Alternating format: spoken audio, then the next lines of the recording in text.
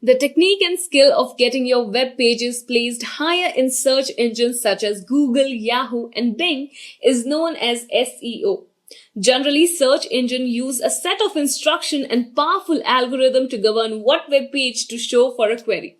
SEO is an important aspect of digital marketing as people conduct a large number of searches each year with the aim of finding information about products or services. For large brands all over the world, search is consistently the top source of internet traffic. Better visibility and higher ranking on web page provide a number of advantages to the company, all of which have a significant impact on the bottom line. This SEO tutorial for beginner video will cover topics such as digital marketing, SEO, Google Analytics, YouTube marketing, video marketing, and many more. So if you feel the need to dig deeper and know more about it, stay right where you are as we are going to bring all the information that you need right on your screens.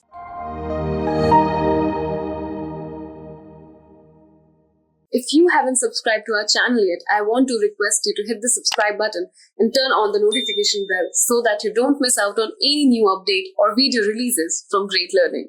If you enjoyed this video, show us some love and like this video. Knowledge increases by sharing, so make sure you share this video with your friends and colleagues. Make sure to comment on the video for any query or suggestions and I will respond to your comments. To be very frank, you can define digital marketing in multiple ways, right? I mean, there's no fixed criterion. It's simple. What are you trying to do with digital marketing in general terms, right? But to be more sophisticated or specific, it is nothing but use of electronic media, right? Mostly internet and digital supporting electronics, right? Using them to marketing something online, right? Or to basically publicize something online, to reach out to more people online, right? It can be for selling something. It can be for selling your ideas, right? It can be for spreading messages. That is what digital marketing does for you. So the term marketing makes it more commercial, right? Because when you try to market something, you are expecting something in return in most cases. So when you say digital marketing, basically we are using a digital media. So as I just mentioned, to sell an idea or basically to sell a particular product, right? So that is what a definition is. Its definition is in a nutshell, right? What are the important things that you should know about digital marketing? The first one is the ability to understand your customers. And the second one is the ability to reach out to them online, right? So when you talk about any online business, right? It is, or any business, not online business in general. If you are doing a business, you need to tap into the customer base you have, right? You need to understand what audience are you actually targeting, right? Once you have an idea about that, right, you can actually go ahead and then decide how do you want to sell a particular thing to them? How do you want to sell a particular idea to them, right? So that is why understanding your customers becomes very important. And the other thing that you need to know is how can you reach out to your existing customer base? So these are the 2 pointers that are very important when you talk about digital marketing. So digital marketing, as I've defined what it is, and I've told you what are the things that you need to know. Guys, let's understand why digital marketing to start with first, okay? See guys, the reason digital marketing has become so important these days is the way marketing has been pursued, and after that, how it has changed with time, right? I mean, we all are aware about the influence of digital media, right? In last half a decade, right? 5 to 10 years, we have seen this world change. And I'm sure many of you are aware about it as well, right? I mean, talk about using mobile phones to do all these things, streaming videos that we do on our TV sets. I mean, if you go like 10 years back from now, streaming was not something that was common, at least not in India. I'm very sure about that, right? We would not stream videos online. Nowadays, we do not pay for cable. We pay for Netflix and all these things, right? Online shopping wasn't that common back then. In fact, 2010s, I don't even think, to be very frank, I was not even aware that we could shop online in 2010, to be very frank. Then you talk about Google Maps, you talk about all these applications that let you order clothes, food, stuff, right? So what has happened in last half a decade is we have started using internet to do things for which we would otherwise physically move out of a house and do them, right? So there are plus points here, right? We get to order stuff that comes to our home right away, or get solution for our problems online. So internet has helped, right? And what that has done is that has made people also realize that we could, or we can use this source to actually tap into the customer base, which we cannot otherwise, right? To give you an example, let's assume there's a shop in a small town like Jalna or Aurangabad, which is in Maharashtra, right? These are very commercially successful towns. So, but they're pretty small in size if you compare them to bigger cities in the country, right? So what happens is there are people who have their local shops there. They'll sell their shoes. You'll have your clothes shop, and these markets flourish like anything. But assume one thing, or note one thing here, that what if these people could reach out to an audience that was out of that town? Wouldn't that make their reach longer, right? It would definitely. So 10 years back, in order to buy a Kolhapuri chappal in India, which is a footwear, right? We had to go to Kolhapur or some place close to it where we could actually get it. Or then we would have to guess. That is how trade used to work. Nowadays, if I need a Kolhapuri chappal, I can order it online, right? As simple as that. I need some cardigans from a popular country, some other country like maybe England or USA. I can order those from there, right? Why? Because it is available to me. How? Digital markets or online media has made it possible for me. I can reach out to a larger audience. And that is what has changed in these days. And that has impacted digital marketing as well. And this process also has been impacted by digital marketing. So it is a give and take kind of a relationship between these two pointers, internet and digital marketing. So the fact that marketers have realized that instead of just going ahead and doing all these things physically, which is also important, like reaching out to people, that is not a bad thing, that is required. It is still important that we have our online presence. Be what it be, whether you talk about creating a brand, whether you talk about selling products, right?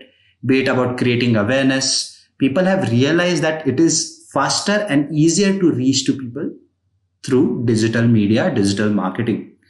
And that is why we see digital marketing getting into boom, digital marketing coming into place these days.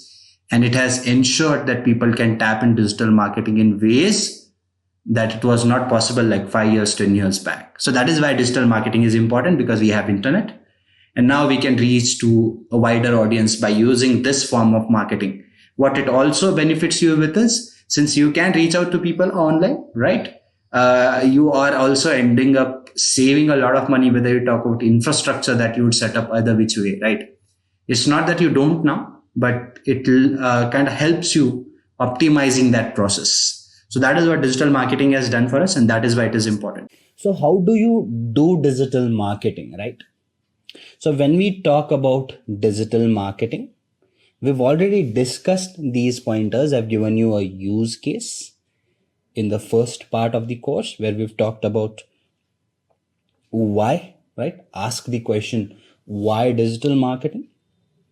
So when you want to opt for digital marketing, again, you look for a problem statement as to why do you need to do this and what is the probable solution that you can find out using digital marketing. Let me give you another example here. Let's assume that you want to sell shoes. So here the first question has been answered as in why? Because I want to sell shoes, right? Next question is to whom? Again, so this is where we'll study our audience. So shoes can be for anyone, right?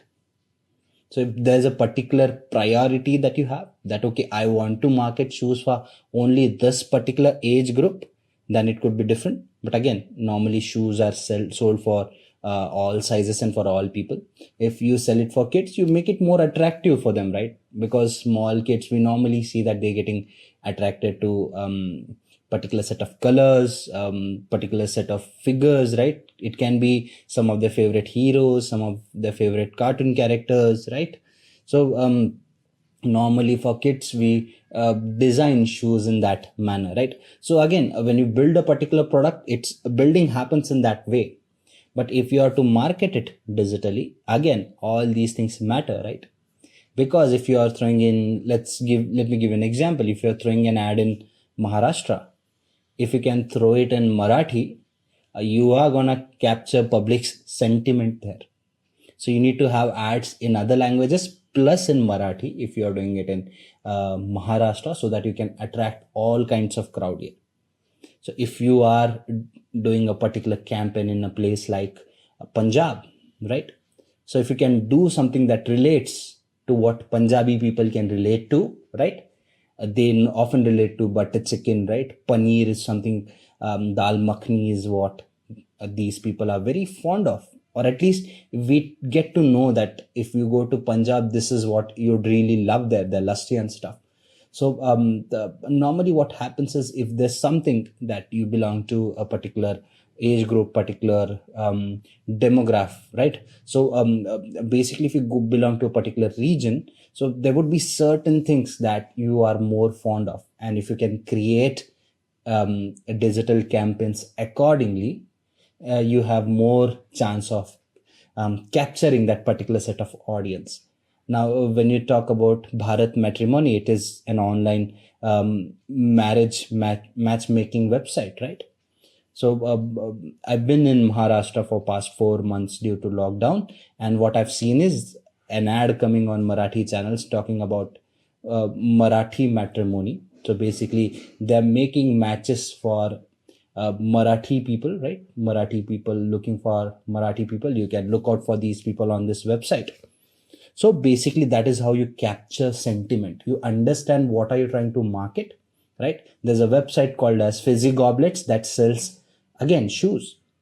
So in Maharashtra, they market the special kolas. These are nothing but the Kolhapuri chappals that they've recreated in their fancy way, and they're selling it to people. So when you sell something by the name of Kolhapuri chappal, which is popular in Maharashtra, there's a possibility that you can capture the sentiment of people here.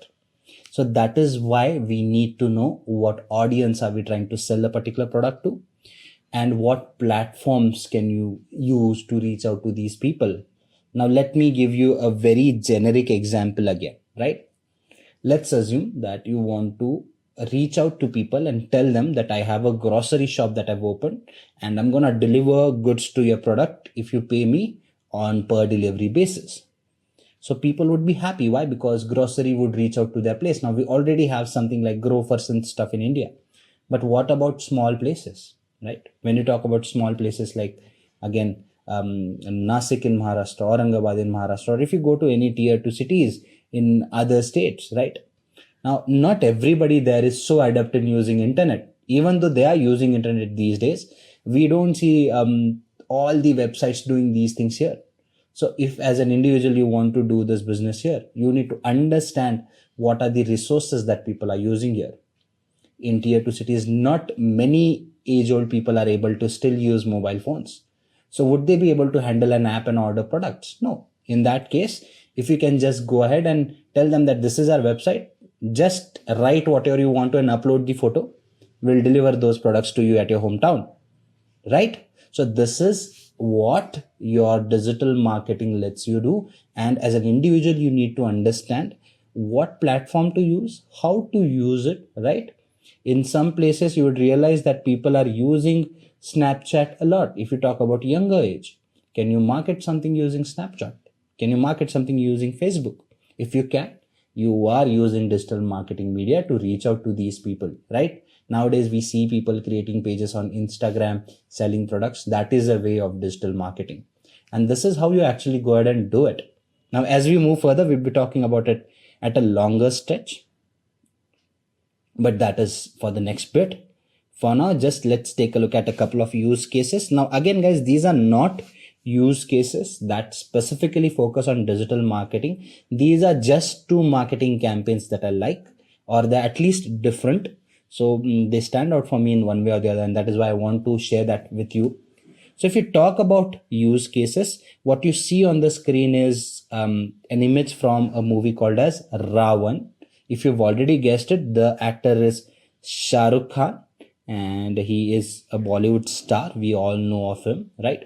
So this was one of the few sci-fi movies that we had in India, where you have a gaming superhero coming in, right, into the real world and There was a lot of hype for this movie. The reason for that was people were excited to see Shah Rukh Khan playing a superhero. And the other thing that happened was the way this movie was marketed. This movie was marketed so deeply, so deeply. There were ads that were thrown in, which happens, right? There were small teasers that were given to keep people excited. There were famous personalities making cameos in these movies, and their teasers were also thrown out. There were merchandise, there was games that were launched, and there were some specific and beautiful songs that were released before the movie was. What this meant was they had started acquiring the market. So the whole campaign focused at marketing this movie as a brand. When this movie released, this movie bounced on the box office. This was not one of those movies that did very well. Within a week, people realized that this wasn't worth a movie to go, given the hype it had. But by the time people realized this, the movie had already made more than 100 crores, right? And the total budget for the movies was less than 100 crores. So even though the movie wasn't very good, the way it was marketed ensured that they earned a lot of profit than what they had invested. The other example here is of Tom's. Now, this is how you actually go ahead and, when you talk about marketing, there are different ways to reach out to people. What Tom's did was, now it is an online, it is not, I'm not saying an online, it is a US company that sells shoes. Okay. So when you talk about Tom's, they had this campaign 1 for 1. You buy a shoe pair, we would donate one. So what this did, what this captured the sentiment of people, and Tom did fairly well in that phase, Tom's. So basically, these are some of the use cases. Again, not very digital marketing specific, but I hope you get the gist of what I'm trying to bring out of it. Okay, so guys, let's go ahead and discuss types of digital marketing, right? Before we jump into SEO. So I'll quickly wrap this part up. I don't want to spend a lot of time discussing these pointers. So I think these are the ones that are there on my screen. So, and next we'll follow up with what is SEO. So let's first discuss some of these pointers, right? So as I mentioned, digital marketing is a very wide umbrella. So you have your automated marketing, right? So when you say automated marketing, okay, we'll discuss automated marketing later. First, let me discuss the other pointers so that it will make a lot more sense for you to understand what automated marketing is. First, we'll talk about content marketing. So guys, content is central to digital marketing. Try and understand this. So when you say digital marketing, you need content. Obviously, you cannot just go ahead and say that digital market is something that does not exist, right? So when you talk about content, it can be your images, right? You have a very sweet, sleek image that tells you, or very wittily tells you that do this and that would benefit you, right? That is a way of marketing that particular thing. So image, it is also a form of good content that can be used to market. Articles, right? People like reading about stuff. So if there's a question, say for example, I'm interested in a particular domain. Now I have questions and I ask those questions to Google. Google throws in relevant suggestions for me, right? So the article that I'm reading, right? Probably if it satisfy my needs, I'll go ahead and read more similar articles from that user, right? So probably I might become a customer to that individual, to that website where I like reading the stuff and I'm kind of active there. To give you an example, some of you come to our YouTube channel. Why? Because you like what you get here. That could be one of the reasons, I'm assuming, right? So that is what content marketing is all about. Creating content, whether you talk about creating articles, right? Whether you talk about having right images, right creatives, having right set of videos, audios, that can help you reach out to people. And if you can bring them back to your channel again, that's called as converting your into probable customers, right? So that is how content marketing helps, right? What are the other aspects that support content marketing? SEO and SEM. Now, what I mentioned was I ask questions to Google if I have some questions, right? So Google will throw in some suggestions. So how does Google do that? What Google does is Google looks for keywords. Now, Google is not human to listen to me and it has data in it. And whatever keyword I put forth, it finds relevant articles for that and shares that with me. That is what SEO and SEM does for you. We'll discuss this in detail. Do not worry about that. Then you have your PayPerClick, which is a part of your SEM, search engine marketing. Here, basically, you do paid marketing. Okay. So somebody asked me difference between digital marketing and digital advertising, right? So basically, when you say digital advertising, in digital advertising, basically, you are paying money for online platforms to market you. But in general, if you talk about digital marketing, it can be free as well. There's something called as organic traffic. Traffic that comes to your channel without having to be paid for their visit browser. Say, for example, Google throws in ads, right? So when you talk about ads, I'm paying Google for those ads, right? That if somebody clicks on this ad, I'll pay you this much amount of money. So this is inorganic traffic. I'm paying for it. But if my website or my article or my video ranks, somebody sees it and clicks on it without any ad influence, it is called as organic traffic. So when you talk about digital marketing, it can be organic and inorganic as well. When you talk about digital advertising, it is a process of generating inorganic traffic or paid traffic to your so-called portals. Okay. PayPerClick we've discussed. SEO, SEM we'll discuss a little more later. Social media marketing, right? Using social media handles or channels to promote your stuff. It can be your Facebook cross posting. It can be sharing ads on Facebook. It can be having people to tweet for you, right? Reaching out to people through Quora, creating awareness through Quora, right? Sharing your articles on platforms, sharing your videos on these platforms in communities, right? Bringing people together through these communities using social media platforms. All these come under social media marketing. And then you have affiliate marketing in red color that is hidden behind the other icons, right? So affiliate marketing basically stands for paying people to bring customers for you. It is little different from digital advertising. Okay. Let's assume that there's an influencer. Okay. So somebody asked me a question, can I make money out of YouTube? There are many people who make money out of YouTube like this. Now, what people do is, first of all, they use content marketing to create good content and create a customer base for themselves. If you talk about popular YouTube channels, in India, we have Bhuvan Bam, right? BBK Wines, he's very popular these days and he's become very rich. And it's understandable when you have like millions of followers, whatever you post there, I mean, you would get instant attention. So what that does is, if Bhuvan Bam says that, okay, go ahead and buy this t-shirt, right? A larger chance that he's 30 lakh, 20 lakh community, whatever it is, or maybe a 1 crore community that follows him. Those people, if out of that number of people, even if 10% buy that shirt, that is a lot of profit for the company that is selling the t-shirts, right? So if Bhuvan Bam says these and people buy these kind of shirts, Bhuvan Bam is actually doing affiliate marketing, indirect marketing for those products. And if people end up buying those through the link that Bhuvan has shared with them, the company will know that these many people bought this product from Bhuvan's link. And then they'll pay Bhuvan a particular part of money. And that is how affiliate marketing works. You get others to sell something for you. Others sell those things for you. And if they succeed doing that, basically what happens is they get a share of the profit from the owner of the company. Okay. So that is what affiliate marketing is. Public relations is a process of building brands for people. Say, for example, a celebrity is told by their PA, as in what should they say in public, right? What kind of image should they portray? What if somebody asks you this question? What should you say? That is a way of public relations, right? Basically maintaining your public image. It can be a product again, can be a person, can be an entity, right? So this was about different types of digital marketing. Let us now go ahead and understand each one of these one by one. Okay, the first one that we have is content marketing. So talking about content marketing, the reason we are talking about it at first is content is centric to any form of marketing that you do, be it your digital marketing, be it your offline marketing, right? You need content.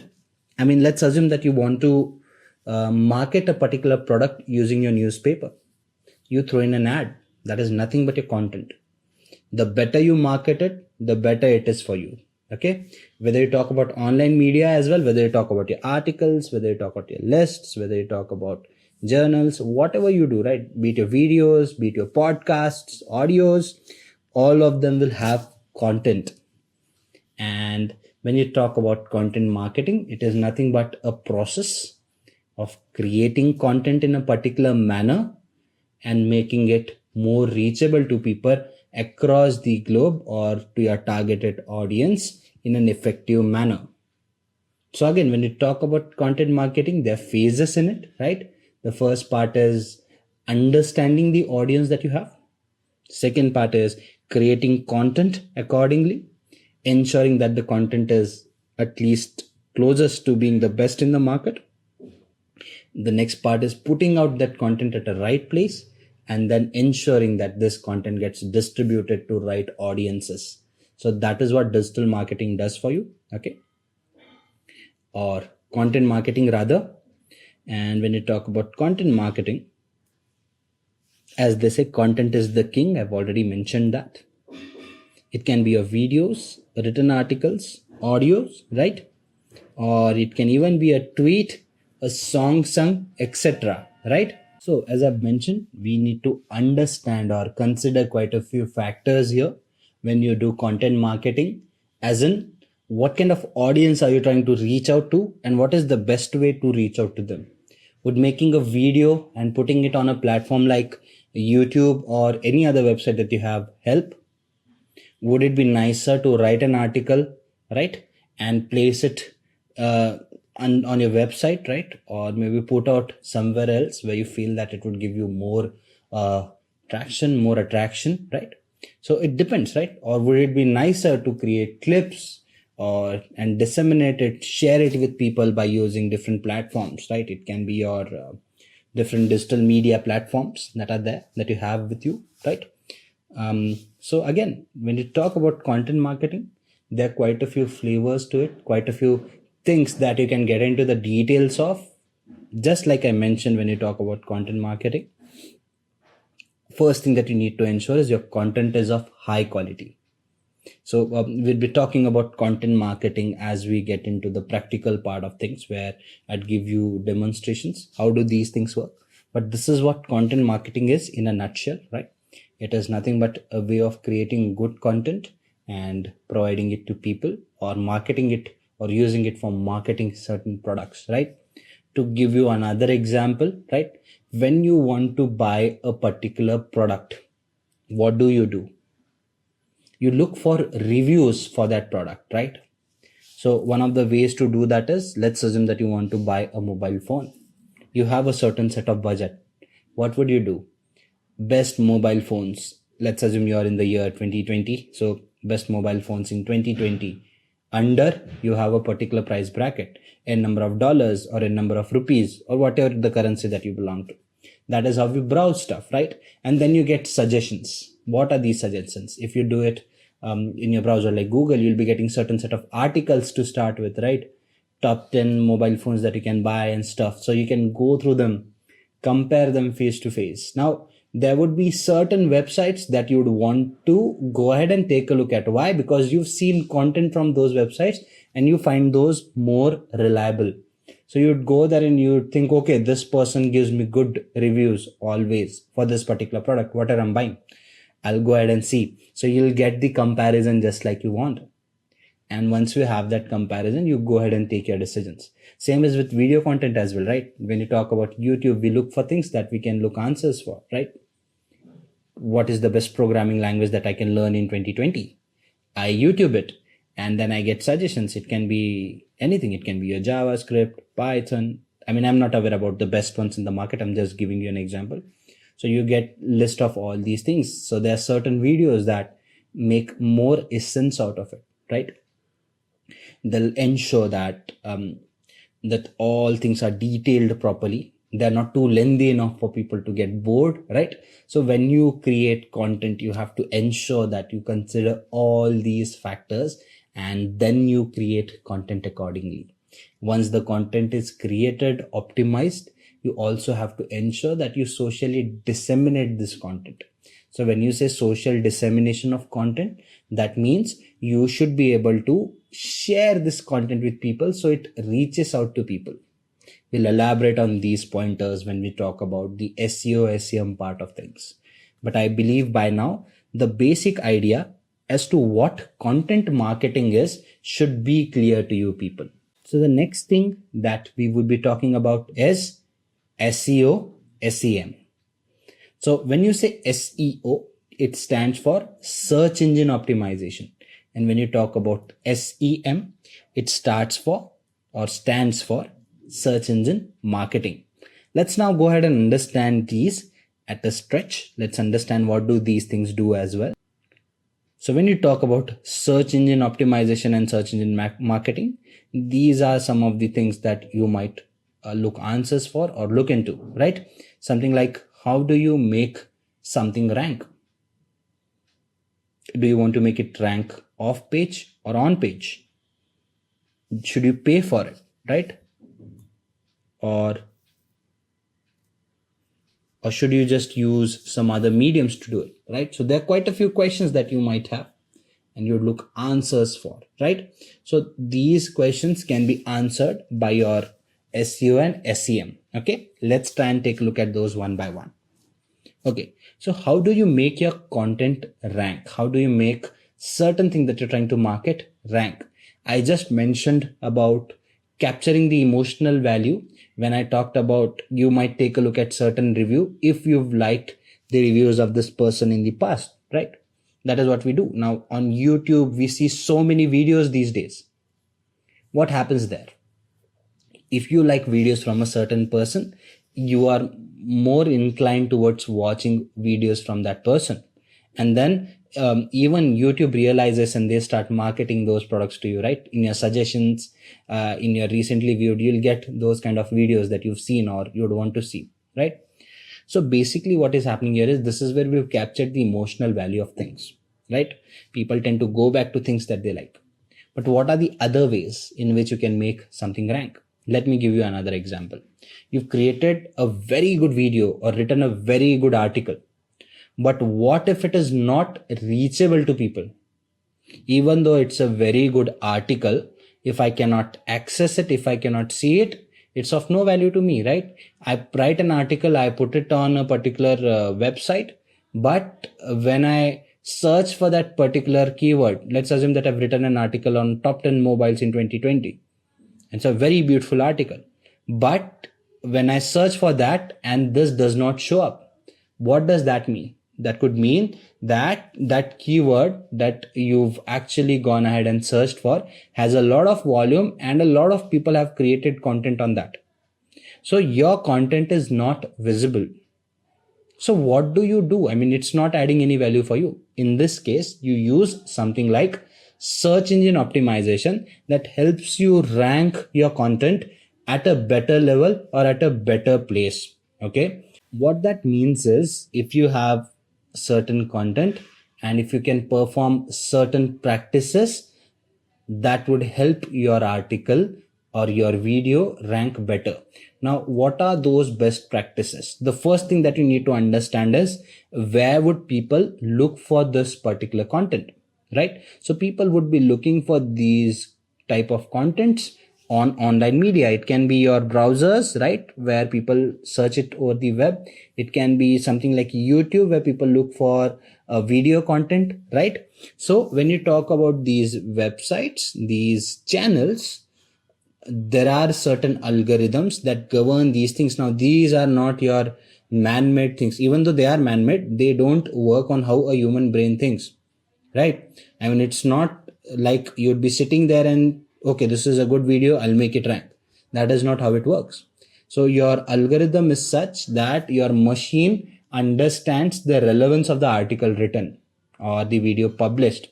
So if you write a particular article, if you write it in a particular format and if you optimize it in that format, there are more chances that your article or your video might rank. And this process is called as search engine optimization. Now, when you talk about search engine optimization, it is a way of getting in organic traffic. That means when you say an organic traffic, this is the traffic for which you're not paying any money. You are just optimizing your article, your video in such a way that it is reachable to people. And if your content is good enough, then people are going to look at it again and again, or new people would look at it, and then your browser or your algorithm will start suggesting it to more people, so that its popularity grows, and with that's going popularity, it would start ranking on your mediums. So that is what search engine optimization does. It gives you a way to bring in more traffic to your particular set of content. Now it can be your off page and on page.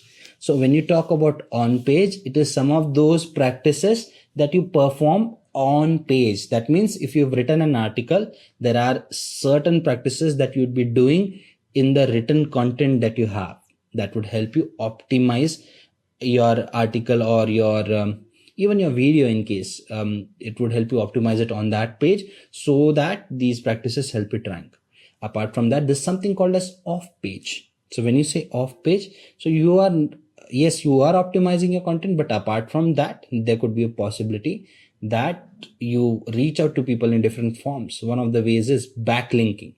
Now when you talk about backlinking, this is where we actually go ahead and link our content, or basically have multiple links driving their traffic to our content. That tells us that this content is good, that tells others this content is good, and they would move or come to our page where they can take a look at our content. We'll talk about it as we move further. Should you pay for it? Now let's assume that you've been doing all these best practices, but it's still not working for you. Then you can always pay for these things. This is called as paid marketing, right? SEO, search engine market, SEM rather, sorry, that is search engine marketing, where you probably throw in ads on certain keywords so that those keywords rank and they start giving you traffic. Now when you throw in an ad, and if somebody looks for that keyword, your result would appear at the top, so more chances of people clicking on it. So this is how you market a particular product, by paying for it. Okay, so again, this was about search engine optimization and search engine marketing. A part of it is pay-per-click, something that we discuss as we go ahead, and that is where I'll talk about search engine marketing again. Okay, social media marketing. Now when we talk about social media marketing, it is nothing but use of different social media, be it your Facebook, Twitter, Instagram, Pinterest. Now there are others as well, guys. These are some popular ones that I've named. So using these social media to reach out to people. Now you would say that this is very similar to what we do in content marketing as well. Yes, but when you talk about content marketing, it is a form of creating or practices that focus on creating good content and making it reach out to more people. And one of the media to reach out to people is using social media. Okay, so again, these are interlinked, and all of these fall under digital marketing. Okay, so why social media marketing is important? We've already talked about the fact that in a minute, you would be getting around 1.8 to 2 million likes on Facebook overall across the globe, not you as an individual, across the globe. This is what we experience. So what that also means is there's a huge number of people out there that you can reach out to using these platforms, right? When you talk about political campaigns, their aim is to reach out to masses. We see these days that whenever there's an election, people dropping in voice notifications on your mobile phones, messages coming in on your mobile phones. That is a way to reach out to you people using social media, right? Using your different forms, right? WhatsApp is a very common thing that people use these days. Now it is also a social media platform, right? Facebook, you put forth something on Facebook and that becomes popular. Whenever a popular actor says something on Twitter, right? And they get, either get trolled for it or get appreciated for whatever they do. What that tells us, there's a reach for these people, right? And these platforms can help you reach to a longer audience. Now, to give you an example, recently, now there's been IPL going on in India, that is Indian Premier League, which is a cricket tournament. Sunil Gavaskar is a veteran who does commentary for the sport, right? And he happened to say something in the commentary, and that was against what people thought he should have said. and that created a lot of steam there. And we saw a lot of people commenting, saying stuff, and probably objecting to what he had said. So that happens, right? I mean, when you talk about social media, people can reach out to social media also to express their feelings, their emotions. What social media also does well is, one, reaching out to people, right? Now let's assume that you have an idea and that you want to sell it. If you can probably create your presence on a social media, maybe Facebook or Instagram, you can derive a lot of traffic, right? On YouTube, that is what happens. What happens on YouTube is basic. Now again, YouTube is a social media platform nowadays. Yes, you cannot go ahead and interact with people there, right? But yes, that happens in chats, right? But as a user, if I'm creating a video and putting out there, I am basically using this social media to reach out to people. I can express my opinions, I can do stuff there. There are certain rules there, but if used wisely, this is a very strong tool to have under your armory. So when you talk about something like YouTube, right, you can create content that you can make it to reach out to people, right? So when you talk about YouTube, I do not know about the numbers, how many people watch how much content, but it's huge. You ask yourself, how much time do you spend on YouTube every day? It's very high, I'm sure. And these are two of the most commonly searched tabs that we have in any phone or laptop, that is YouTube and Google, right?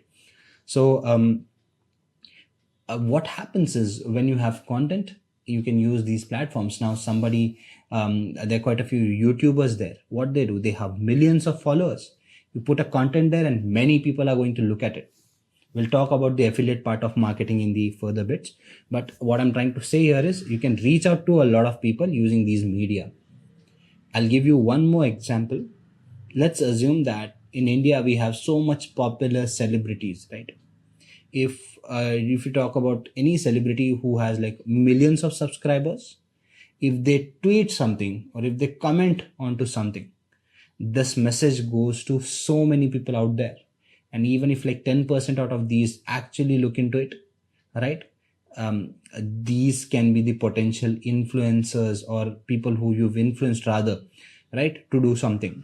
So social media can be used for these things as well.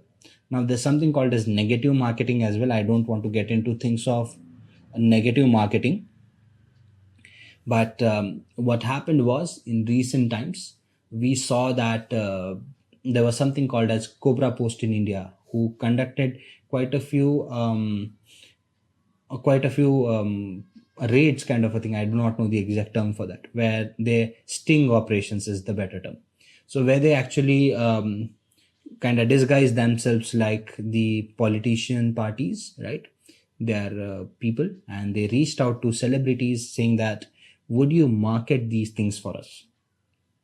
As in, can you just go ahead and say that this particular party is fairly good, right? The fact that you have millions of followers there, it would be quite beneficial. And these people were happy to do that. So basically, if they tweet something about a particular political party, there's a great chance that millions of people will follow them. Whatever they say, their opinion would matter. They could change opinions. So this was on the negative side of things, but let's talk about something positive as well. What if somebody like Virat Kohli comes and says that, okay, this particular tire company is good. So given the fact that Virat Kohli is a big brand in India, he marketing certain things would mean that people are more likely to go ahead and buy those things. Now Virat Kohli comes and says that a particular set of chips is healthy, right? These are baked, not fried. And Virat Kohli being a big fitness freak, people would tend to believe that. This is how you impact the sentiment of people. Not everybody, but majority of them would be impacted. So you can use social media to reach out to people, to convey your ideas, and you can even influence them by using influencer marketing, which again can be done by using these social media platforms. So that is what social media marketing is, using social media to reach out to people. Now there are various forms in it. I've just explained one or two, but I hope you have a gist of what social media marketing is. Let us now understand what affiliate marketing is and what automated marketing is.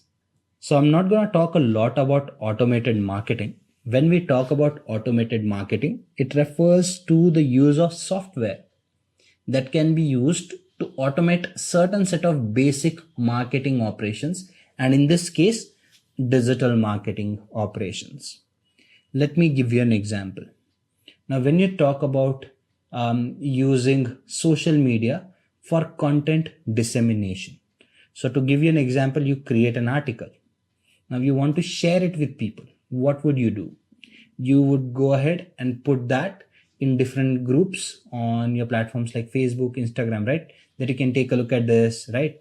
And do all these things. So let's assume that this is doable on an individual level. What if you are working for a company that creates content at bulk, right? You are creating content at a bulk and you are using this content every day. I mean, you want to put out this content like every day in huge amounts. Now you want to share it with people using these social media platforms. What if I ask you to do that individually? Now, if you have to share it in Facebook, let's assume that there are 100 groups that you've joined and you have to share like 100 content every day. So instead of doing all these sharing things manually, what if you could automate this process of sharing content online? That would be easier, right? If we could have a tool, right, that could share these things in bulk. Other thing is emailers that we send to people, right? When you talk about emailers, what happens? You probably have a certain set of practice, like there are certain events that are happening and you have a huge subscriber base. Instead of sending these things to people individually, you can just go ahead and have it automated where subscribed people will get emails in bulk. That is what happens on YouTube. When you go ahead and subscribe to a particular channel, if there's a new video, you'd be notified on that particular video. So that is what automated marketing is. Now there are other aspects to it, but let's not get into the details of that for now. Let's talk about affiliate marketing. Now, Pat Flynn again is a popular businessman, is what I would call him. Okay, who defines affiliate marketing as the process of earning a commission by promoting other people's products. Say, for example, you find a product, you like that product, you promote it to others, and you earn a piece of the profit for each sale that you make. Let's understand this with certain examples. Okay, this is a very common marketing format that people use. Now, this is where influencer marketing again comes into picture. But I will talk about some other examples here. Let's assume that on YouTube, there are some popular channels, right? T-Series was the first one to reach 100 million, if I'm not wrong, right? They're like around 150 million now. PewDiePie was a very popular channel, is a very popular channel, and that I think reached 100 million second, right? So there are other channels that are following suit. So when you talk about these channels, if these channels market a particular product, they have a reach of 100 million. Now there are quite a few YouTubers who like put out a video and that gets 20 million, 40 million instantly, 10 million instantly, 4 million instantly, right? Views is what I'm talking about. So let's assume that there's this influencer or this YouTuber who creates videos, and whatever he does, he gets this much reach. In India, we have quite a few comedians or quite a few people who create wines or create videos, right? Like a BB Ki wine, what his name is, Bhuvan Bam Ki wines, right? BB Ki wines. And then you have Ashish Chanchlani, who is also very popular with his videos, right? So we saw this video that was being created where they created a video towards electricity, and Shahid Kapoor, an Indian actor, was in it. And then we realized that they were marketing Batti Gul Meter Chalu named movie, right? So this was a way of reaching out to people by using affiliates. In affiliate marketing, you can even sell products, right? To give you an example, let's assume that we've been talking about Ashish Chanchlani, who creates these videos. Let's assume that Ashish Chanchlani says that, okay, go ahead and download this game and you can win money by playing this game. And he says that I'll be putting forth a link in my description. You can check it out there. So that link is bit.ly link or a shortened link. So each time somebody clicks on that link, and that person buys that product or downloads that app, Ashish Chanchlani gets a particular share of money from the promoter. So whoever is promoting that app will pay Ashish Chanchlani a share for that click. So this is what affiliate marketing is. And this is how you go about doing affiliate marketing. So pay-per-click, we've talked about search engine marketing. Pay-per-click is a part of it. So I've already told you that if there's an article or a video that you want to rank, but it is not reaching to masses, in that case, what you do is you go ahead and basically pay money for it. So how does this work? Let me give you another example. Okay. So when you talk about something like Google, so Google has a certain keywords that are trending and there's a lot of competition there.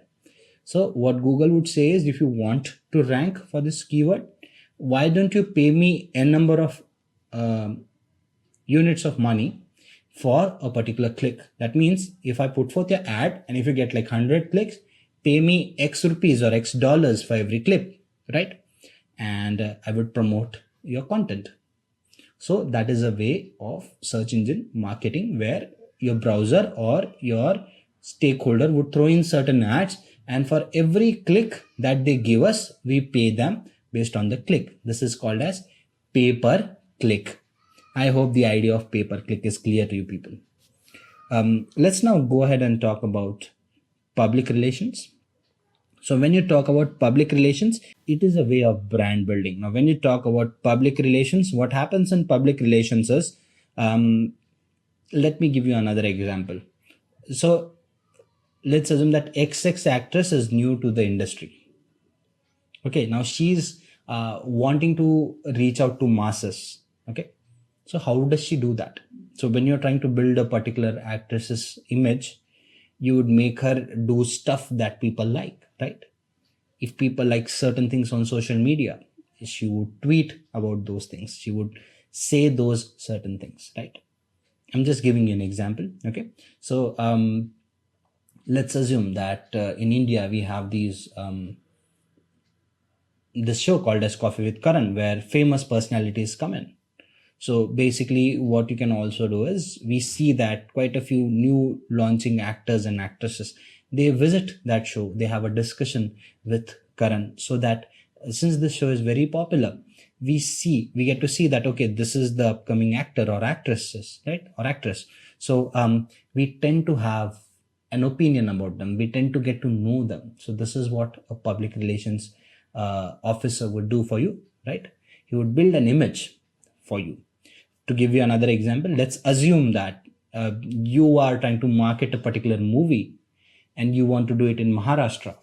So we see that actors visiting Marathi shows, and they would come and say that we like this part of Marathi, we like this food of Maharashtra, right? So this is how you are capturing the sentiment of the people there, and your image is getting developed, right? It is getting built.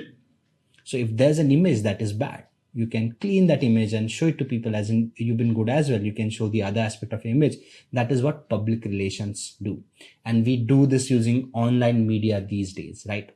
What XX actress has to post on her Instagram is something that is decided even by their PR agents. Now there are campaigns happening, right? And this can be applicable to products as well. If you are to launch a particular product, you would actually go ahead and market that product in a particular manner to people so that it is more reachable to them, and they would also start having an image about that product, right? Now we see white junior hat ads in India all across the globe, or in India rather, right? So they're trying to market it. Time will tell how good it is, but right now they're trying to build an image out of it, right? Similarly, if you talk about other things, right? Mahendra Singh Dhoni doing the Marathi matrimony ad. So that tells you that they are trying to basically promote Marathi matrimony, right? So this is just an example.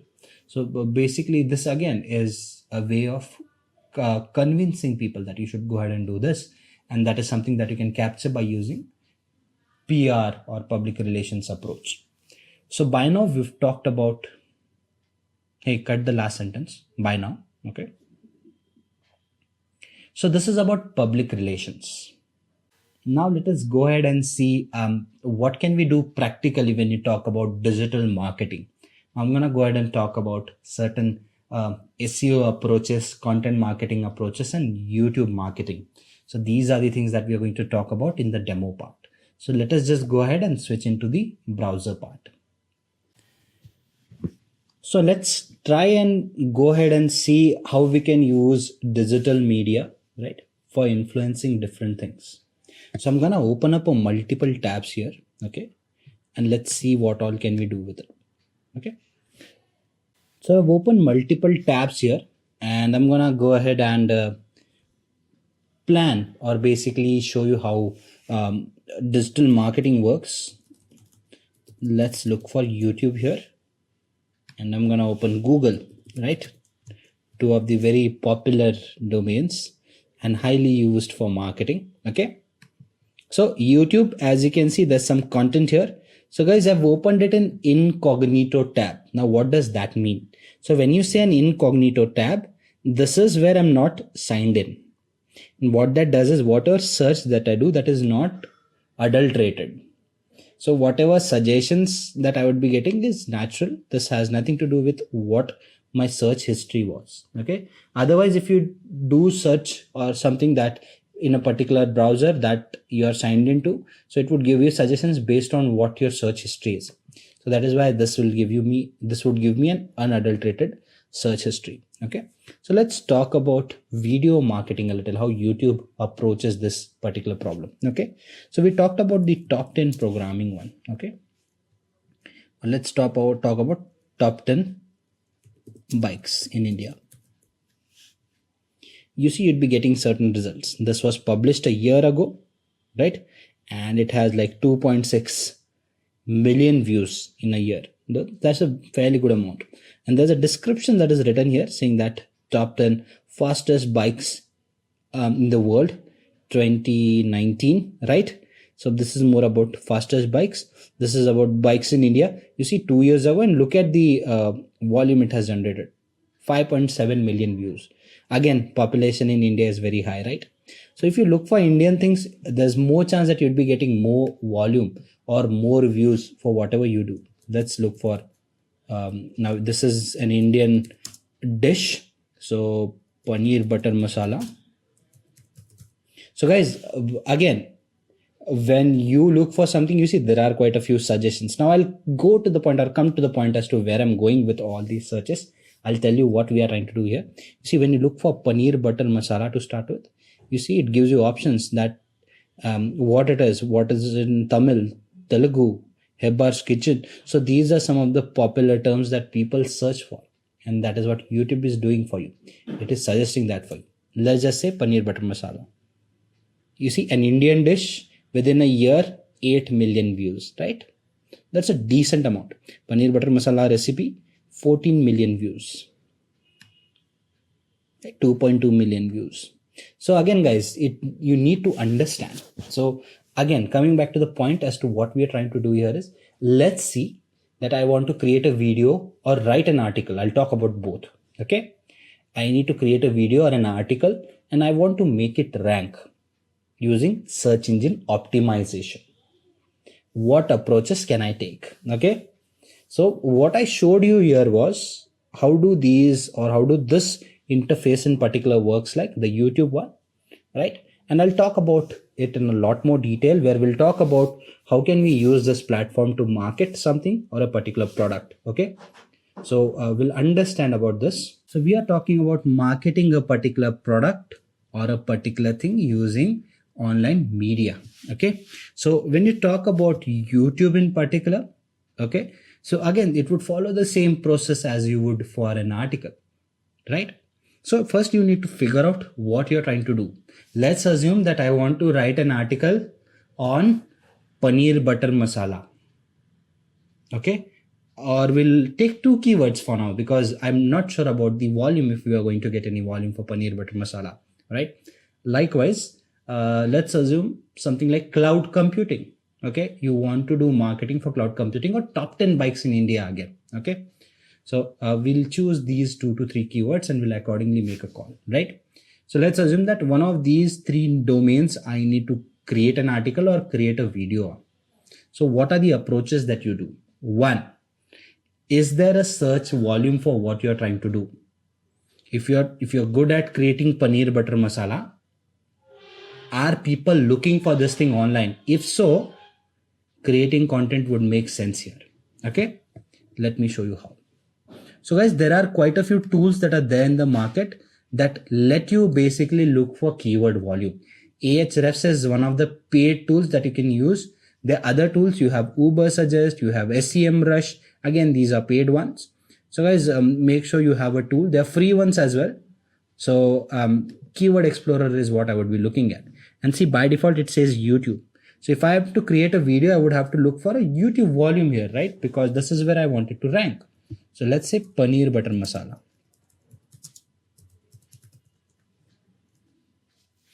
You see, there's a 19K volume. So on an average, which is still fairly low, right? In India, at least, you see 11,000 people looking for this keyword, but it is more than decent, right?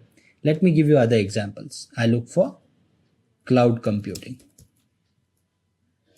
So on YouTube, we'll get to know that around 17K people in India are looking for this keyword, and globally 36K or 1,000 people are looking for this keyword.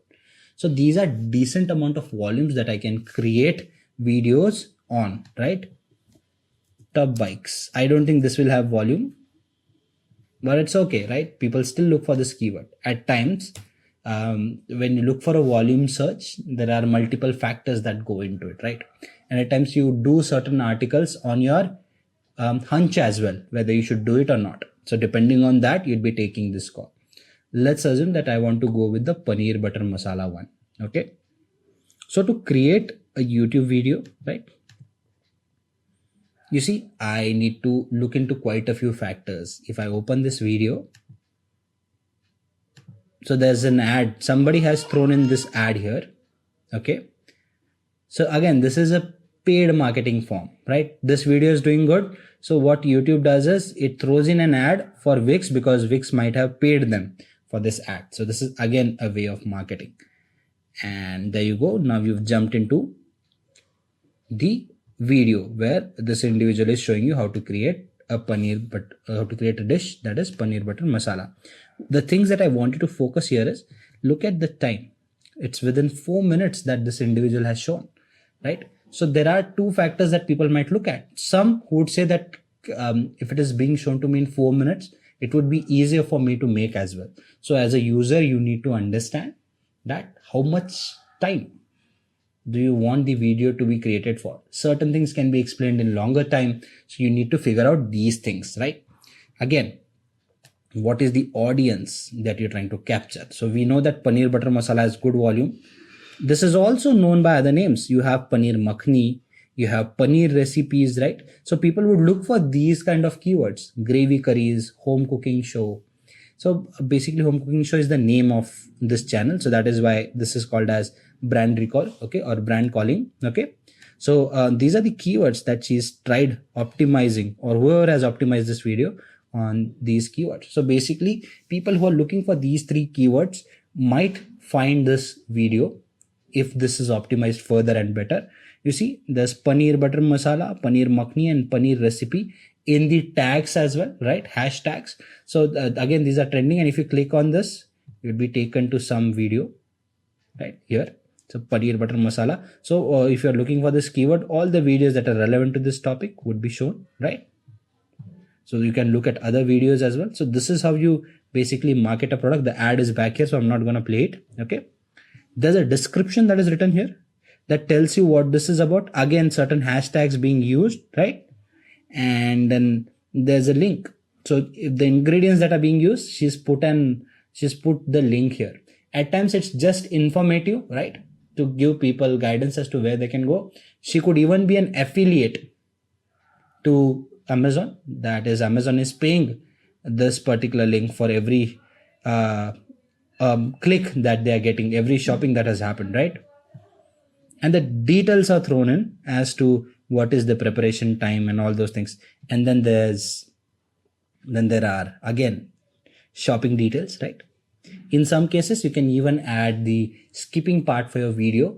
What I mean is timestamps. Let's assume that you don't want to watch the entirety of it. Let's assume there's a Python tutorial happening and you know the basics, so you want to skip. In that case, you can click on it. Or to give an example, let's assume that this course is uploaded somewhere, right? So we've talked about SEO and quite a few other things. Let's assume that you don't want to learn about anything that came before SEO. So you can just click on the timestamp that says that minute so and so to SEO. So if you click on that, it would directly take you to the SEO part. So in this case, if there's a video here and SEO starts like 15 minutes in the video, and if you put a timestamp saying that SEO at 15 minutes, you'd be redirected to the 15-minute part in the video. Apart from that, there are quite a few other things, be it your end cards and all those you add, right? But that is something else. We are not going to get into the details of that.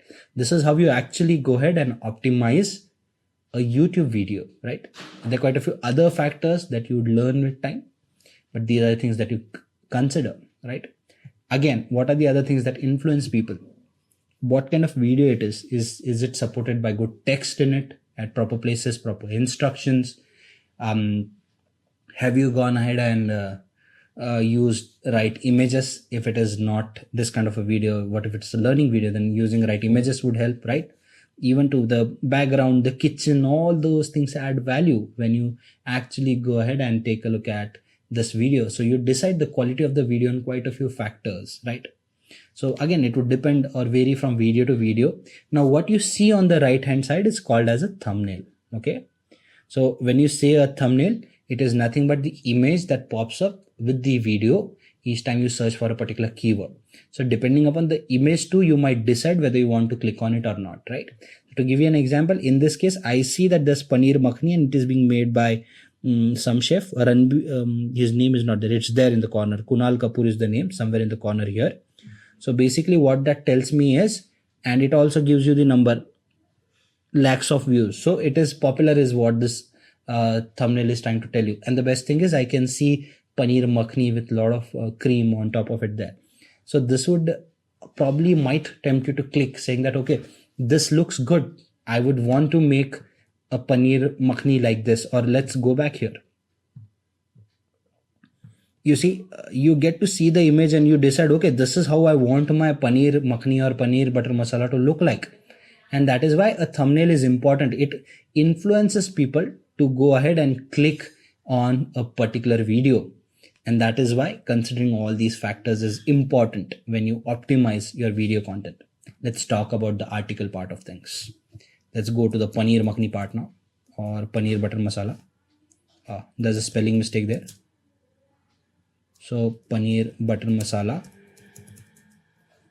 There you go. So when you talk about paneer butter masala again, right? You see, with YouTube, the search is a little different. With Google, it could be little different. I'll tell you why. You see, when you put forth an article on Google, now I've searched for paneer butter masala. The first article that is ranking for me is how to make paneer butter masala by Swasti's recipe. So guys, there's a question that is being asked here. Now, paneer butter masala gives you good volume. But what would people search for, right? People might search for this keyword, how to make it, right? That is what cooking is meant for. So why not write an article and give it a title saying that how to make paneer butter masala? Let's open it in a new tab and see how it has worked. You see, there's an article here. There's a proper image, right? Right at the top, you have the recipe keyword being used twice, something that people look for. Butter naan is another keyword. If you click on it, it would take you to a page and show you how to make butter naan. So guys, this is how you interlink your videos. So now naan recipe, how to make butter naan. The same individual, right? So whatever Swasti has created, right? She has interlinked them so that people might buy it, right? You see, what is paneer butter masala? Explanation. Then 3 options. You can go to palak paneer if you want to make, malai kofta if you want to make, right? So this is how he or she is driving traffic to the other pages. Preparation, right? So now the detailed instruction. Again, she used homemade paneer here. So if you want to make homemade paneer, again, the link is given here, right? using right images at right place works wonders. You see, so there's a detailed image of everything as to how she has cooked, all the ingredients, instructions given. Now guys, the beautiful part about this article is there is use or stuffing of keywords that could all have volumes. Now all that you see in dark here, right, jeera rice and all, so all these things are something that people search along with paneer butter masala. So either by creating articles or videos for that and linking them here, also mentioning them, what it does is it makes the article relevant for people. For somebody who's looked for butter naan might also land up on this page, right? Because what Google sees is somebody who's come on this page has moved to butter naan page for the same website. So if somebody is looking for butter naan, why not send them to this page first, right? So even that happens, and that is why this article could also rank. Now, heading says what is paneer butter masala, which again is a good keyword. Preparation, bold, nice. Why? Because this is what people would look at when they read an article. The proper bullet points that are being used. What this also suggests is if I am creating a particular dish, or if I'm creating a particular article rather in this case, sorry. So if I put forth my pointers in this manner, there are more chances that I'm gonna make people stay on my page more. Why? Because they see it relevant. If this article is written in an abstract manner where not all the information is properly given, I might not stay. Now it is very visible that 3/4 to 1 spoon of red chili powder or of garam masala, whatever it is, right? So what that tells is this gives you precision as well, right? And this shown in the image as well, that this is what you all need to do. You see how to make paneer butter masala, again recalling the keyword, right? So if you stuff this keyword here, the Google is more likely to suggest this article to people, right? Here, you see. And the benefit for Google is if more people watch it, they can throw in more ads, as you can see here in the advertisement, and they can market product here. Now again, this video is getting recorded in Maharashtra right now, so you see the ad is in Marathi, right? This is how you brand call stuff, right? So this is just one example, people. If you can look for other things as well, right? The thing that you need to note here is title is very popular. People also searched for these keywords. Simple paneer recipes, paneer butter masala recipe in Hindi, cheese paneer masala. So if you can stuff these kind of keywords in your article, more chances of it to rank. Okay. The other one that is ranking here is paneer butter masala quick restaurant style. Okay, so basically again people normally look for these kind of keywords. I want to make fried chicken, it should be KFC style. I want to make a burger, it should be McDonald's style. I want to make a pizza, it should be cheese burst Domino's style, right? So this is how you use keywords effectively. So Domino's will have high volume, pizza might have high volume, cheese burst might have high volume, and you've covered all of those in the title. More tempting for people to click on it, and it also gives them clear instructions as to what can they expect. Let me give you another example. Top 10 bikes in India in 2020. So they're talking about the best bikes in India and in 2020. So somebody who's looking for a specific information, he or she would find that article very relevant, or that video very relevant. This is how you look for keywords. Coming back to Ahrefs, we looked for paneer butter masala, right? But that was for YouTube. What if I want to search for Google? I want to write an article. Google would be a better place for me to search the volume. So let me just look for paneer butter masala. You see 65K in India alone. So basically what this tells you is writing an article would make a lot more sense for you, because it would be easier for people to look at. There are certain keywords that rank better on YouTube, certain on your browser, right? If it is written, it would rank better there. And you see there are some suggestions as well. So I had talked about using multiple keywords. So paneer butter masala recipe, how to make paneer butter masala. So these are some suggestions that you can use, and you can stuff your keywords accordingly, right? Keyword difficulty 20. That means it's not a keyword where there's a lot of content there. So it would be easier for you to rank your content. Let me give you another example. Let me search Python. keyword difficulty is super hard. What this means is there are many articles. If you have like 835 websites linking to your article, more chances of it ranking. Otherwise, it might not. Why? Because the volume is also high. That means many people are looking for this keyword and many people are creating content because many people are looking for it. So as a digital marketer, you need to be smart in understanding these things, right? So this is how you do keyword research. Let's look for other keywords as well.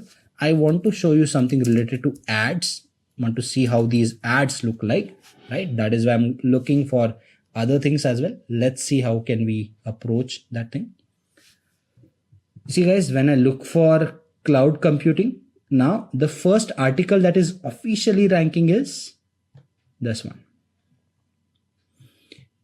Other things, these are ads. You see, there's an ad written in front of it, right? At times it could be ad written in yellow. Okay, it could be just ad. Now this changes with time. Okay, so you see www.ibm.com cloud computing. So their article might not be ranking, so they've actually thrown in an ad. At times people also throw in an ad even if their article is ranking. Let's assume that there are 2 million people taking a look at your article every month. What if you throw ads? There's a chance of you driving more traffic even if it is ranking. Okay, so that is why what we see is certain videos that do rank. You see there are 8.2 million views here. Okay, and this one has 14 million views, but this thing is still ranking first. Why? If it had more views, shouldn't this be ranking, right? But the possibility could be that this either the content was created late and it is doing very well now and that is why it is ranking, and could be a time in a year's time it has more views than this. Or the other thing could be that the below person which had 14 million views is throwing in ads. So even if this is ranking, we see more people clicking on that thing and getting more views, or that particular channel is driving more views. So these are the ways in which you can optimize your video as well. This is what you need to understand. Okay. So again, coming back to the topic, you see, whatever you look for, normally you get a Wikipedia suggestion because there's a lot of backlinking that is happening here. Okay. And what you see in the search results is this one is ranking. Why? One of the reasons it is ranking is it has good images used. So if you have good images in your articles and it is linked to good videos, there could be a chance that Google might make your article rank first. So I assume that by now you've understood quite a few things about how digital marketing works or how SEO works and how you can actually go ahead and approach a particular problem. So what we've talked about till time is how can you do keyword research? What do you need to target? What are the volumes that you need to look into? And how can you optimize your articles or videos? So ensure that you follow the best practices. And once the article or video is public, make sure it is socially shared as well. You can distribute it in different forums, different pages, and generate more views out of it. I hope that you've learned how SEO, SEM, and basic YouTube optimization works. Now we will get into SEO. I'll spend like 5 minutes, 10 minutes talking about what SEO is, and then we'll just jump into the demo part so that we can do these things practically, right? So what is SEO to start with? So when you say SEO, right, it is the practice of increasing the quantity and quality of organic traffic to your website. Okay. So when you say SEO, guys, SEO stands for search engine optimization, right? So when you say SEO, what we are trying to do here is we are basically trying to optimize my content or optimize our website in such a way that people find it more easily. Okay, so they can reach out to us in the or they can actually find our content easily on platforms. It can be your Google search, right? It can be your YouTube search, right? It can be through backlinks as well, right? So backlinks is something that comes under your off-page SEO. We'll discuss that. So what we do here is we plan our keywords. We decide what keywords we need to target. We do keyword research to start with. And when we create a particular content, we build a strategy around it, as in how do we write it or how do we create that particular piece of content so that there would be relevant references to relevant things, and then people would be able to find that piece of content online easily so that they can reach out to me. So guys, understand this thing. No matter how good a content I write, or no matter how good a video I make, if I do not ensure that it reaches to people, it's useless, right? I mean, let's assume that you produce the best footwear in the world, but nobody knows about it. What's the point of making that footwear and just not being able to reach out to people if you want to sell it, right? It would be a waste of that product. So when you talk about good content always needs good SEO that ensures it reaches to right people. How? I'll tell you that in the demo part. When you say why SEO, basically we are talking about understanding the market needs, right? When you talk about the market needs, there would be competitors who are doing certain things and it is working for them, right? So as an SEO, you need to understand what are the practices that they are doing, right? What is working for them. And that is why analyzing your competitor content also becomes important, right? So if Bhuvan Baum keeps on making one kind of videos always, sooner or later he'll run out of steam because people will soon find something that is doing better than him, right?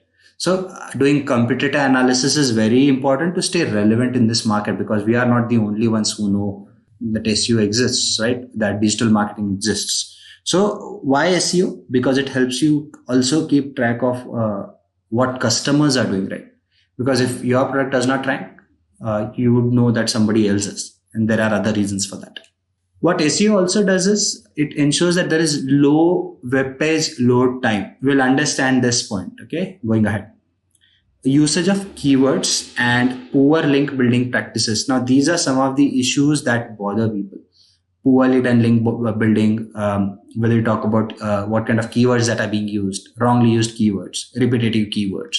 These are something that harm your content if you are trying to do the SEO part. Okay, so these are some of the reasons to overcome these problems, these issues. We need SEO, that is search engine optimization. So what are the types of SEOs that we have on our plate? Okay, the first one is your on-page SEO. So when you say an on-page SEO, we are talking about all the practices that we implement on our page, right? As the name suggests, on page. So when you say on page, basically making sure you use right keywords there, right? Making sure you write content in such a manner that it is more palatable for people, right? Ensuring that a certain amount of keywords is used at a right amount of gap after a right amount of duration in the content, so people know that okay, it is here, it is relevant, and this is the topic that is being iterated, right? So these are some of the practices that involve SEO. Trust me, it is way deeper than that, but this is what on-page SEO is in a nutshell, right? When you talk about off-page SEO, on the other hand, right, it is more concerned towards how do you direct people to your website, right? This is not something that we do on page. This is something we do for that page to rank. So it is a little different to understand, but let me try and give you some idea about it. What are the popular search media that we use these days? Google, right? And in Google, if you search anything, the most easily available page would be your Wikipedia, right? We normally say, we hear people saying that, did you Wikipedia it? Did you Wikipedia it? Why is Wikipedia being referred so much? Because it comes up first, right? That is why many people normally look for an information. They go to Wikipedia and they kind of get their content from there. How does this work? There's something called as backlinking, as in what are the other websites that are linking to your website. So backlinking is very important, right? I mean, if there are many websites that try to connect to your website by giving your link in the stuff that they write, in the stuff that they create, it is called as backlinking to your content. Okay, so when you talk about backlinking in general, right, it is a very important phenomenon. If you go like 4 years, 5 years back, Twitter, as we know, is a brand in itself, right? But it suffered on the digital fronts for a while, like 4 years back. The reason for that was backlinking. They did not put in a lot of effort into backlinking, and that kind of made them strive or suffer. But that has changed now that they've actually gone ahead and started doing that as well. That is helping them as well. So when you say off-page SEO, it is about all the possible practices that would ensure that people can reach to your page easily, not just by optimizing keywords and looking into organic keywords, right? So that is what off-page SEO is. What we'll do now is we'll actually go ahead and switch into the demo part. Let me see what demo can we look into, right? There is a way that Google will show you these results. It will order it based on a lot of different factors. So when you look at something even in the technical field, anything you search on Google has an order.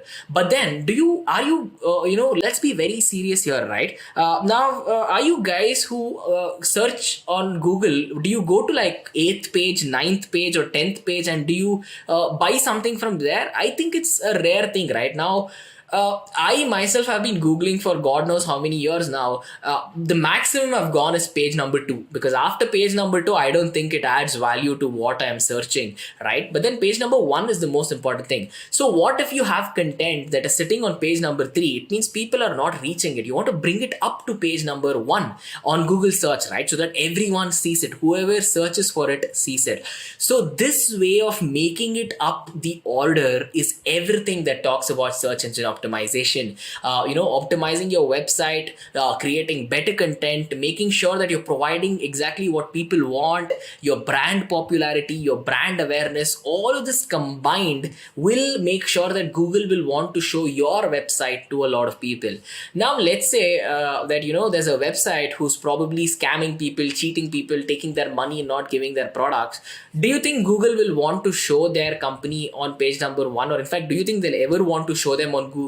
Because it's misleading company. It's because it's misleading people, right? So when you find these sort of companies who are unethical, there's usually good chance that Google will start delisting them. So whenever you search something, you cannot find them on Google. The only way you'll have to reach these scammy websites, I think, is to actually type in the website name, and then you're going to be reaching that, right? So knowing that this order exists is everything that search engine optimization is about. So to give you a little bit more clarity, I think now you would have understood why we require SEO, right? First of all, as I told you, you have to rank better on SERP, the search engine results page, right? So what usually happens is, again, if you're on page number 3, 4, people will not come there. You will not make a sale if you're a company who's selling shoes. Now, but then if you think about it, if you're on page number 1, on those first 2, 3 spots, there's a good chance that your brand awareness, your brand exposure is like huge, right? Everyone who searches for those shoes or whatever it is, anything that you want to search for, I just showed you an example of running shoes. That's all, right? So when you search that, people will click on it. Either they're buying it or not is the second thing, but then they're coming onto your website. You're bringing in traffic to your website, right? That's the most important thing that people are concerned with. Look at the third point here, guys. I've written something called difference between reachability and non-existence. Now, what do I mean by this? As I told you, if you're on page number 5, you might be providing the best running shoes the entire world has ever seen. But if you're on page number 5, there's a good chance people will not even go till there to see. So it is as good as your brand or your product being non-existent. If you have created the best product, it means that you have to bring it to the customer. If the customers are not even seeing that you exist, well, you're not marketing yourself good enough, right? So this happens for many companies. They will be providing you an amazing product. They just lack reachability in a way that, they just become almost non-existent, and the guys, whoever are in that domain, will just be happy because they are ranking higher on Google. I've seen this myself. I don't want to take up names, but of course, it's a very important thing to make or break your business. The fourth thing at the end of the day is something that you figured out by now, right? You'll be catering to a very large audience if you're ranking on page number 1. But then actually working on an SEO, right? The first point, I think we have cleared it up, how Google search works, right? So when you click on search for something, for example, I search for Nike running shoes. So Google knows this. Hey, so if someone ever types in a keyword that says Nike running shoes, please show the content in this particular order. Why it has to show them in that particular order is because of the popularity. So whenever someone searches for Nike, I think the first thing they'll do is check Nike's website, right? I'm just taking the example of Nike. It can be anyone in the world. So the first thing they will do is click on that. So Google knows this. Hey, so if someone searches for this keyword, they will want to go there. So why don't I show it first and make it convenient and easy for them to click? That is how a Google search works. But then if you're trying to think about everything else as well, there's something called as crawlers. This is a very technical concept. Crawlers are something that a search engine uses to go through your website. Think of it like a little spider, right? So this spider goes around your website. Inside your website, it'll gather certain details about what it is that you're trying to do, and it'll go back to Google. The spider is going to sit there and say, okay, so this website is giving all of these things. I think they're doing things right. So why should we not show them higher up in the ranking, right? So that's a crawler. In a simple term, this is how it works, right? Now, look at the second thing there. Second question, right, ladies and gentlemen? The second question says, do you have to pay Google to show your content there? Now, this is a very important thing, right? I guess I get this question a lot. Like, whenever you're searching something on Google, right, do you have to pay? I want to say yes and no to that answer. Yes, because there is a concept called as SEM, which is search engine marketing. In search engine marketing, you will actually have to pay Google to show your website on the top, on the first, as an advertisement whenever people search for something. But then, since we're talking about SEO, the concept here is to actually do things in an organic way or in a free way. So if you are doing things correctly with your product, with your brand, with your website, and you really don't have to pay Google. So right now, Nike is not paying Google to show them on that first spot. There's a good chance they're not doing that because Google knows when someone clicks or when searches for that, they want to come to Nike. So without being paid also, they want to show it because they want to make sure Google shows relevant search results, right? So the answer to that is yes and no. If you want your content on Google to rank for free, you're going to be using SEO to get organic search. The keyword is organic. If you want Google to, if you want to pay Google to say, hey, I'm going to give you a little money, why don't you show it every time the people search for this? In that case, that is called as search engine marketing as well, right? Now, the third question, I think we've already answered it. How does Google figure out the order in which things have to be shown? You guys already know that by now. Perfect, guys. So the first strategy that I want to talk about is something called keyword analysis. Now, keywords are really, really important in Google right now. What I searched there, Nike running shoes, that is actually a keyword, right? So whenever the companies will think about it like this, hey, so whenever there is a customer who's going to Google and they're searching for Nike running shoes, someone at Agio would have thought about this, or someone at Flipkart. They'll be like, okay, so I think we should be there to make sure that, people come to our website and buy running shoes from us, right? So with keyword analysis, what the company is doing is they're trying to find out, first of all, what the customers are searching for. The second thing that they will think about is, okay, so for what keywords, if people search for running shoes, do I show them that, hey, here's a mobile phone, please buy a mobile phone that will help you run?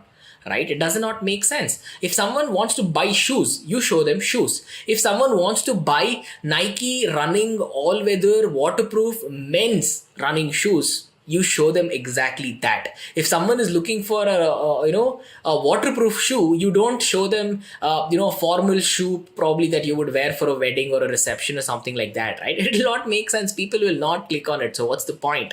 So researching what it is that you're selling and understanding what people search for is an important first strategy, right? Now to do this, so you will have a question saying, okay, so how do I do it? There are many keyword planning tools, and one of these tools extremely popular. It's called SEMrush or SEMrush. So there you will sit and you will in depth, you can see how many people are searching for this keyword, right? Now, if I go to Google and type Nike, it's still going to show their shoe website. If I type Nike shoes, it'll still show Nike's website. If I type all weather Nike men's running shoe red color, it will still show Nike's website, right? So they know that no matter what people are searching for, relevant stuff we need to show. That's where it's called as a short tail keyword and a long tail keyword. Nike shoes, if I search, it's a short tail keyword. Nike running shoes for men red color. that's a long tail keyword, right? So it is lengthy that I'm searching for. So both of these have a different kind of a approach that companies would take, but then they will not ask you all of this in detail in an interview or anything. But then for now, it is important that you guys understand that there are ways that you can find out what people are searching for, and there are ways of how you can exactly cater to what it is that is required. So you make a sale, right? Now you don't go into a hotel or you don't go into your favorite restaurant and buy a pizza. You order a pizza, but you receive a burger. Will you be happy? Absolutely not, right? I mean, there's a good chance you guys will be angry as well because you wanted to eat a yummy pizza and now I feel like eating pizza, right? So that's the thing. So what you get is exactly what your customers are asking is exactly what you should be, what the companies should be putting out there. So guys, this is strategy number 1. I hope strategy number 1 was clear to all. Now, the second strategy is SERP analysis. SERP stands for Search Engine Results Page, right? So you have to analyze how these companies are being listed, right? Now, let me show you an example for strategy 2 actually. Instead of Nike shoes, I'll just type in running shoes, right? Now, I love running. I just came back today morning from a run. So see, now as soon as I go on to click running shoes, there are other companies who are popular as well. See, there's Puma near me, there's a Nike near me, there's an Adidas near me. So these are all sports shoes, running shoes, and all of that. And Amazon has given me an entire section says, hey, click on this if you want to see all the running shoes that exist in the world, right? Now, there's news also. There's news about what's going on in the world of running shoes. Agio was the second one for the last keyword, but if you remember, but if you see right now, they are pretty down, right? So I think in popularity, when people are buying running shoes, they usually might go to Myntra or Flipkart to buy it. Now, it is not always the case that yes, people are going to Myntra and that's why it's showing first. It's just that Myntra is providing a better service maybe when people search for running shoes, right? Now, if I type in running shoes for men, as I told you, right, red color. Now, I'm being very specific. I'm saying I want a shoes which is red color, right? Now, again, Myntra is trending here. You can see that it is showing me pictures directly of saying, hey, here's your running shoe and there is nice ones in red color, right? Oh, look, there's a Puma shoes for Virat Kohli's name. For all of you guys who do not know, I think you should check out the Great Learnings banner. I think you'll be very pleased to see Virat Kohli there, right? Perfect, guys. Now, let me come back to the strategy. So this is exactly what we're trying to do with the second strategy. We're trying to understand what it is that you have to put inside your website to make sure that Google will bring your website first. Now, Myntra are doing something amazing there. That is the reason, that is why they're being shown first, right? But then there is an important aspect here. Google has many algorithms that they use to make sure that, Google is intelligent. It is extremely intelligent. It will know what content that you have to see. There is no person behind sitting and saying, okay, if someone searches Nike, please put Nike's website. That's not a human that is doing it. It's a very intelligent algorithm that is doing it, right? Now, in that case, for the people who are putting it, for the developers at maybe Myntra, they know how the Google algorithms work. It's a very difficult thing. There are so many complexities there, or else everyone will start coming on the first page, right? So they are trying to do something which the algorithms absolutely like. So the algorithms say, okay, we like your content. Let us just put you on the first page. Let us put you on the first spot, in fact, right? So this is strategy number 2. Knowing that even on search results, you can perform in-depth analysis and you can find out why exactly the content is ranking, right? So when we say ranking, it means the order 1, 2, 3 on the search page, right? So you can find out exactly why things are ranking. But then in an interview, if you did not know this, well, what would you answer, right? So if I say, why is Nike coming on the first page if someone searches for Nike? If you do not know digital marketing, you'll probably say that, hey, of course, it's Nike. They'll be the first ones to come on the page, right? No, that's not the right answer. But then now you have a correct answer to give, right? You know about SEO analysis, you know about search engine results based analysis, you know about Google algorithm, you know that there are things that you have to put in a website to make it rank on Google. Which do you think is a better answer for an interview, right? That's the goal here, guys. Perfect. I think it's time to check out strategy number 3. With strategy number 3, this is a very important thing, to create original content, right? Now, if everyone in the world are doing the exact same thing, do you think that Google will like to see that? People will not like to see that, right?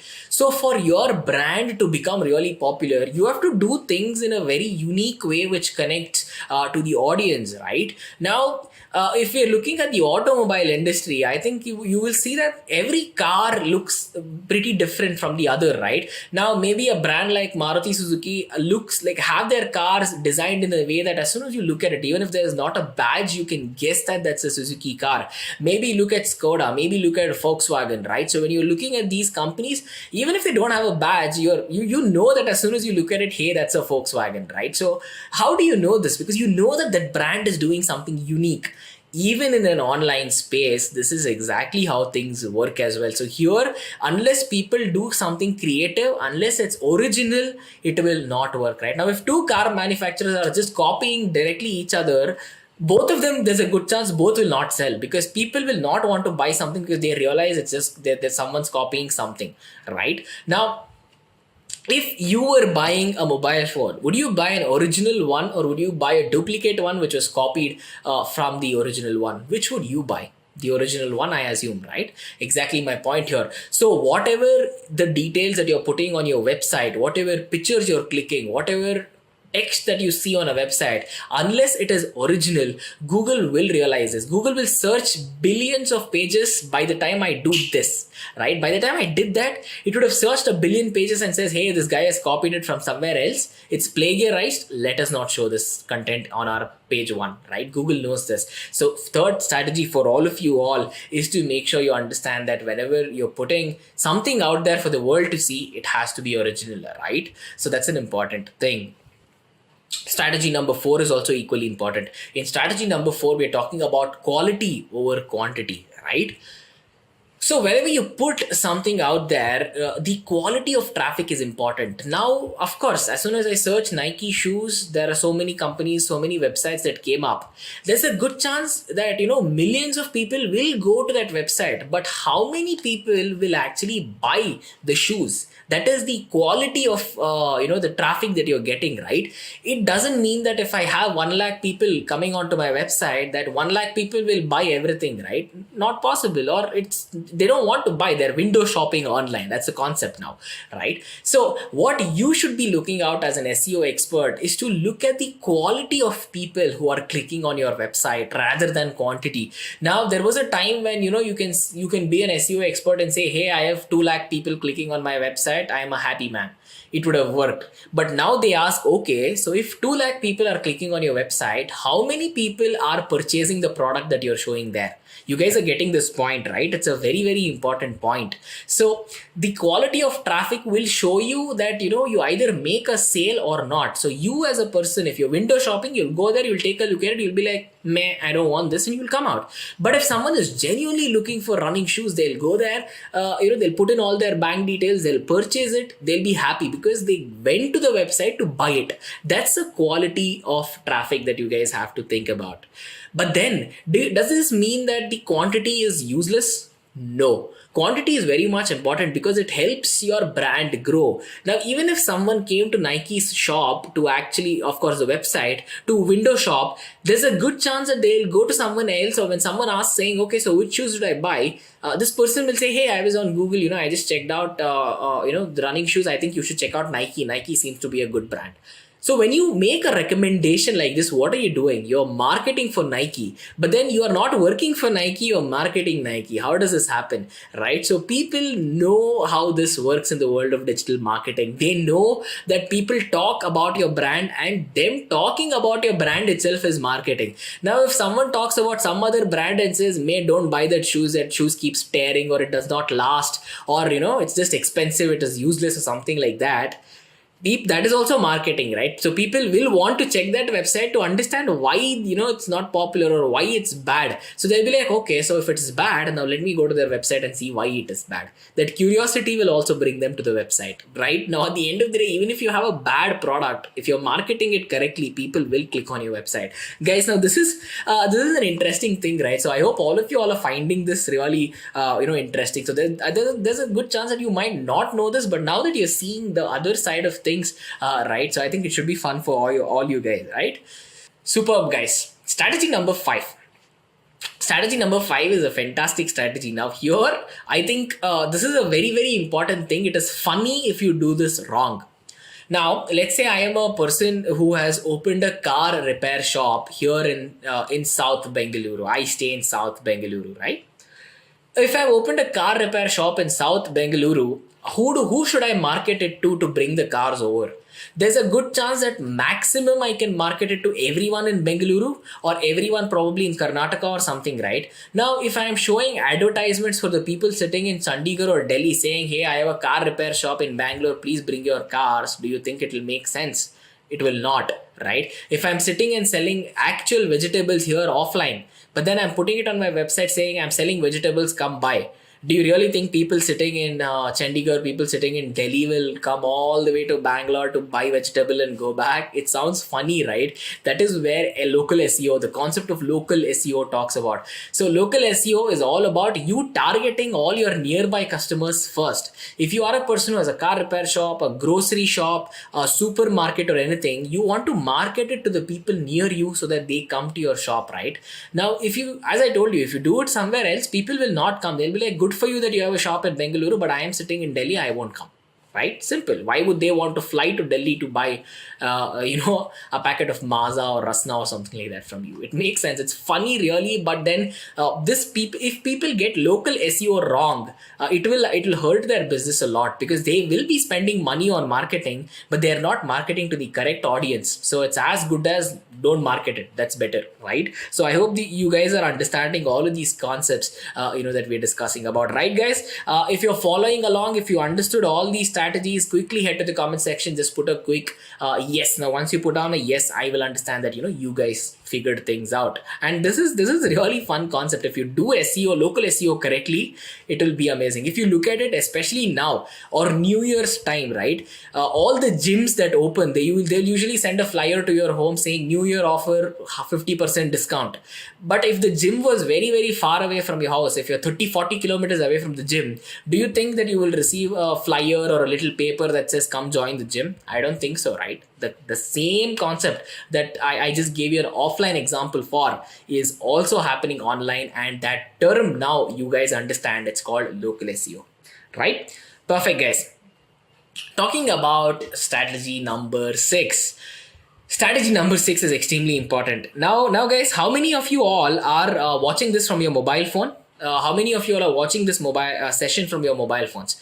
Because I'll tell you why. When people search for something, 7 out of 10 people will do something on their mobile phone, because mobiles are very convenient today, right? You can do whatever you want. You can run a company, you can work with your bank, you can send money, you can receive money. I don't think people will physically step into the bank these days to actually do a transaction, right? There's UPI, there's a million things that you can do on your phone itself, right? You can sit in any corner of the world and do a transaction, do whatever you want, but you can do it on your mobile phone comfortably and happily. Some people will say, my mobile screen is small. True, I understand, but that's the reason our fonts are this big, right? So all of you all who are watching on your mobiles can see it better now. Even this is an SEO strategy. Okay, guys, I'm just kidding. But then yes, this is something that we already thought of as well. So we have people watching in through your mobile phones. That's the reason the fonts are really big. So when you join us in using your mobile phones, you will see really big fonts so that you can look at your phone and you can understand, right?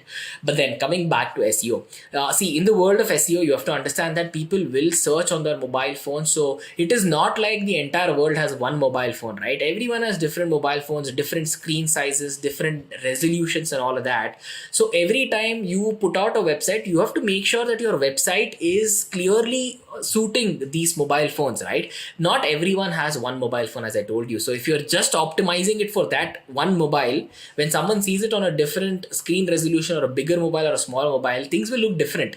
There's a good chance it'll look really ugly because the website was not optimized for that mobile phone. So strategy number 6 is a very, very, very important strategy that you guys have to understand. Whenever a website is being created, they have to think about the people who will log in and tune in from their mobile phones as well, right? Perfect, guys. Coming to strategy number 7. Now strategy number 7 is really interesting. I'll tell you why.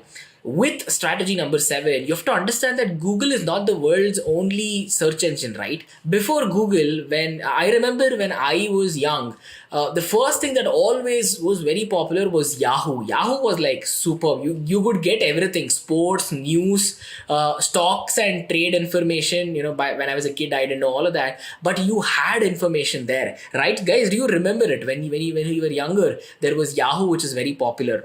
And usually, whenever you buy your first laptop or computer or something which has Microsoft Windows installed, the first search engine that it will take you to is not Google, it is Bing, because Bing is owned by the people of Microsoft. So whenever you're optimizing some content, you also have to understand that there are people who still use Yahoo, who use Bing. So you have to work with those algorithms, those websites, so that if people are not searching on Google, but if people are searching on Yahoo, it still means that they see your content, right? Why should you only care? Of course, I agree to your point. You will say something such as, hey, you know what, I will only use Google. I have never used Yahoo or Bing.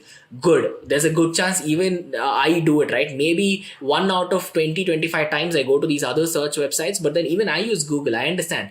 But 1 out of 25 times I go to other websites and I've made purchases as well, right? Now, like me, there are millions of people around the world. So what if those millions of people are going to other websites and buying your product? It means you have to optimize for that also, right? There also you have customers. If you are not caring about them, you're losing customers, right? You don't want to lose customers. That is strategy number 7. Right, guys. So talk about strategy 8 now. Strategy 8, you have to understand the customer itself, right? Why is the person looking for this particular item?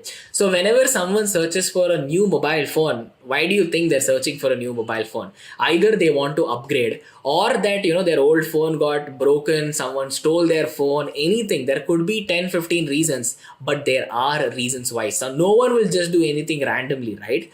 Probably the most random thing that I have seen people do is they'll just go online and they'll be like, what is the price of Bugatti, what is the price of Ferrari or something. Now there's a good chance that you may not be able to afford Ferrari. Now if you guys can afford a Ferrari, amazing. I definitely one day I'll try to get one, but not today for sure, right? But you have to understand why are people searching for it. Even though at this moment I cannot afford a Ferrari or something, I know the brand exists, I know what cars they're selling, how, why. It's because my interest is in that brand, right? I want to find out what people are doing there, right? So this is a very important thing. You have to understand why the customer is doing what he or she is doing. Ferrari are not losing anything if I don't buy a car, or if you don't buy a car or something like that, right? But then knowing that the brand exists itself is marketing on its own. So you have to understand customer behavior.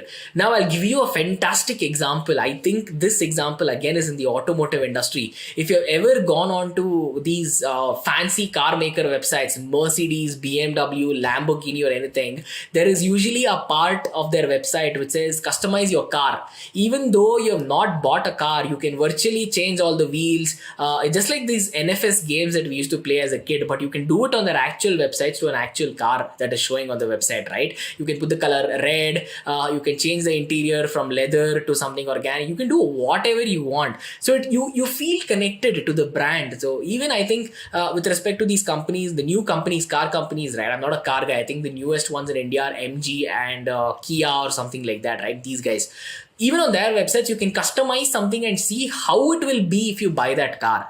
Now, the intention there is to make sure you feel comfortable with their brand, that you come buy their car, right? That's marketing in the most fantastic way that you guys can think of. I think you would have seen all of this right now. Even if you haven't, understand that it's a very tricky thing. And if you're thinking about it, okay, so if I go to Lamborghini website and if I just put in colors, will I buy a Lamborghini?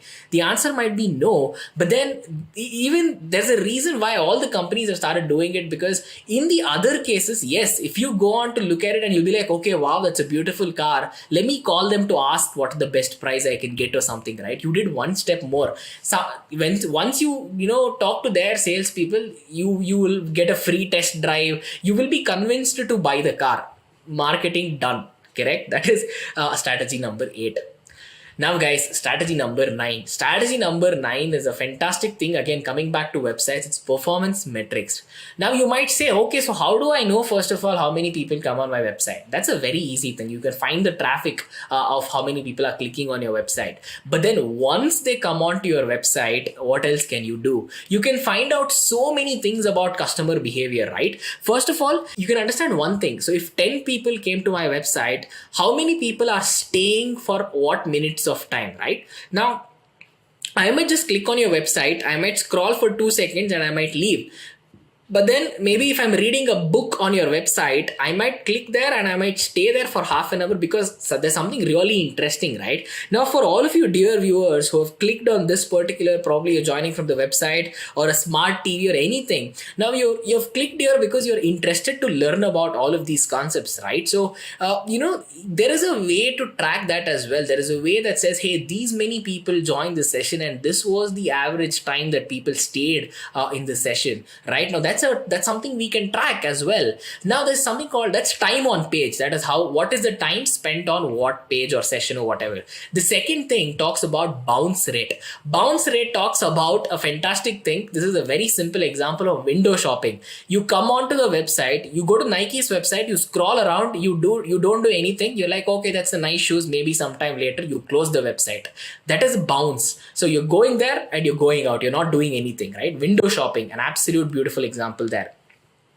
The third thing is scroll depth. Scroll depth is very, very important. Now, if you guys, you tell me this, have you ever went online and you have read a blog or something like that? Because if you have read a blog, you have to scroll down to read all the text that is given there, right? So the person who has written that blog can see how many people have scrolled until where. Did they just read the first para and go, or did they read the last para and they read the entire thing? So to what depth of their website did they scroll? You can see all of that. Then there's conversion rate. Conversion rate is very simple. If 10 people clicked on Amazon's website, how many people bought an item? How many people made Amazon some money that day? Right? That is conversion rate. If 10 people clicked on Amazon's site and all the 10 people purchased something and went, it means the conversion rate is 100%. But then if there are 100 people who click on the website and there's only one person who bought something and left, what is the conversion rate there? 1%, right? Because 100 people came, one person bought, the remaining 99 said we don't want something and they left, right? That's conversion rate. All right, guys, talking about the last strategy now, strategy number 10 is technical SEO. Technical SEO, again, you would have used this. I will promise you this. Whenever you go onto a website, if the website is very, very slow, are you interested? In a world where we do not have, I don't think the world has a lot of patience these days, let's be honest. If Amazon's site was very bad, if you click on amazon.in and you hit enter, if you had to wait 10 seconds, even though you have the fastest internet connection in the world, if you have to wait 10 seconds for that page to load, will you be interested, right? There's a good chance you're not. You'll be like, okay, I'll just go to Flipkart and buy something. So that is something which is very, very important here. How quickly the website loads will directly talk about customer interest. If your website is slow, trust me, people will leave. They'll be like, okay, if this website is not loading, let me go somewhere else where website loads faster. It seems very silly, it seems very stupid, but at the end of the day, this is making or breaking businesses out there. There are thousands of companies. That is why whenever someone hires a web developer or an SEO expert, they will talk about if you know technical SEO or not. Because if you can make your website load faster, it means that people will really like it. As soon as they click, if your website is ready, perfect, beautiful, right? You don't have to wait 10 seconds for everything to load. Okay, so guys, when you talk about SEO, right, on YouTube, so YouTube also works similarly, okay, but the search volume could be different, right? Your keyword research could be a little different. Say, for example, I've been searching for this keyword from Google perspective. Let's assume that I want to search it for YouTube now. My volume might change here. Right, for YouTube, Python tutorial has 309 and 185 in India alone, right? So the volume might change. Something that you search on Google might not be searched so much on YouTube, or it could be vice versa. Something that is searched on YouTube a lot might not be searched on Google. So what this tells is preferences in which a content is consumed. If I want to have a definition of something, it is easy for me to read it in an article, so I might search it in Google quickly. But if there's a particular video that I want to look into, I might search it on YouTube, right? More chances of me finding that content there. So when you create content, you need to understand this as well. What content would be preferred by people where more, and what is the search volume for it, which could differ for Google, YouTube, and other platforms as well, right? So doing that research is important. Now, I searched for this particular keyword, right? This is the video that is ranking. You see the title here, top 10 bikes under 1 lakh in India 2020. So it is giving me relevance that this video is relevant, newest, because it is in 2020, right? I'm talking about 10 bikes here that are under 1 lakh, giving me more options, right? And what is the best bike under rupees 1 lakh? So this individual is probably talking about the best bike as well, right? And the important point is he says in Hindi. That means for people who are looking for this video in Hindi, they might feel more attracted to it. So here the user has ensured or targeted his audience in a very right manner, as in this is what I want to do here. Okay. So that is what, this is how you basically go ahead and put in a thought process into your videos as well. Now somebody asked me as in, how do I know if people are liking my content? For YouTube, an important metric is how long did people spend watching your video? Okay. So say for example, I create content and I optimize it very well, but if the content is not good, people will come to my page but will not stay on my video for longer, right? Because I see, okay, this is what I need, top 10 bikes and in India and in 2000 and under 1 lakh. So everything I need is here, right? But if I open that video and then the content there is not relevant, I would not stay. I would just close, say, okay, this is crap. I don't want to be here, right? So when you talk about these practices, so it is very important that you back up your SEO practices with right content as well. In the content too, it is important that right keywords are said, a right direction is given to people that after these many minutes, I'll be talking about these things. After this is done, I'll talk about these pointers. Having a clear agenda, clear end to your video also helps, right? So all these factors ensure that people are guided and they stay on your video for a longer while. So if you have right number of people visiting your video and staying on it for a longer while, YouTube will again consider this factor to rank your video. Okay. So guys, these are some of the SEO practices, some of the do's and don'ts when you talk about doing SEO for your article or videos. For videos too, you can do a lot of things. Some of the things that I mentioned in articles, even those can be implemented here. So that is vice versa, the SEO part. But these are some of the practices that you need to get involved in, indulged in when you actually go ahead and do SEO. Okay. So guys, try and understand this thing. When you try to do SEO, right, there are a lot of things that we do in SEO. Okay. So first thing that you need to do is you need to understand what are you trying to do here. Okay. Let's assume that your aim is to create a Python tutorial. Okay. Or create a Python article. So this article basically you would be talking about something like what Python is, what all do you need to do, right? So there are two things that are important here. One, putting your content in place to start with, right? What are the pointers that you want to cover here and how detailed or how crisp you want them to be, right? The other thing is, if I create a content related to Python, do you think it has a chance of ranking or not? Now, this is where your SEO and keyword research comes into place. So let's assume that I am an enthusiast who knows Python programming. Okay. So I want to write an article. So, and I have access to one of these tools. In this case, I'm using Ahrefs. Now this is a paid tool I have with me. Okay. Sign into it, right? So the term that I mentioned was Python, right? So let's search for Python here. So guys, what you can see, there are options here, right? You can search for a keyword that is on Google, that is on YouTube, Amazon, Bing. So these are different media through which I can search. Let's do it for Google right now. So guys, when you search for a keyword like Python, globally the volume is 3.7 million. So in a month, almost 3.7 million people look for this keyword, right? There's a lot of people looking for that particular keyword. Okay. There is other information here, how difficult it is to rank this keyword, right? Now, when you talk about a keyword like Python, it is very popular. Okay. So there are many people creating content. So since there is like 3.7 million views, it is almost everybody who wants to look for a keyword like Python and create content around it, right? But would it be that easy, right? Since everybody knows there is boom here, everybody would rush there, right? So everybody is creating content for it, optimizing content for it. That is why it is harder for you to rank, and you have to be more smoother when you try to create something on it. What are the other keywords that support Python? Now, when you talk about this tool, it gives you suggestions as well, right? So Python tutorial is another keyword that has good volume. Now this volume is in India specifically. Okay. You can see in India it is 272K. Worldwide it is 530K. Okay. Comparatively it is lesser hard to make it rank, right? So maybe I can try something like Python tutorial. So when I do my SEO, right, one thing I do is I consider keywords that could be relevant to the topic that I'm trying to create an article on, or maybe a video on as well, right? But since we are talking about Google, let's talk about articles for now, okay? Because articles rank there easily. So let's assume that I'm talking about Python tutorial. Now what I'll do is I'll start planning as in whether the content is relevant to Python tutorial keyword. One, I'll do market research, competitor analysis, see what are the keywords that are ranking there, or what are the articles that are ranking there rather, and probably understand what kind of content is being created there. I would take some inspiration from there and try to create a content that is better than theirs, right? Now, once the content is ready, now the SEO part again kicks in. Okay. To give you another example, let's just quickly go ahead and say, so what is ranking here is, see, first two are the ads that you see. Okay. So guys, this is the SEM part, the pay-per-click part.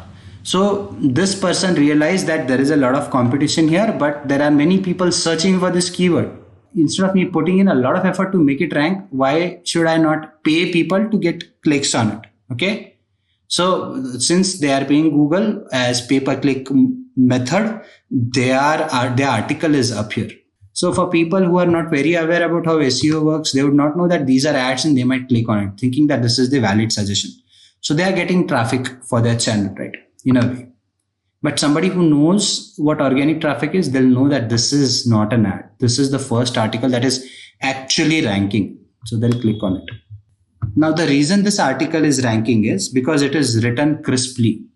One, whatever that is needed about Python tutorial, it is probably elaborated well. And there are other keywords that are being used here, right? That could make sense in this article to rank it as a whole. So that is why we see other keywords also being put in here. Maybe control flow tools could be one of the keywords that is ranking or has good volume. I'm just making an assumption here. Okay, that could be a possibility. So when you do research, you consider all these pointers, right? I mean, what are the other keywords that I can include in my article to make it rank? So when you say SEO, it considers all these factors, right? How do I know whether people are liking my content or not? So there is a lot of effort that needs to be put in when you create content. So here you see there is not a lot of content, just the links that are given to the relevant articles. So what this individual has successfully done is, or this website has done is, they have given in links. So this is probably almost everything that you would need about Python here. So why would you go somewhere else? Instead, you just click on one of these links. What this means is you are staying on the same page. You are staying on the same website, right? So probably this is nothing but linking to an article that is on the same website. So I'm getting a backlink on my website through this click. Okay. So basically, if a person stays on your channel for a longer while, on your website for a longer while, it is considered as good by Google and YouTube to judging whether people are liking your content or not. So if you find something that is relevant here, you will read that completely. And if there is a relevant link, there are more chances of you clicking on that, right? So this is how you SEO your content. You understand where do you want to send people next. There's one more tab here which I liked, right? What was the previous topic and what is the next topic? So again, they are kind of making you continue reading whatever is being put forth here. Right? That is a good way to market your content. What are the other things that you need to consider when you talk about Python tutorial here or this keyword here? One, what is the title? Is it straight and is it clear? There is one more option that you can do, okay, that people also do, okay. Now you see there's a title here that says Python tutorial and it gives you details about what version of it. So you are going into details, right? So that makes it easier for people to understand, okay, if I need this, there are more chances for me to click on it, right? What other things that people do is people use pipelines as well, okay. And this is another way of marketing a product. you use the name of your company. That is, you use the keyword and then you follow it up with a dash or a pipeline and the keyword of the company or the name of the company. What this does is this helps you build your brand for the company name as well, because people will start knowing that this program is some company, right?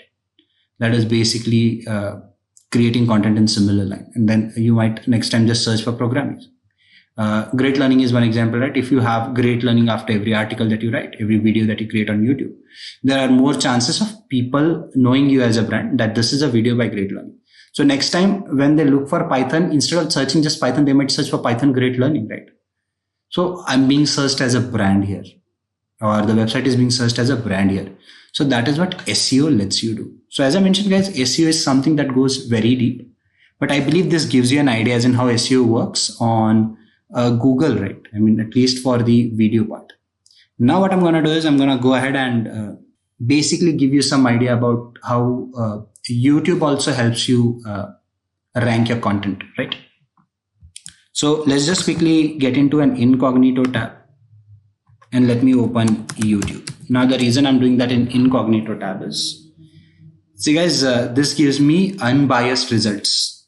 What YouTube does is it uses collaborative filtering. So if you've searched something prior, it will make suggestions based to you upon your search history. So if I've searched for a particular company, my suggestions would be more in line with that company's results. So I won't get exact values that I want. So that is why I've gone into an incognito mode where I'm not signed in as a user. So let's again search for some keyword here, right? Best bikes in India. So where do I use my brand name? It can be used anywhere. Preferably we use the primary keyword first. That is what we are trying to convey a message about, right? It can be, say for example, Python tutorial. If there's anything else that you need to include, say for example, maybe learn Python basics if you're talking about basics, and then you follow it up with the name of your company, right? That is one way of doing it. See guys, understand one thing. When you say SEO, which is on page, it is about tags, okay? So understanding what relevant keywords to use, what meta keywords or meta tags, as you mentioned, to be used, right? In some places, you also enter in hashtags for some handles to support proper diversification of your content. The other things that you focus is how cleanly is your title written. It's not always about stuffing in keyword. Say for example, Python has good volume, Python tutorial has good volume, Python programming has good volume, right? I just cannot say or have a title that says Python, Python tutorial, Python programming in one line, right? That's basically not making any sense. First of all, your text should be human readable. So when you have a keyword like Python, you should be able to understand how to use Python, right? Say for example, you can say how to use Python in day-to-day life. Now, people who are looking for normal day-to-day applications of Python, that sentence might make a lot more sense to them, okay? And I'm using a high volume keyword like Python in it as well. I'm also asking a question here. So that makes my sentence better, right? Apart from that, using anchor tags also helps. When I say anchor tags, now we saw the Python tutorial video, right? The article, right? So there were so many links. So when I click on that link, I'm taken to some other pointer, right? Once I click on it. Now let's assume that my article is 5,000 in words. So I will not scroll down to see where which point is. That is inconvenient. What if I have an index and give hyperlinks to those index? If I click on that index, it drives me to that particular point. That is making my website more readable, more easy for people to use. Am I using images? Am I using the right names for the images that I use? So if my images has my brand name, my keyword name, it is also helping my article to rank. So there are factors like these that you consider when you actually go ahead and do SEO. Okay. So now let's quickly have a look at how to actually get started with Google Analytics. So I've started off with a new account. I want to show you guys how to actually set it up from scratch. So let's quickly have a look. All you have to do is have a Gmail ID. And with that, you have to go to analytics.google.com and you can click on start measuring here. So you need to provide an account name. So the account name is essentially something that you can give your website name or whatever name that you want for you to identify what you are tracking over here. So I can put it as test for great learning. So that can be my account name. But ideally, you can just keep it as your website name. So here I'm going to tick this as well. So I'm just going to leave these checked. And it's a very simple setup. You just have to click on next, and then you'll have to enter your property name. That is, which website or app are you tracking? So I'm just going to mention Great Learning again here. And the reporting time zone, I would prefer to keep it as India because I am currently in India. So this is super important. So you would want to keep it in the location that you are in or in the business is operating in. So I'll just keep it as India, and the time zone is selected, and the currency as well, I'll keep it in INR. Since most of my transactions will be in INR, I would want to select INR. So with this, you can also edit these property details later. As you can see over here, you'll just have to be the admin and you can do that. So we'll quickly click on next. So here you'll have to enter some details about your business. I'm just going to select some metrics here. So this is not too important. This is something that you want to add. So again, I would keep it. This is just an assumption. I would keep the business size as large. And how do you intend to use Google Analytics with your business? So I would want to measure customer engagement with my site or app, optimize my site. Yes. So I would want to see if people are bouncing off certain pages. I would want to optimize that page, right? And I would want to measure data across multiple devices or platforms. Yes, correct. Optimize my advertising cost. Yep. Increase my conversion. Yes. Measure content monetization. Yes. Analyze my online sales, measure app installs, measure lead generation. So I would click on all of these, but this is not something very, very important, but understand which are the ones that matter most to you, and basis that you can create a Google Analytics account. So here again, I'm going to select the country as India, and I will also accept the data processing terms. Here again, I accept the measurement. I accept the terms given here. Click on I accept. So this is optional again. Do you want offers from Google? I don't like too many spams. I might avoid this. Feature announcement, feedback and testing. Feature announcements, I might need. Participate in feedback and testing, maybe not so much. Performance suggestions and updates. Yep, I'll do that. And I'm going to select next set up your data stream to start collecting data. So I'm going to select a website. So I'll select greatlearning.in and I'll call this the Great Learning Web. So I'll create a stream. So now what you need to do is you need to use this Google Analytics tag, and you need to add this tag in your website. So in this case, what you have to do is there's also a detailed setup mentioned here. So they will tell you where to actually place the ad. So you can copy the global site tag, which is this tag. You can just copy this and add it to the header section of your website. So you can just copy this code and add it to the header section of your website, or you can also use the Google Tag Manager, so which is a web extension that you can use, which will come on Chrome as well. It's a free tool that you can use to install your tags. So this is a very simple way to install your tag on your website, and once that is done, you'll be able to track the data on your website. So in this case, I'm not allowed to add a different tag to the Great Learning account since there's already a tag present there. So in your website, you might want to add this in your header section so that you can track it on Google Analytics. So there is a simple instructions as well mentioned, so you can just follow the instructions. It's quite straightforward. I don't think you'll have any hassle doing that. And post that, you can close this and you will see. What I'm going to do now is I will show you the Google Analytics for a website that is a demo account by Google Analytics. So there's a real data coming in from a real website so that you can look at it live and you can see what are the metrics that are coming through Google Analytics. So here in the master view, you can, when you click on this, you can see the accounts that are linked. So here I'm going to click on the demo account and I will click on, you can see that this is a demo account where live data is being passed through a Google's website. So you can see that there's one called GA4, which is the event based measurement, and there's UA, which is the universal analytics, where you would have a page view or a session based analytics. So in this, I'm going to look at the master view.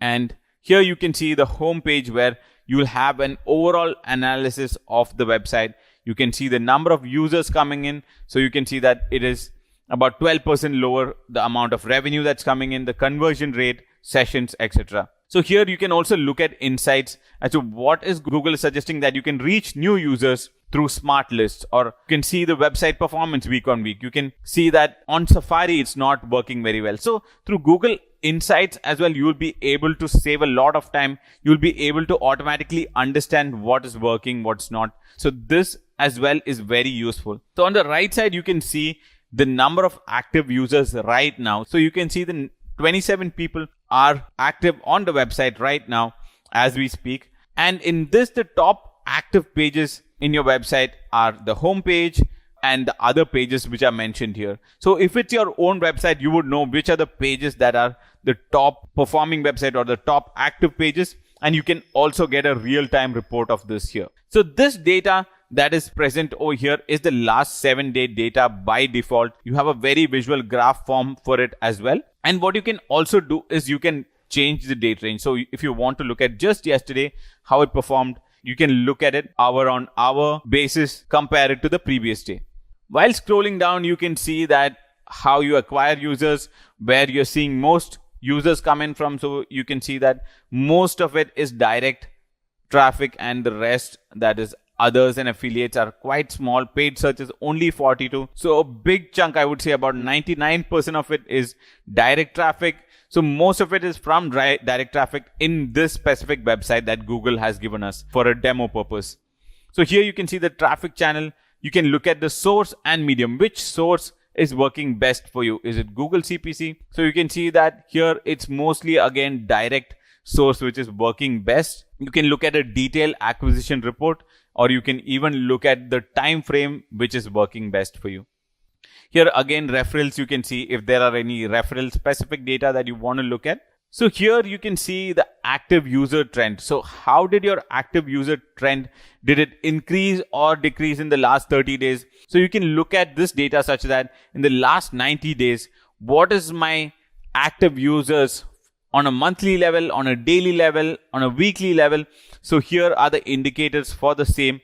And here you have a retention report as well.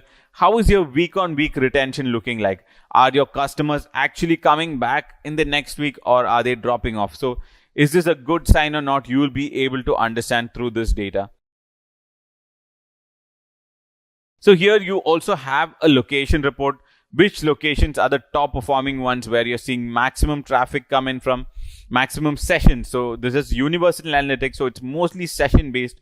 You can see where you're seeing maximum sessions come from. You can look at the timings, your top devices, and even the pages where your users visit the most. So this page essentially gives you a quick overview, which is quite straightforward and easy to understand. And you can look at all the data points, and through this, you'll be able to understand what is working well for your business. Here, you're also getting a glimpse of the top selling products, which is the product that is driving maximum revenue for you, and also campaign specific data. So you can look at it at a campaign specific level as well. If you click on this, you can look at Google Ads performance, how things are panning out there.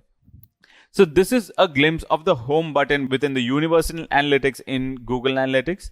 And here you can look at some other reports, that is the dashboards that you can create. So you can create some custom dashboards. So you can see that there are some already pre-existing ones that are available here. You can also look at it at a device or a real-time report. This is something that is customizable. You can see what is that segment that you're looking for. What is it that you want to identify? Do you want to identify which audiences are working well, which channels are working well, which devices are working well, which time is your audience converting most, which time of the day works well best for you. So all those metrics you'll be able to see through custom reports. You can look at custom reports, and basis that you'll be able to unlock the potential of Google Analytics. So similarly, you can look at some of the reports that you have saved, etc. and custom alerts if you have some alerts that you want to do. So you can set up custom alerts as well. If you want Google Analytics to alert you when something's going wrong, you can definitely use this setup as well. So as of now, there is no custom alert setup. And here you can look at the different types of reports. So here the first tab is the real-time report, under which you can see the different types of real-time reports available. So you can look at it as what is the overview of the real-time report. So a quick glimpse of what all is going on currently. So about 23 users right now on the website, and these many page views. You can look at the top active pages, top referrals, traffic, top locations when people are coming from. So that if you want to look at it at an individual level, you can click on locations and you can see that about 52% currently are from US. That is, people who are currently on the website, 52% of them are from the US. And you get other location specific data. Basis this, you can decide if you want to expand to different markets or do you want to give specific focus to other locations as well. So here again, you see the traffic sources, that currently where is your traffic coming from? Is it from social channels or do you not have it defined? So that will be available on Google Analytics. So here you can see the content that the people are consuming currently, which pages are they on, which specific page title is mentioned as well. So here you can just get a quick glimpse of it. And as you see, it just became green. So this page data just changed. All those metrics will be available here. And here you can see the event specific. So you can customize these events. Once you set up these events, Google will be able to show you that what events are the customers taking right now. So did they do a quick view click? Did they install right now? So this is all real-time reports. So this is all data that's happening currently. You can even look at it as the last 30-minute data. So in the last half an hour, how did your events perform? Coming to conversions, you can see that what are the conversions happening right now? Did people purchase? So as of now, currently no one is purchased, registered or entered the checkout. Let's look at it in the last 30 minutes if any of these happen. So only one registration in the last 30 minutes. So all these goals as well, you'll have to define in Google Analytics and then you'll be able to track the same. So here you'll get a quick glimpse of the audience that is present. As you can see, this is the overview again of the complete overview of the audiences that are present. That is how many users, how many new users. So mind you, this is not a real-time report. This is a report for a specific date range. So the main difference between real-time and audience is that this is the audience report for a date range, while real-time report is what is happening currently. So as you can see, we have added a 7-day data, but you can customize this probably 30-day, 90-day. You can see how it compared to the previous week.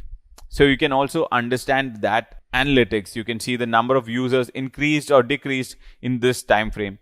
So this gives you an analysis that it was 1.69% lesser users, 2.62 lesser new users, sessions were lesser, number of sessions per user slightly increased, the page views decreased. So all these data you'll be able to see, all these data points will help you understand what different did you do in the previous week. So I'm going to remove this for now. I'm just going to look at this week, how things are panning out here. The bounce rate is about 44%. So bounce rate essentially means that how many people are dropping off from your website without taking a particular action. So an ideal bounce rate is somewhere around 30-35%. So you want to look at how you can reduce the bounce rate as well. So here again, you can see the languages which are performing best and the country-wise report. In a weekly level, we're seeing mostly people from US followed by India and Canada. Again, you can drill this down by city, which are the cities which are driving maximum traffic. Browser level data as well. Chrome is the highest contributing. Browser operating system as well. You can see that from Mac, you're seeing high number of users, about 5.5k users from Mac, followed by Windows. So again, service provider as well. This is not available in all dashboards, so it depends. Sometimes it does show the service provider as well. Again, you can look at the mobile OS, service provider, screen resolution even. So all these metrics, it's quite straightforward. You just have to click on them and explore, see what works best for you. If you have any doubts, you can of course search on the search bar and probably look for the specific metric that you are looking for. So here you can see the active users report. You can even export this data or get certain insights if they are available. So the active users trend sort of dipped in the past few days, but then again it has picked up on 26th. So all these metrics you'll be able to understand through the Google Analytics. Coming to audiences, I'm not going to touch upon lifetime and cohort analysis since this is in the beta phase. We will not see this in all accounts, so I'm just going to skip to audiences. So in audiences, you'll be able to get an idea of the audiences that are coming into your website. So this depends on the audience list setup and how they are behaving on your website. So this gives us a glimpse of the audiences coming to our website. Of course, this is not being populated in this demo account which is shown, but you will get a glimpse of the users, the new users, sessions that's happening on the website. You can also understand the behavior of it. So it's mainly divided into 3 parts, that is acquisition, behavior, and conversion. So how many people are you acquiring? What is the behavior of the people that are coming on your website, and are they converting? How much are they converting? What is the transaction value that they're creating? All these metrics you'll be able to see on Google Analytics. Through this, you'll get an idea of what audiences are working best for you. Of course, similarly, you'll be able to see a demographic wise data, which is super helpful for you to understand which audience do you need to cater to. Is it a younger audience that's coming in more and converting more for your business? Then you would want to target that audience specifically. Again, a gender specific report. You can see that the bounce rate is quite similar in both male and female. The traffic is slightly higher in male, and the number of sessions as well is slightly higher. You can look at the conversion rate. The conversion rate is slightly higher in male, almost similar in female as well. Coming to the interests, you can see the different interest categories within your website. What buckets do they fall under? And this will be super helpful for your campaigns to understand which interest base to target. All those data will be super helpful. So you can see that shoppers or value shoppers are mostly the kind of audience that we are attracting. But if we look at the conversion rate, I'm just going to click on conversion rate and sort it high to low. The highest conversion rate is in sports and fitness enthusiasts, golf enthusiasts, although the number of users are quite less. So you can look at how you can target these audiences and probably get more of them if their conversion rate is higher. All these insights will be available to you once you get the data in place. So that is where Google Analytics really comes into play. So here you can see that in-market segments as well are available where they're looking out for employment. That is the highest number of users coming in. Again, let me look at the conversion rate. Where are we seeing maximum conversion rate? So we are looking at highest conversion rates from motor vehicles or travel trips as well. So people interested in such in-market segment, they are interested in the business and are converting at a higher rate. So other categories as well.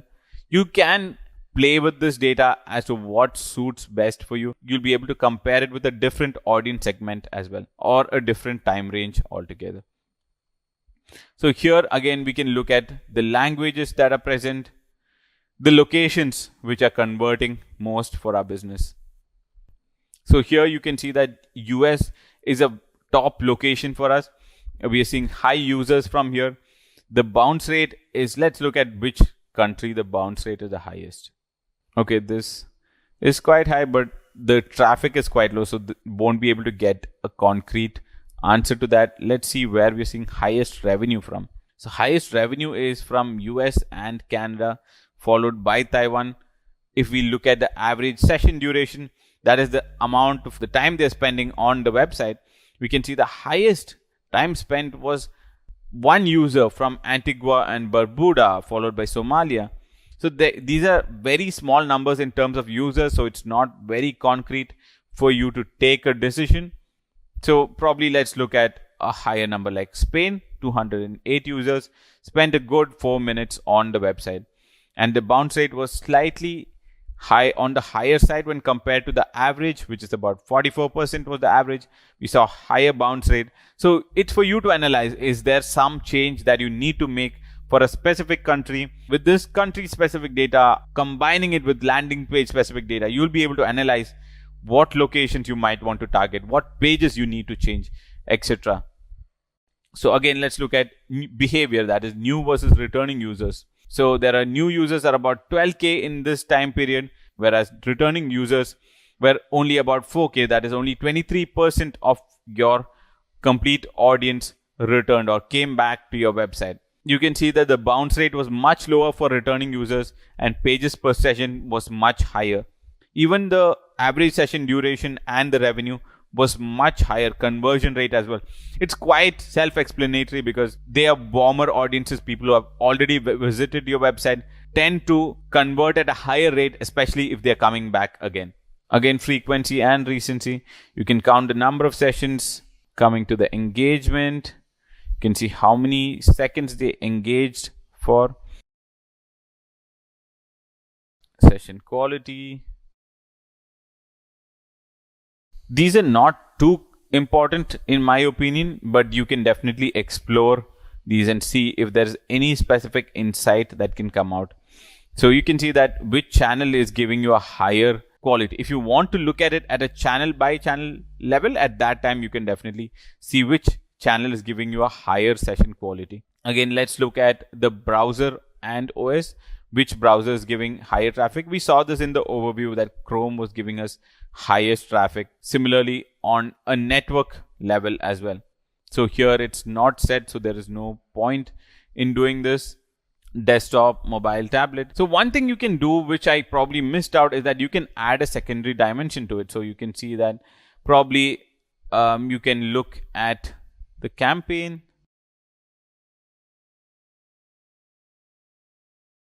So you want to separate this out campaign wise, which campaign, primary one which is available. So that way you'll be able to identify, is there a specific campaign where desktop performed well, or is there a specific campaign where US did not perform well. So in each of these segments, you can add a secondary dimension as well. You can probably change the columns, change the view to a pie chart format. So these options, you'll have to explore it by yourself and see what is actually working best. So you can even put a filter, you can search for an advanced filter as well.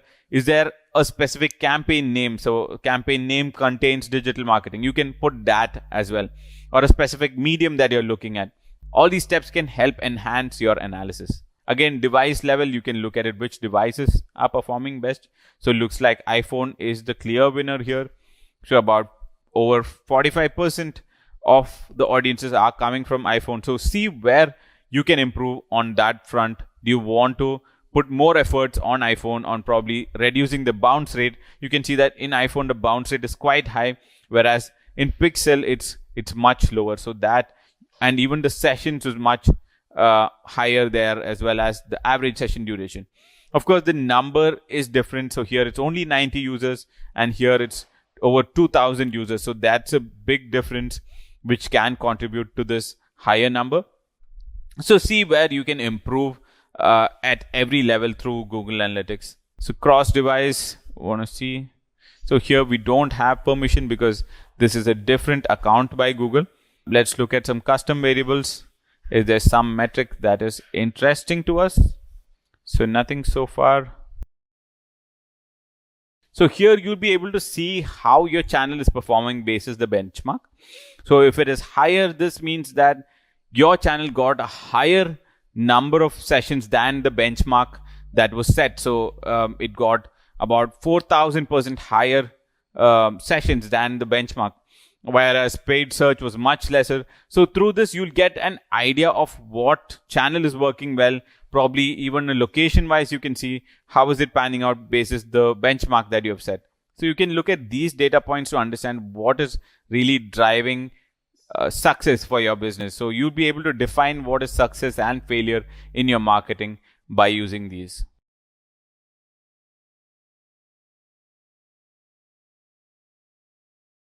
So here you can look at the different user flows.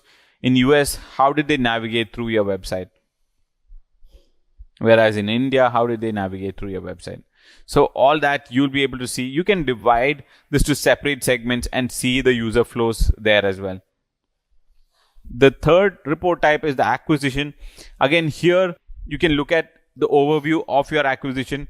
How many users, how many conversions, which channels are working best for you. Again, you can separate this out with channel wise, probably source and medium, which is the source and medium. So Google CPC gave us about 210 and direct, that is none, which was not tagged, that gave us about 15k users. So let's look at referrals. Referrals is not available here. So Google Ads as well is directly synced to this. So you can see that in your Google Ads, how did it perform? So you can see that the BMM campaign, how did it work? The mix TXT campaign, all these campaign specific data, how many users came in, what is the bounce rate. So in the dashboard, Google Ads dashboard, you'll only see till the ad click level. You won't be able to see how they performed or how they interacted with the website. You won't be able to see the bounce rate, the pages per session that they had, and did they like the website at all. So all these metrics you can see through the Google Analytics. So if you link your Google Ads with Analytics, you can see all these metrics that are relevant. You can see the keywords that are performing, and not just the keyword. Through these keywords, how many people bounced up. So you can see the relevance of the keywords on the website.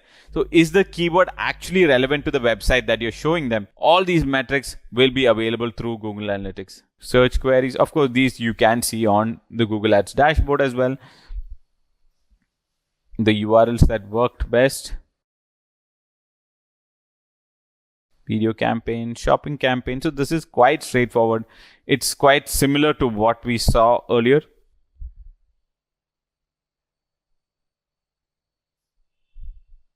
So in the search console, what are the landing pages that worked best in the countries, devices, queries, etc. So this is quite similar to what we saw earlier.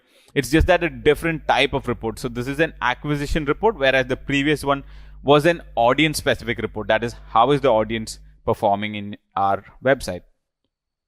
I think I'll move on to a behavior report, since the campaign one is quite straightforward. It is just the different campaign. It's a mix of Google and other campaigns that you have. So let's come to behavior, where you can see how people are interacting with your website. The average page per session, bounce rate, what pages worked best, what titles worked best, what product categories, search terms. All these can help you see what performed in your website. In your website, how people are interacting, what pages are they interacting most with. So here you can see the content drill down of the same. How many people exited certain content, like the home page, 45% people exited. What landing pages are present. So this is quite similar to what we saw. So all pages data essentially covers all of this, so that you can have one whole unified view of all the pages. Here you can see the site speed, which is quite important. You can see that the lowest site speed is on Opera and Firefox, whereas in Samsung Internet it's the highest. So you want to check as to what is the fix that you can do over here. You might also want to see how much traffic is actually coming in through the Samsung Internet, and if that is worthy enough to actually make a change. So if we have a significant chunk of audience coming in through Samsung Internet, you definitely want to fix this. So you also want to see the top events. So enhanced commerce and contact us are the top events and the relevant metrics related to that.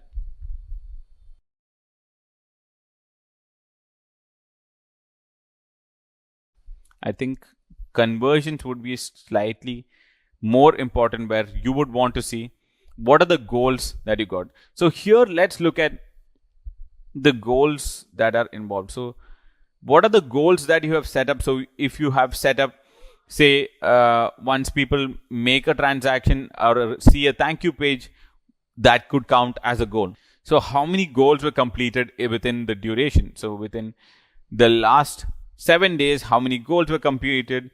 So this can give you a quick overview of the revenue that is coming through, a quick graph or as to how this is panning out.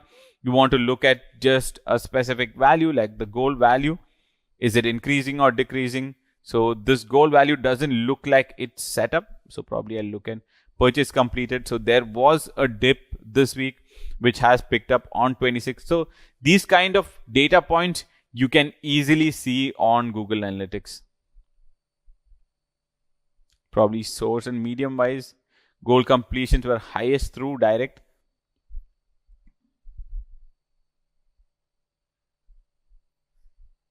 If you have an e-commerce store, then you can see these numbers as well. How many people shopped, how is the revenue and conversion rate looking like, linked to Google. So this is only possible if you have your e-commerce site linked to Google, and post that you'll be able to see data specific to your e-commerce channels. So here you can look at the multi-channel funnels, that is which channel actually contributed to the conversion. So you can see that assisted conversions, most assisted conversions was from direct. So it could be that they actually started off from another channel altogether. They could have started on Google, but actually converted on through direct or organic channel. So all these metrics you'll be able to see on Google Analytics. But my personal favorite and what I look at most is the homepage, where I get a complete analysis of what is going on my analytics. I then move to my real-time audience and acquisition reports, where I want to see my campaign data, which campaigns are working best, which channels are driving most revenue for me.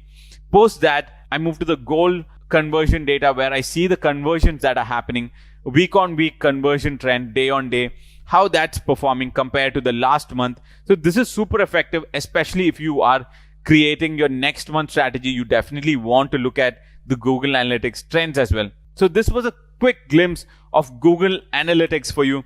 I hope you really enjoyed this video, and I'm sure with this video you'll be able to set up your Google Analytics on your website, and you can quickly look at how to track data, how to understand the data that is flowing into your website, what campaigns are performing best, what channels are working best, and through that you can effectively improve your marketing. Thank you so much for watching this video. Do let me know in the comment section as to what you loved most about this video. Alright, now let's talk about what is internet marketing. Now, as the name suggests, internet marketing means marketing a particular product or a service online. It is commonly referred to as online marketing, digital marketing, or internet marketing. So the tactics that are used by different companies to advertise their products and services online through online channels, that can be search engine channels like Google or Bing, social media platforms like Facebook, LinkedIn, Instagram, you name it, Twitter, and through other digital means which are referred to as internet marketing. Now, as we know, in India, the digital space is quite vast. So you have a lot of opportunities that come for both the customers and the companies. Now, in order to address all these particular domain, that is internet, you need to have a lot of research going on how to sell a particular product. If you go around and just say that, okay, here's my product, you can buy it, the customers won't probably buy it. The reason is that it does not have an emotional attachment to it. It does not give you a sense of belonging with the company, right? So these things have to be catered to. So online marketing or the internet marketing is the strategies and the tactics that are used by different companies to make sure that they are in the domain, make sure that they are reaching out to their potential customers. Now, if we notice that when we discuss traditional marketing and the new digital marketing, in traditional marketing, you had a very wide viewer base, but you did not know if your particular advertisement is reaching to the potential customers. But in case of this internet marketing, in case of digital marketing, you can actually know that what type of customers you are addressing to. Are they relevant to you? Do they have particular interest in the product that you're buying? So that you can have a particular feed in which every single thing that is involved can be catered to. Now, customers' online activity. Now, each one of us have phone these days. All have smartphones. So you have different apps in it. And if you notice that today you can have groceries in just a click of a button. What they need from a customer's repeat from a company's perspective, they just need your mobile number, your email ID. Now just think about it. What would they do of having your mobile number or email ID? Thought so? So the most important thing that they use is to send you customized emails, to send you customized texts. If you have noticed it, you would have ordered something from Zomato or Amazon. They would send you customized emails stating that 50% off on your favorite restaurant or something like that, golden hours, deal of the day. So all these things are specifically made for you. And if you have noticed that something that is in your cart would be always shown at the top because they know that you are interested in that particular product. So how does this happen? This takes a lot of strategies going behind the scenes to make sure you as a customer is given the top priority in everything.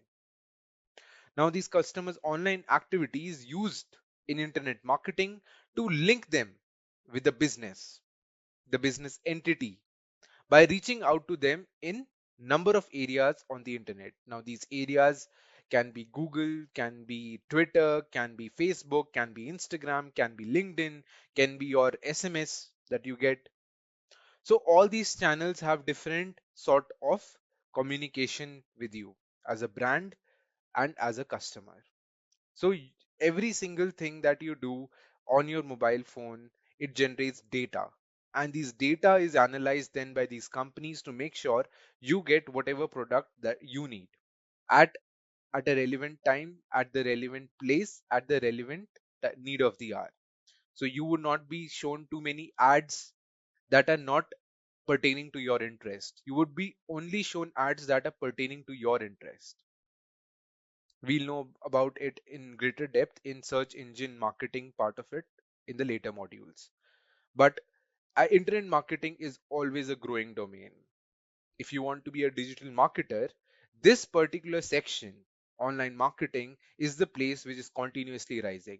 Just to give you a certain facts and figures, almost 70% of the businesses that started during the pandemic and post-pandemic have their marketing budgets pertain to only digital marketing channels.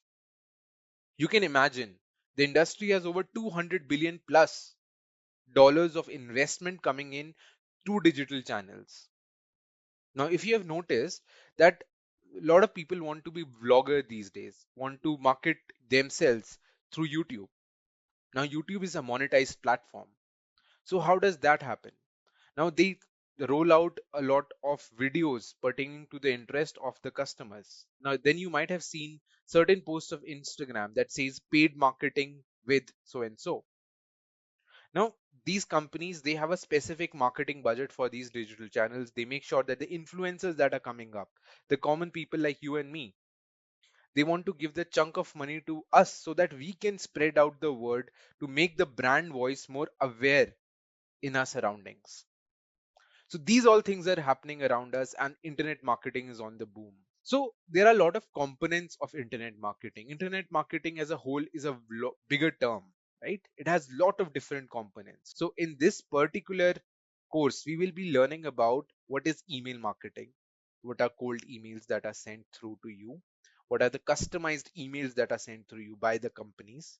Then we'll know about search engine marketing. Now, Google, if you have known everything today, we want to make a dosa, we want to build a particular plane from paper plane or something like that, right? You want to solve a Rubik's cube. So everything you search in Google, because that's the most easiest way. You want to do a research, you have a research topic, you don't go into the library and open books and read it, right? You Google everything these days. So marketing on that particular platform becomes a must for every company to have. Now it can be done into two different ways. One is search engine optimization, which is the free part of it. Then is search engine marketing, in which you pay Google some amount so that your website is ranked at the top. We'll know about that in greater depth. Then you have YouTube marketing, you have Facebook marketing. You'll know all about that in greater depth going forward. All right, now let's talk about the first aspect of internet marketing, that is called email marketing.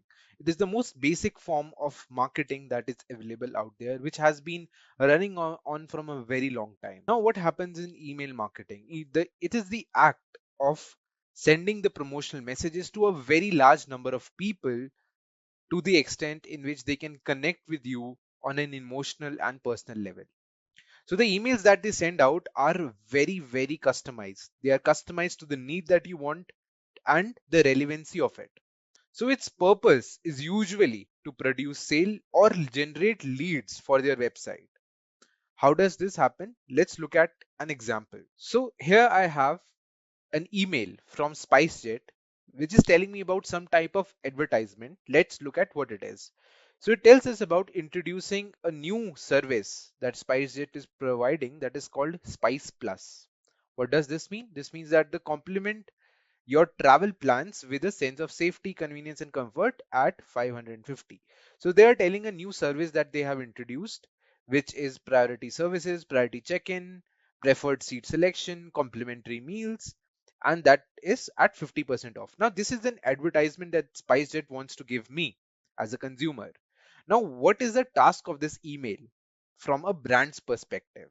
Now, for them, this particular section wants me to click at this book now.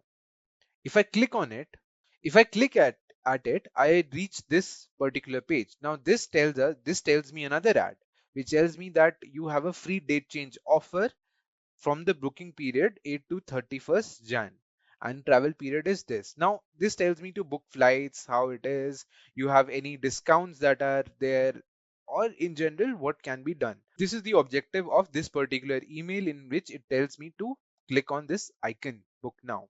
Now apart from it also tells me that I can download the app and get more exciting offers. So, and also to join the frequent flyer program, and I can register it. Now, this will also lead me to another page in which I can do the same things that was done in the previous tab.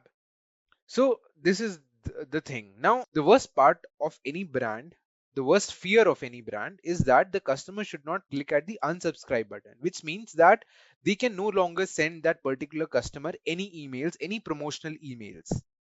Now, this aspect has to be catered to, right? So they make sure the advertisement that they're sending is very customized so that the customer does not feel like it is something that is not beyond their control.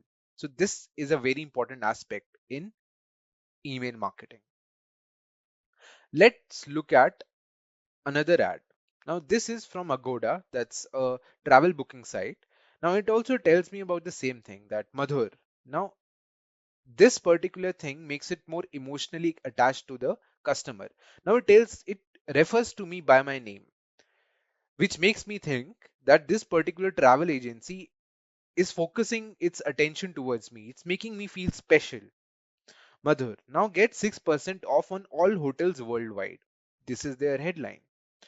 It also tells me that with this particular coupon, Vander22, I can avail this 6% off on all holidays worldwide. All right. Then comes the secret app deals. Now it tells me that I should download the app so that I can get much more better offers. So objective number one is to download the app. That is what the email is trying to tell me. Then it also tells me to click on this to see more deals that are there. If I see that, now I am open to the Agoda website. Now it's telling me certain ads. So the purpose of this particular ad on my email is to make sure that I land out to this particular page, which is their objective, right? This is how companies try to attract potential customers and make them feel special. So what are the objectives of email marketing? As we've all discussed, that it is about you can get the messages regarding the transactions and applications. Now remember, if you have, let's say, spent something from your debit card or your account, a bank account, you would get an email that something is debited from your account. It may also consider putting a certain ad in that particular email as well, just to make sure that you can avail certain special services visiting their website. This can be one particular promotional method. Second objective of email marketing is to increase the click rate. As I already mentioned and showed it to you, that you can click on that book now button or view deals button to land to their homepage. That is click rate in an email ad. Then comes the promotion of a brand. So emails are also generally about creating brand awareness. Brand awareness means more people are actually knowing about that brand. So these are the key objectives of email marketing.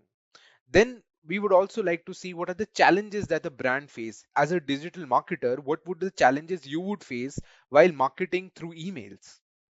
Number one is landing promotional messages in inbox. Now, a lot of people send random emails to clients, to potential customers.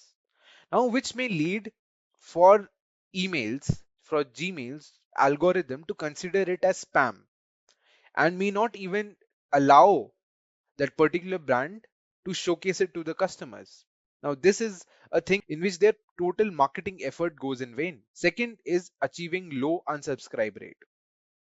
Now, no company wants that the customers click on the unsubscribe button that I just showed it to you, which means that they no longer can have a connection with the customer.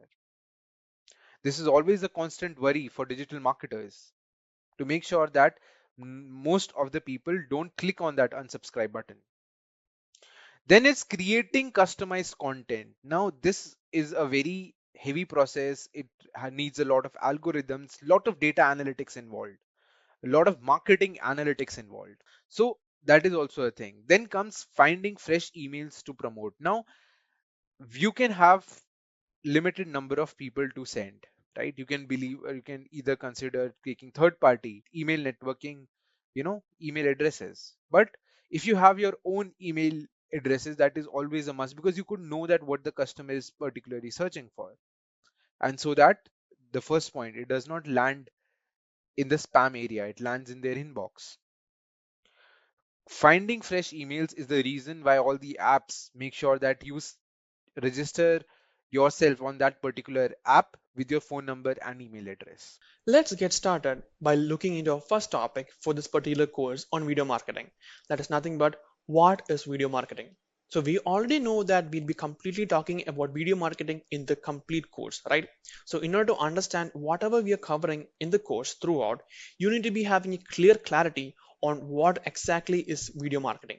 Only then you'll be able to digest or grasp or absorb whatever is being covered or whatever is being dealt with in this particular course. So in order to get that particular clear, we'll be starting off by looking into what is video marketing, so that you'll be able to have a clear clarity on that, and you'll be able to understand each and every concepts which we'll be dealing with in this particular course on video marketing. So let's understand more on what is video marketing.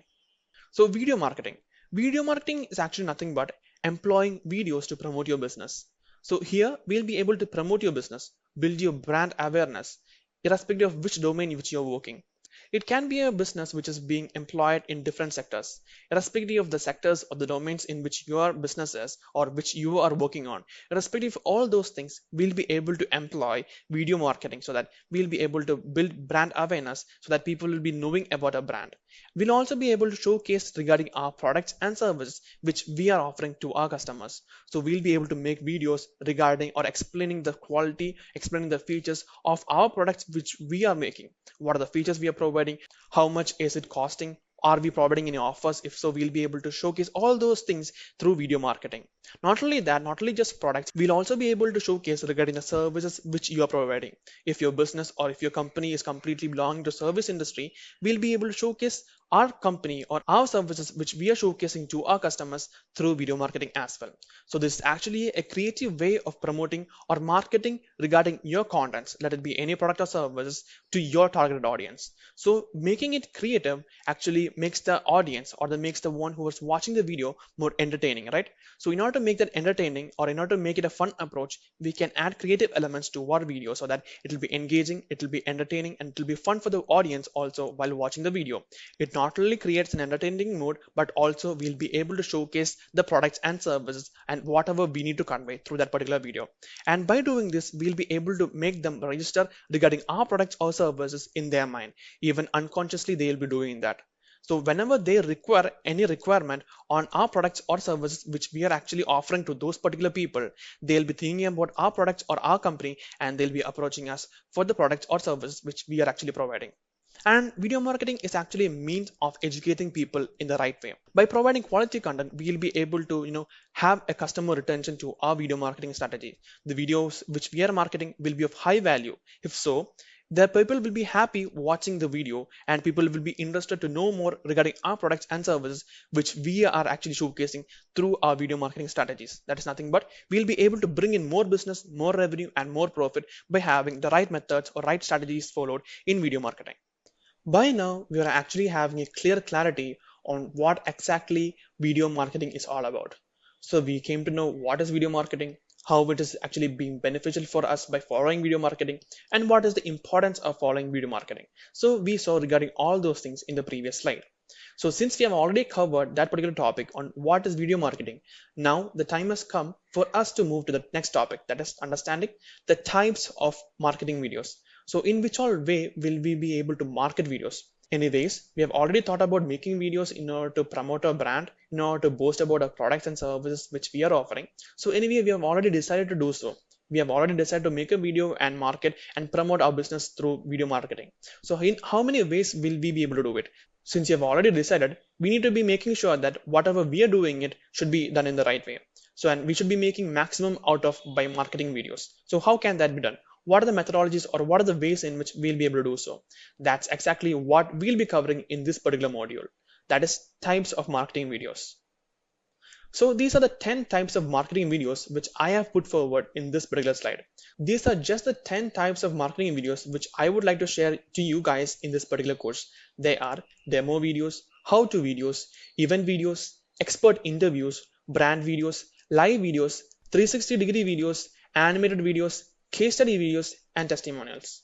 These are the 10 types of marketing videos which I have showcased before you guys in this particular course. Demo videos talks about demo. So how can this be done? So what are you trying to showcase? So how is the product actually be used? So all those things can be explained in demo videos. How to videos. Are your products trying to implement something? So how can it be used? All those things can be covered in how to videos. Event videos. Is your company organizing any event or conference or any kind of event? So in such cases, you'll be able to talk about that in this particular video on event videos.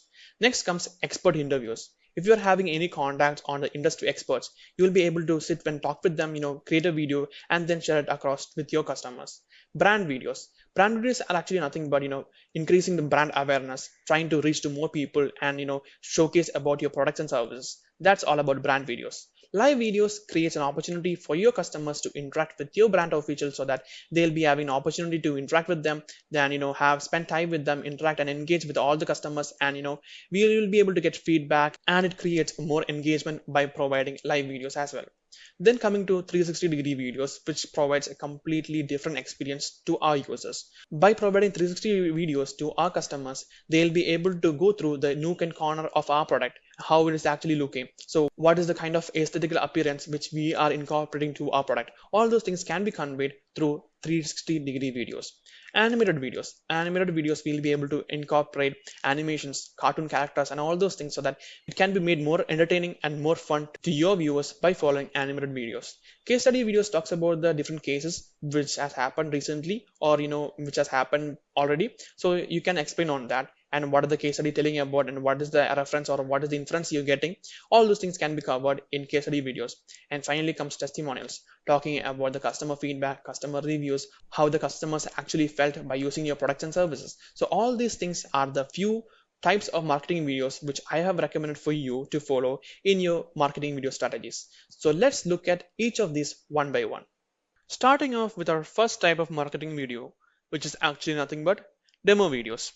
In demo videos, we'll be able to share the videos which conveys the unboxing of a particular product. So we already know that these kind of videos are already trending in the social media platforms.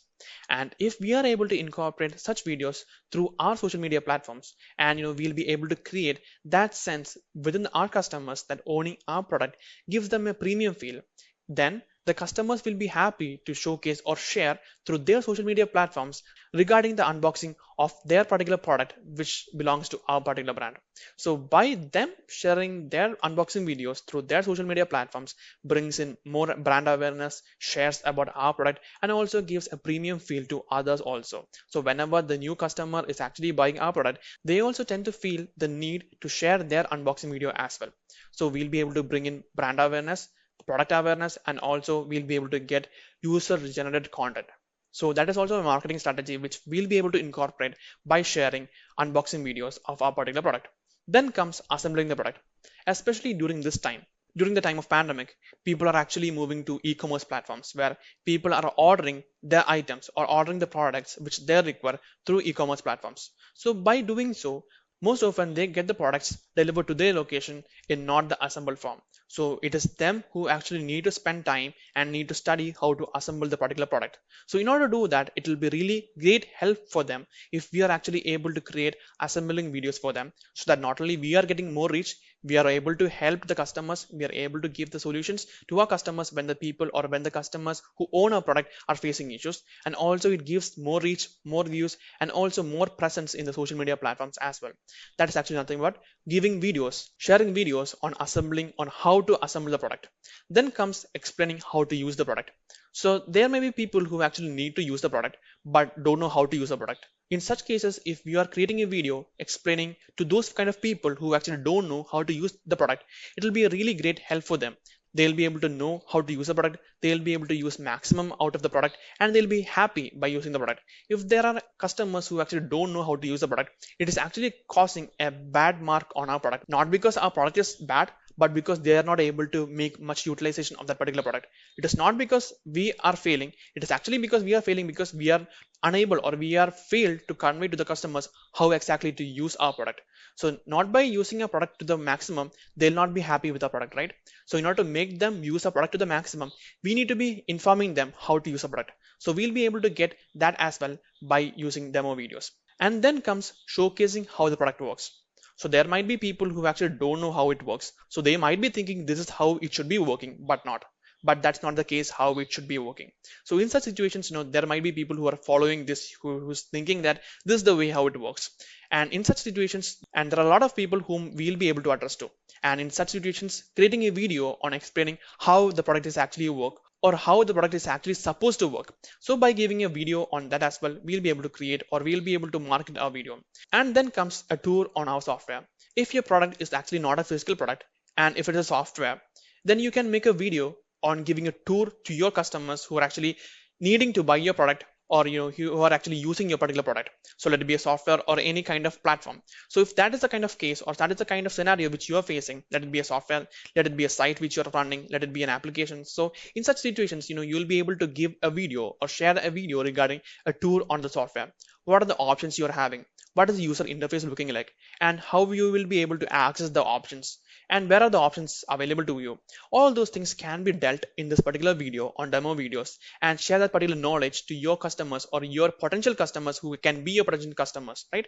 So by sharing that in the tour video on your software or in an application or on your website, they'll be able to make maximum out of what you're actually providing. So anyway, you're making a product, making a software, or making any web page or making an application. Anyways, you have put in effort, time and money and all other things in order to get those particular item done or delivered to your customers, right?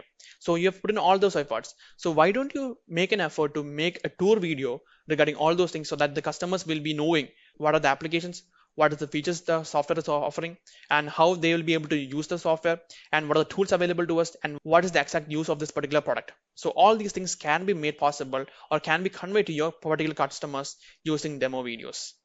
Coming to the second type of marketing video, which is actually nothing but how-to videos. Here we'll be conveying to the customers through our videos how to use the product. What is the right way to use the product?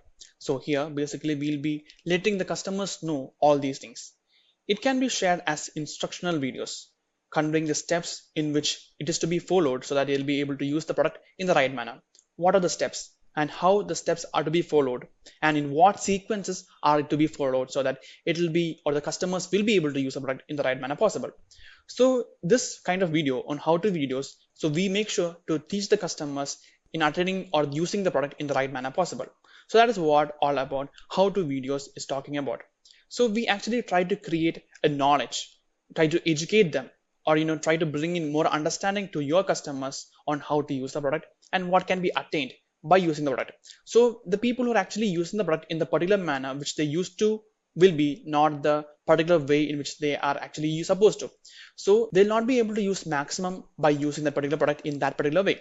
So even when they're paying for it, they're not able to use maximum out of it, right?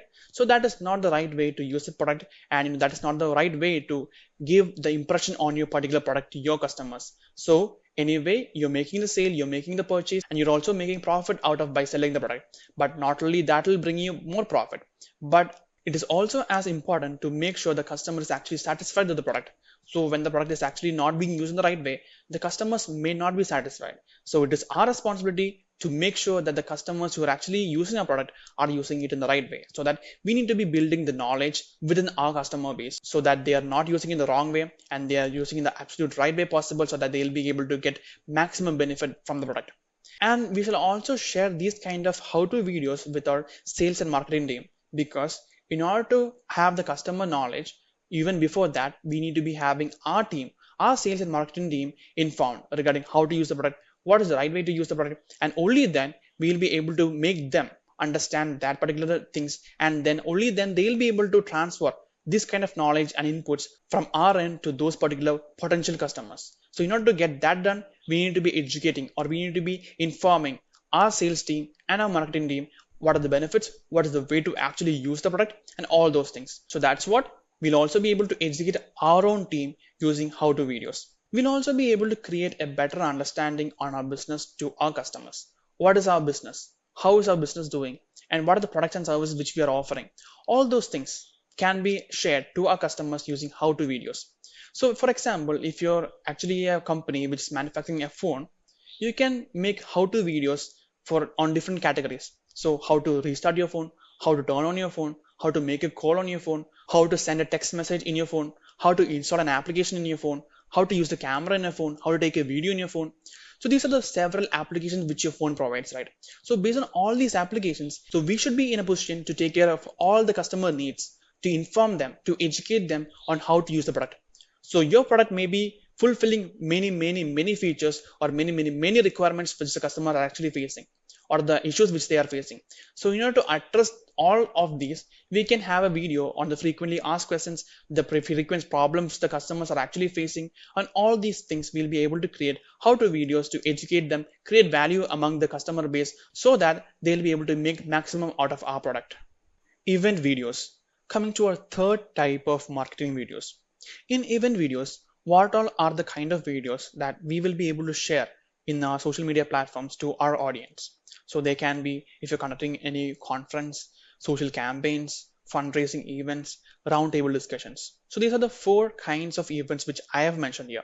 There might be even more events or functions which can be taking place in different organizations depending upon what kind of organizations they are, or what kind of domains are they working on. So depending upon all those things, there might be more events coming.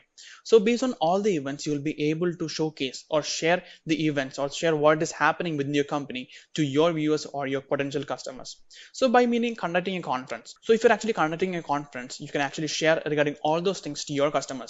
I'm definitely so sure that your loyal customers would be happy to know what is actually happening within your organizations. You can share about the conference, what kind of conference was it, where was the conference being conducted, who all are the eminent personalities who joined or who attended the conference. Regarding all those things, you will be able to share in your video. Coming to next one, that is social campaign. So if you're actually running a campaign, social campaign, or social economic or political views, or any particular campaign on any of these topics, so any environmental issues or any environmental awareness which you're actually trying to showcase. So regarding all those campaigns which you're actually conducting, can be shared to your customers or to your potential customers or to your audience using your social media platforms. So these are all the videos which you'll be able to showcase in event videos. Apart from these two, we are also having fundraising events. So if you're actually conducting a fundraising event, you can share about that. What is the kind of amount you're actually looking for? Why it is the reason for conducting this fundraising event? So where are the funds which is being collected in this particular fundraiser going to? Who are the people who are actually benefiting out of this fundraising? And what is the reason for you to conduct this fundraising event? So you can share regarding all these informations to your customers using the social media platforms. Then comes roundtable discussions. So are you actually having any interviews or any discussions going on regarding any of the topics or any of the domains which you're actually working on? So in such scenarios, you can also share about all those things. What are the conferences done? What are the social media campaigns or socio-economic, political or environmental campaigns which you're actually conducting based on your firm? And are there any fundraising events going on? And if so, what is the reason for that? Who are the ones who are actually benefiting for that? And what is the kind of amount you're actually looking for? All those things. And also roundtable discussions. So if you're actually trying to incorporate few people in your discussion, and what is the discussion all about? Why is the discussion happening? Who all are the eminent personalities who is attending the discussion? Regarding all those things, you will be able to share in event videos. Coming to expert interviews, which is our fourth type of marketing videos. So in expert interview, what we try to implement is that we try to call an expert person or an eminent person or eminent personality to do an interview, to conduct an interview. And we'll be using this particular footage to showcase to our customers or our potential customers, wherein which we'll be able to showcase the thoughts, the ideas, the perceptions, or the kind of knowledge with this particular personality is having. So it is through our social media platforms these videos are being transmitted. So we'll be having more reach and people will be eager to watch our products or watch our releases, watch our videos, and bring in more value to them as well. And then we actually, by implementing expert interviews, we dive deeper into the industry and the organization with the help of eminent personalities. So that is exactly what we'll be doing in expert interviews. So we can also share inputs from the experts within the organization.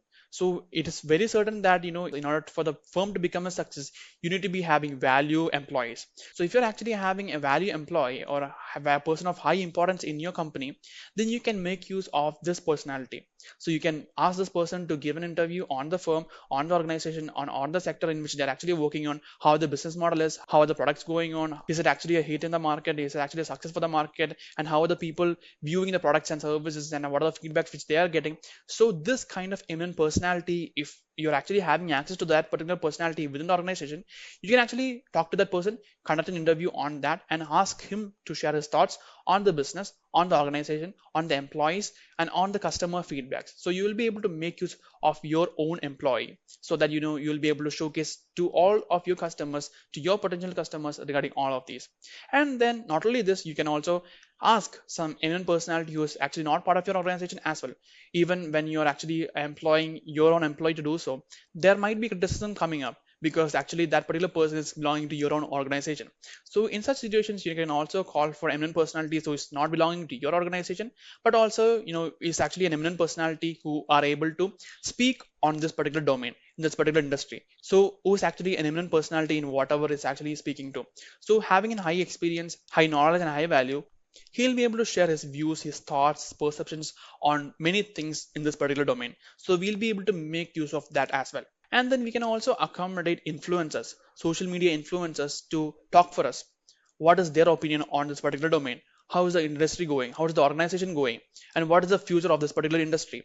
And how is the product actually doing? So social media influencers will also be able to help you out here. So while conducting expert interviews, you can always go for the people who are actually having high value, immense knowledge, who are actually experienced in the domain. And you'll be able to get more kind of people within the organization, out of the organization. And you can also bring in people who are actually having the trust of the common people. That is nothing but social media influencers. So you can also call them to give an interview, ask them questions, ask them to share their thoughts, their ideas, their concepts on what is going around, and ask them to give an evaluation for your company, your sector, your organization, how things are going, how is he feeling about it. All those things can be done through expert interviews as well.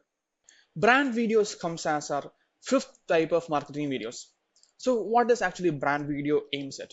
So in brand video, we'll be able to promote videos as ad campaigns. So we know that irrespective of which company you're working for, which sector you're working for, all the companies run ad campaigns to make people aware. So there is this particular company which offers these many solutions to their customers. So in order to get that done, you can create videos as brand videos and share it across to build in brand awareness. You can build brand awareness by sharing brand videos. So in order to get that particular item done, so in order to achieve that particular target, you can create a video specifically for this, talking about a brand, talking about the products and services which we are offering through our brand. So all those things, all those details regarding our company, our products, our services which we are offering can be shared across through brand videos. Thereby, we'll be able to create brand value to our organization, and our products and services which we are actually offering to our customers will be of high demand, and people will be tending to a premium feel by owning our particular product. So these are the basic advantages of having brand videos. That is, we'll not only be able to showcase our brand, we'll also be able to showcase our products and services. Irrespective of what kind of video you're using, irrespective of which type of marketing videos, you'll always be able to share regarding your products and services, because that is what it's actually aiming to. Because you can bring in business only by selling your products or services which you're offering to your potential customers. So in order to get that particular item done, you can share regarding your products and service in any kind of video you are actually showcasing to your customers. And apart from all those things, you'll also be able to share your organization's core mission, vision, and other core values to your customers. That is exactly because every organization or every domain which you're actually working on, each and every organization will be having their own organization mission, vision, and core values. And it will be completely based on this mission or values which they are proposed. So it is completely depending upon that their working is depending upon. So for example, if you're taking Tesla is actually an electric car manufacturer, right? So Tesla's organization mission is actually nothing but to accelerate the world's transition to sustainable energy. So that is nothing but we can relate that, right? Because Tesla is an electric car manufacturer, and by doing so, we are promoting sustainable energy and we are shifting from conventional modes of energy, that is nothing but fossil fuels. So dependence upon the fossil fuels can be harmful to us and also for the nature, right? So the pollution and all those things comes into picture if we are using fossil fuels to run our vehicles. In order to avoid that, they are considering sustainable energy. So by following that, they'll be able to implement something of value, right? So that is exactly being reflecting in their mission, that is to accelerate the world's transition to sustainable energy. So depending upon what kind of business you are into, you will be able to create or you will be able to own your own organization's mission, vision, and also core values. So you can also share across these many things. So what is your mission? What is your vision? What are your core values? You can depict all those things through your brand videos as well. Now coming to live videos, that is the sixth type of marketing videos which we are having in this course. So in this live video, we'll be able to share the backstage stories. The customers will be obviously knowing what are the products which you're offering, what are the services which you're offering, because you're already showcasing them, all those things, right? That is actually what is happening in the front end. That is actually what we're actually showcasing to our customers and to our audience. So what are the things that is happening within our organization? What are the things which we do in order to inculcate all those things and in order to get that particular product out?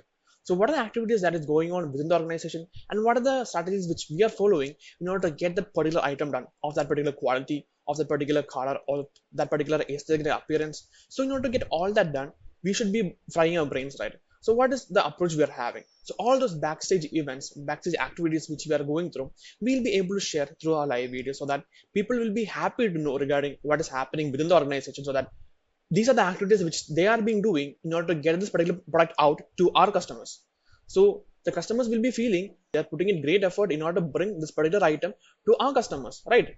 So if they are getting a feeling, they'll be happy, they'll be loyal to you, and they'll be thinking that the company is actually putting in effort in order to make sure the quality product is coming out of them to their customers. So that is exactly what we'll be able to transfer to our customers through live videos, that is by sharing backstage stories. And also we'll be creating an opportunity for the customers to directly interact with the brand's officials.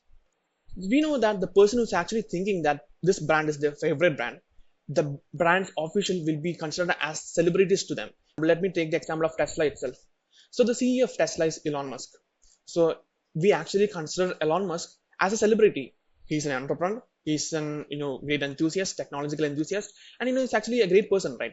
So we don't just consider him as an entrepreneur, but also as a celebrity, because that is the kind of value he is creating. So the people will be happy to interact with those officials because they consider them as celebrities and they would love to interact with them, because live videos actually provide this opportunity for them to interact with the officials, as also for the officials to interact with the customers. They'll be able to address the concerns of your customers. And when the customers are actually getting a feedback or response to their queries, the customers will be satisfied. The customers will be knowing that the company is actually working for them. Whatever issue or whatever problem the customer is facing, the company is actually addressing to it. So that is all we'll be able to bring in through live videos. And since we are having an interactive session, it is not just a one-way communication. So basically when you release a video, it's actually a one-way communication, right? Whatever we are having to say to our customers, that is being made possible. But how are the customers being able to convey their concerns to us? So just by releasing a video, that is not possible. But through live video, we'll be able to do that. So whatever concern the customers are having, they'll be able to interact with us. That brings a two-way communication, so that so it is not just conveying what we have to convey, we are also receiving, or we are also hearing, or we are also listening to whatever our customers are requiring to say. And this brings in higher engagements, because customers are interacting, customers are taking part in the video, customers are loving the video, and customers are actually participating with the video. They are not just simply listening, they're actually participating. That makes higher engagement to our videos, which we are streaming in live videos. And then by showcasing live videos, we'll be able to increase the customer retention to our videos. How is that possible? Because videos will be playing in the background, the customers may or may not be listening. But in live session, people are actually seeing what the actual officials are actually having to say to the customers. What are they actually trying to showcase here? What are the answers which they are giving to the concerns of the customers? How are they managing it? How are they addressing all those things? So the customers will be curious to know, even if they are not actually having any questions or concerns, they'll be interested to know what is the actually the questions or concerns the customers are having. So other customers, your peer customers are having some concerns. So what are those concerns? So how are the company or how are the officials of the company addressing to all those things? So all these queries or all this curiosity brings in customer retention. They'll be continuously watching the video. They'll be interested to watch the video completely, and they'll be tend to watch the video completely so that they'll be knowing regarding all those things by implementing live videos. In the seventh position, we are having 360-degree video. That is the seventh type of marketing video in this particular course. So what is actually 360-degree video able to provide? It actually enables real-time and actual views. So at some point of time, you will not be able to actually have the access to the physical presence, or you'll not be able to physically present at the store in order to get a particular appearance, in order to experience of those particular things, right?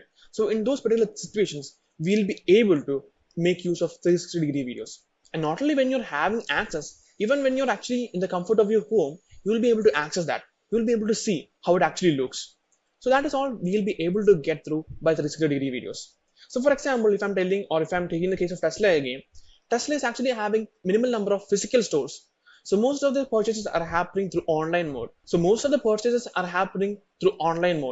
they go to Tesla's website and they make the purchase. So that is the most number of sales which is happening, and they're only having minimal number of physical stores. So even then the sales are happening, people are satisfied with the product, and how are they able to implement that? So they'll be able to implement 360-degree videos there as well.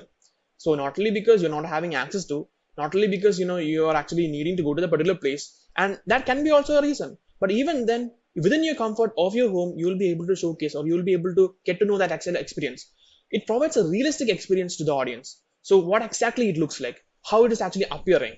So in which particular angle does it look better? So how does it look from this side, left side, right side, or whichever side you want to look at? So in that particular angle, does it look good? So in this particular angle, is there any problem? So all those things you will be able to get to know regarding all those things from the comfort of your home by enabling 360-degree videos. And also you'll also be able to scroll through. You'll be able to see the complete 360 image or 360 video, so that you'll be able to scroll through each of the corners, each of the nook and corners of the particular component or particular product. Let it be a car, let it be a product, let it be any object. Even then you'll be able to completely scroll through, see all the items in the 360 manner, and you'll be able to completely see how the product is actually looking, and are you actually having the comfort, and are you actually liking it. And you'll also be able to make a good initial judgment by just viewing a 360-degree video.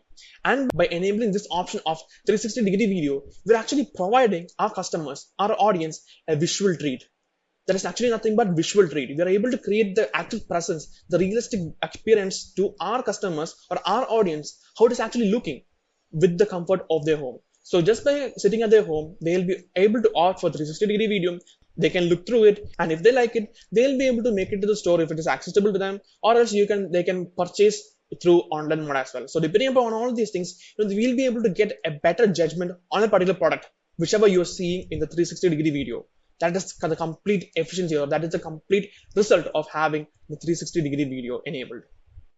In the 8th position, we are having animated videos as our type of marketing video. So what's so special about animated videos? Let's see that one by one. First comes easy for the audience to grasp the concepts.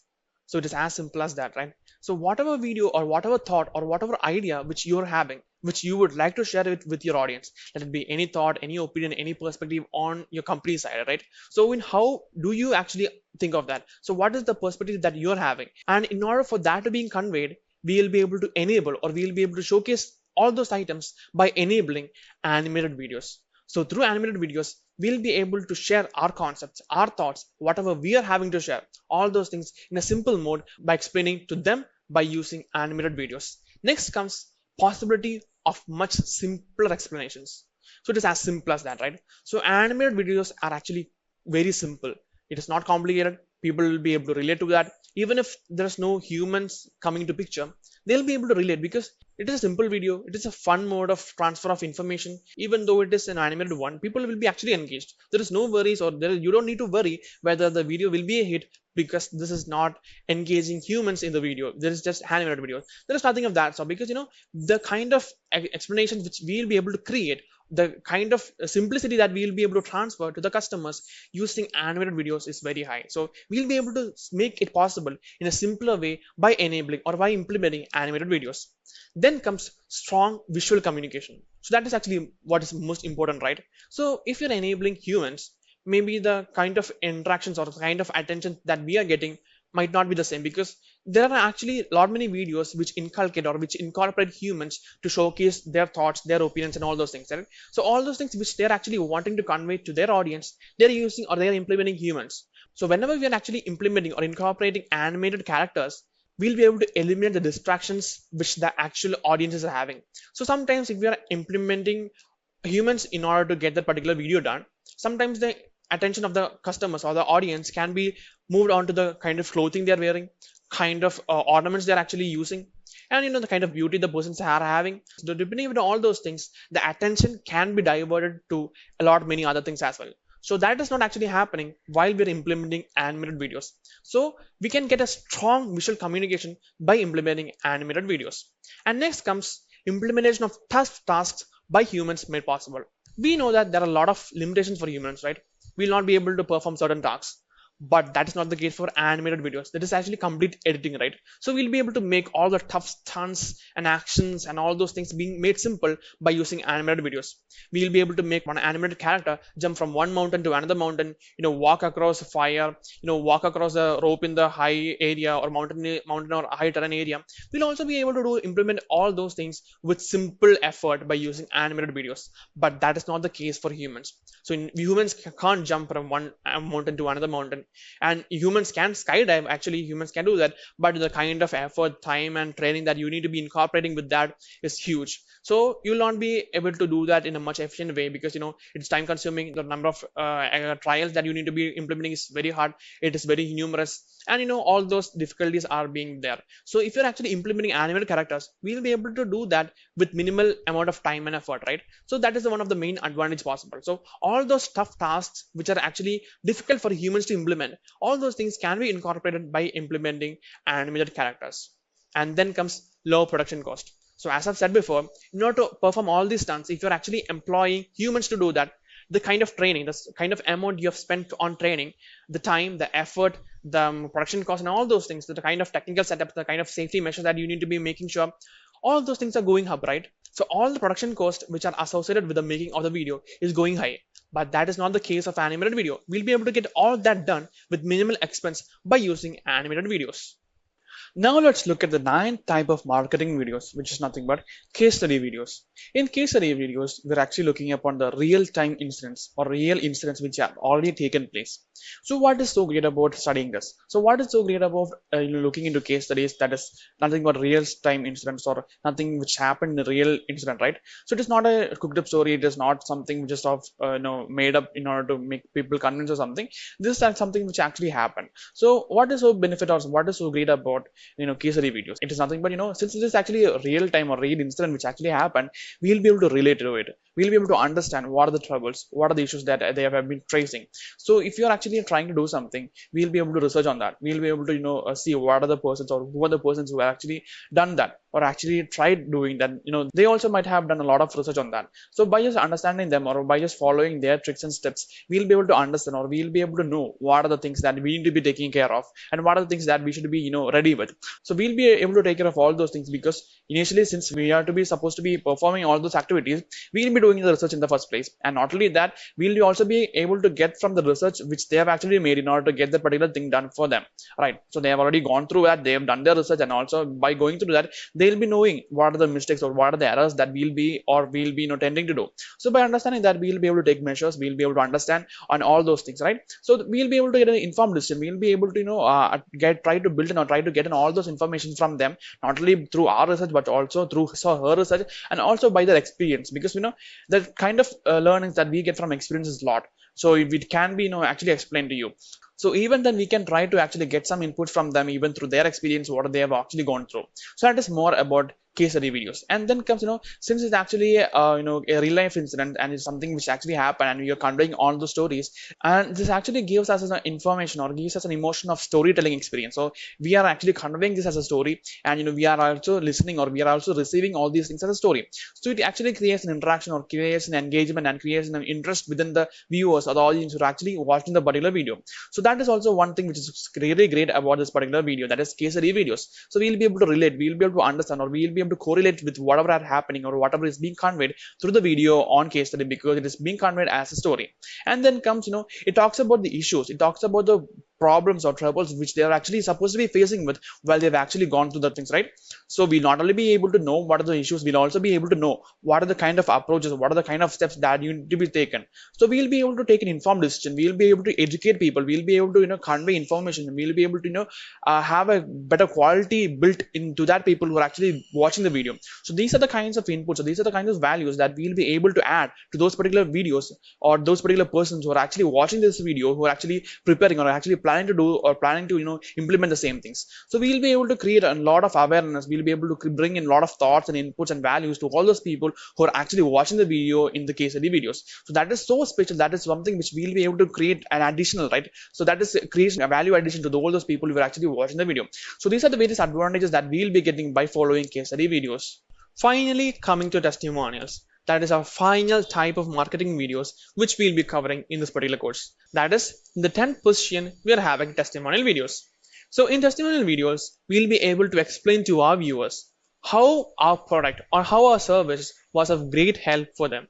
So in this video or in this type of video, we'll be conveying how the customers were actually able to make maximum out of our product and services. So anyway, the customers will be buying our product in order to solve some issues, right? In order to solve what they're actually facing for, or to address to the issues which they're actually facing. So how great help was this particular product or service which we are actually offering to our customers? So we'll be showcasing our videos on this. So how the product or how the service which we are offering was of great help for them. That is actually we will be covering in the testimonial video. And here we are actually making use of our loyal customers to get more of those. So only our loyal customers will be happy or will be sharing their reviews, their thoughts, and how great of a help was this product for them. So only the loyal customer who are actually satisfied with the product will be sharing such reviews or such remarks, and they'll be able to agree, or they will be only the person who will be able to agree to our request in order to create a testimonial video. So we'll be able to engage our loyal customers to make more of them, because when the actual people are actually getting to know regarding the product and services, and also regarding the feedback which we are getting on our product, the customers or the potential customers who can be even buying our product and become our product or become our customers can also be letting to know regarding our product. They'll be knowing how great of help this product is to our existing customers, and also this will help us to attract new customers. And when new customers are buying our product, they'll be our loyal customers, because we are able to provide the services for them, we are able to address to their solutions and also bring in value customers, right? So thereby getting or thereby employing our loyal or our existing loyal customers, we'll be able to generate more loyal customers just by engaging our existing loyal customers. That is nothing but they'll be knowing that this particular item or this particular product or service which we're actually offering is of great help for the existing customers, and why don't they try it out? Because they actually know, because the actual customers are actually speaking of the product for themselves. So that is how we'll be able to bring in more customers and more loyal customers to our brand through testimonial videos.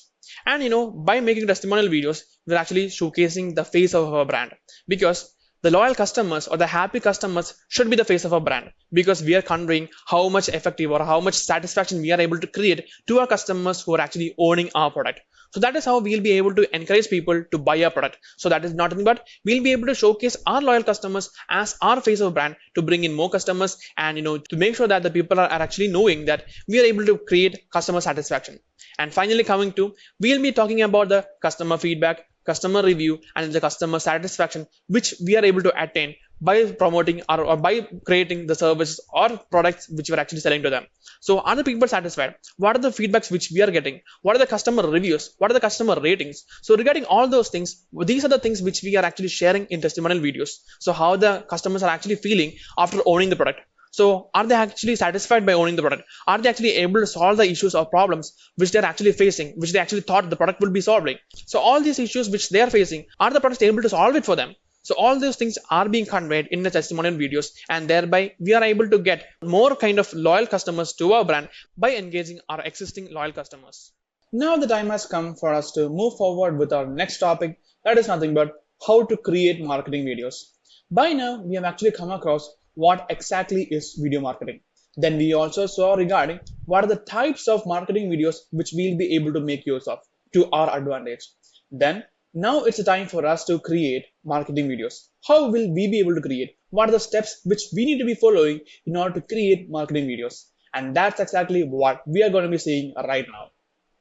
So the steps which I have included for you to follow in order to create marketing videos are these, which you will be able to see in the screen right now. Starting off with plan your video.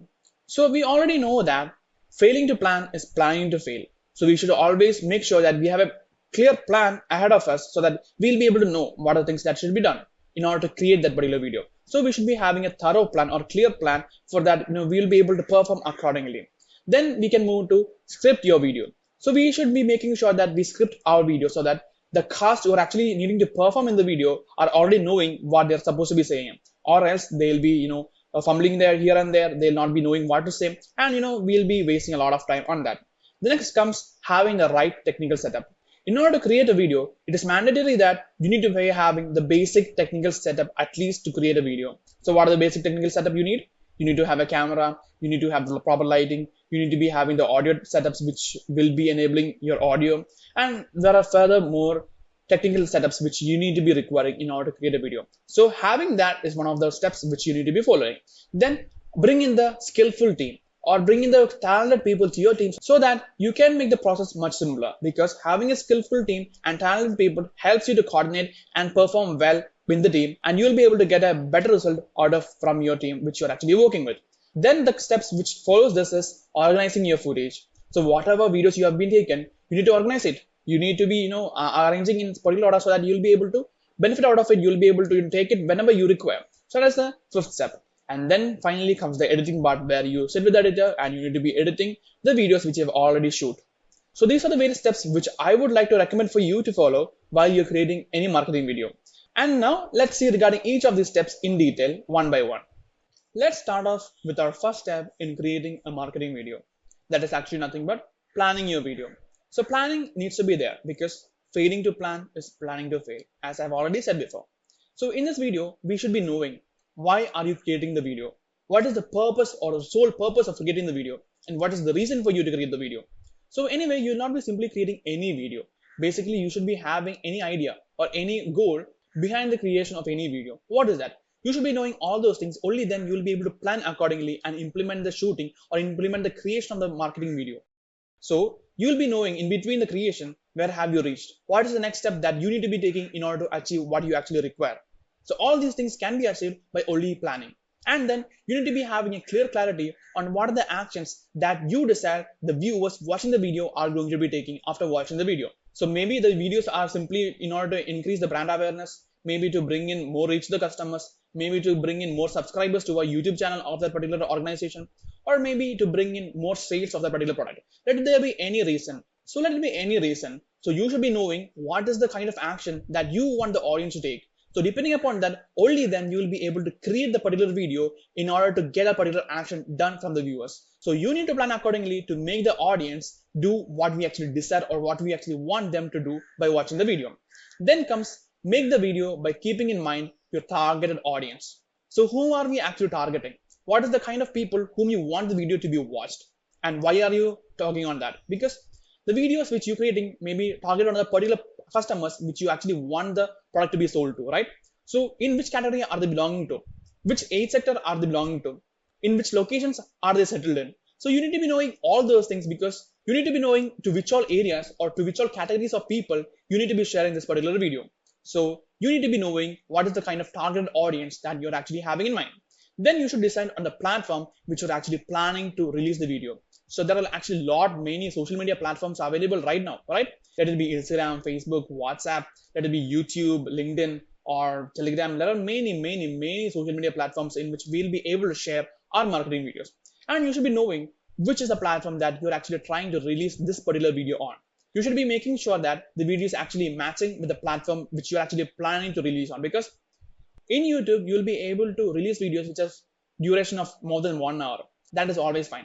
But if it is WhatsApp, you'll not be able to do so. And coming to Instagram also you'll be able to release some videos which is a few minutes, but not an hours. And you should be knowing what is the kind of videos that you will be able to showcase. You need to be delivering to your particular customers in those particular platforms. So that is a mandatory for you to understand regarding which are the kind of videos that will be performing in each of the social media platforms. And then comes organizing your video shoot. You should be knowing what time you will be shooting and which scene are to be shooted in the first stage and which all scenes are to be followed and which locations are the scenes shooted. All those things regarding the shoot, you should be having a plan. You should be organizing it. You should be preparing the time chart and you should be preparing the location and all those things. You should be coordinating with the team and the location so that the shoot of the particular video will be happening very smoothly. And then comes budgeting your requirements. So in order to shoot a video or in order to create a marketing video, you need to be spending a lot, right? You have a production cost, you have technical cost, you need to pay your cost, you need to be paying for the location if it is asked to. A lot many expenses are coming associated with the creation of a marketing video. So you need to be managing all those expenses within your budget. So all of these comes under planning your video. That is the reason why you need to be planning your video in such a manner that you will be able to complete the particular video, you will be able to create the video in the particular minimal budget itself. So these are the various reasons why you should be planning your video. Moving on to our next step that you should be following while you're creating your marketing video, which is nothing but scripting your video. Script your video in such a manner that you are able to convey your idea very clearly. At the same time, you don't consume more time on doing the same. So just by making a script, you will be able to know that what are the things that you actually want to share with your audience. And by scripting it down, it avoids the mistakes or missing out on any of the topics or any of the thoughts which you would like to convey. So by scripting it down, you will be able to convey all the things which you actually need to convey in this particular video, because you're actually making a video and putting in all the effort so that you will be able to convey your ideas, thoughts, and perceptions to your targeted audience. So anyway, while doing that, script it down so that you don't miss out on anything. Not just that, by scripting out, you will be able to share the script with your cast so that they will be able to prepare on that and they'll be comfortable with the script and they'll be able to perform well while the shoot is actually going on. So these are the advantages of scripting. And then comes keep it short and simple. You should be making sure that the script you're actually making should be short and simple, because when you're actually taking a lot of time, the attention span of the customers or the audience which you're actually targeting can be lost. At the same time, if the sentences are structured in a complex manner, people will be finding it difficult to understand. So make it simple as possible so that even the youngest child who is actually seeing the video will be able to understand what exactly are we trying to convey. Next comes confine the scripts to the dedicated time allotted. Here you need to be understanding what is the time allotted for the script and what is the time allotted for the video, and is the time for the video and the script actually matching.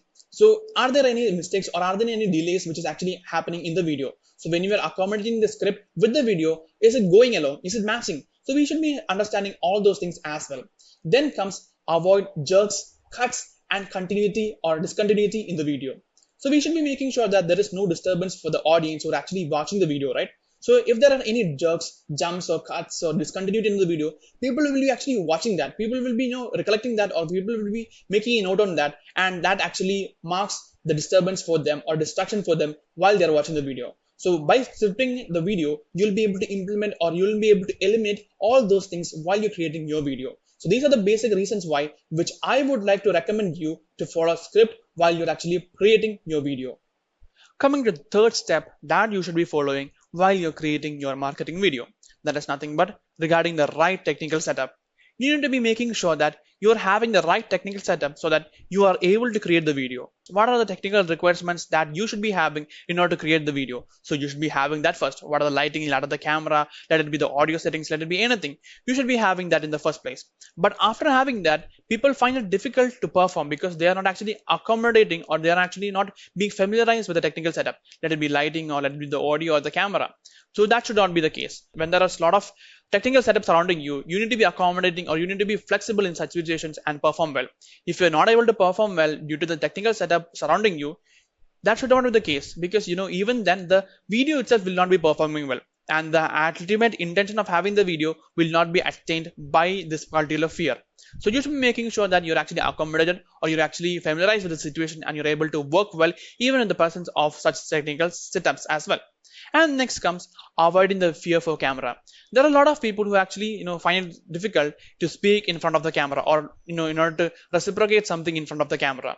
That should not be the case. Maybe they don't feel such situations when they're actually talking to one person in face to face or over call also. So in such situations, when people are actually supposed to be talking in front of the camera, the fear should be eliminated. That can be eliminated only by practicing. You should be practicing in front of the camera so that you'll be getting used to it, and you'll be able to do that well in the coming period itself. So that is what you'll be able to do by following this. That is, you should be avoiding the fear for camera. Only then you'll be able to perform well, because these also comes under technical setups, because camera is also a technical setup, and just by ignoring the fact that you're not able to speak in front of the camera will not be doing good for you. So in order to perform well, you need to be accommodating with the technical setup, and also you should be able to face the camera and speak politely and confidently in front of the camera as well. And then comes, in order to shoot the video, you should be having the camera. And for a camera, it costs a lot, right? But that is not the case recently, because you will be able to shoot the videos which you require in your phones also. There are a lot of short films or recordings or movies which are coming, which are shot completely on iPhones. So that is the case which we are having now, and we don't be worrying about the technical setup or or the best professional camera which we need to be having in order to create the video.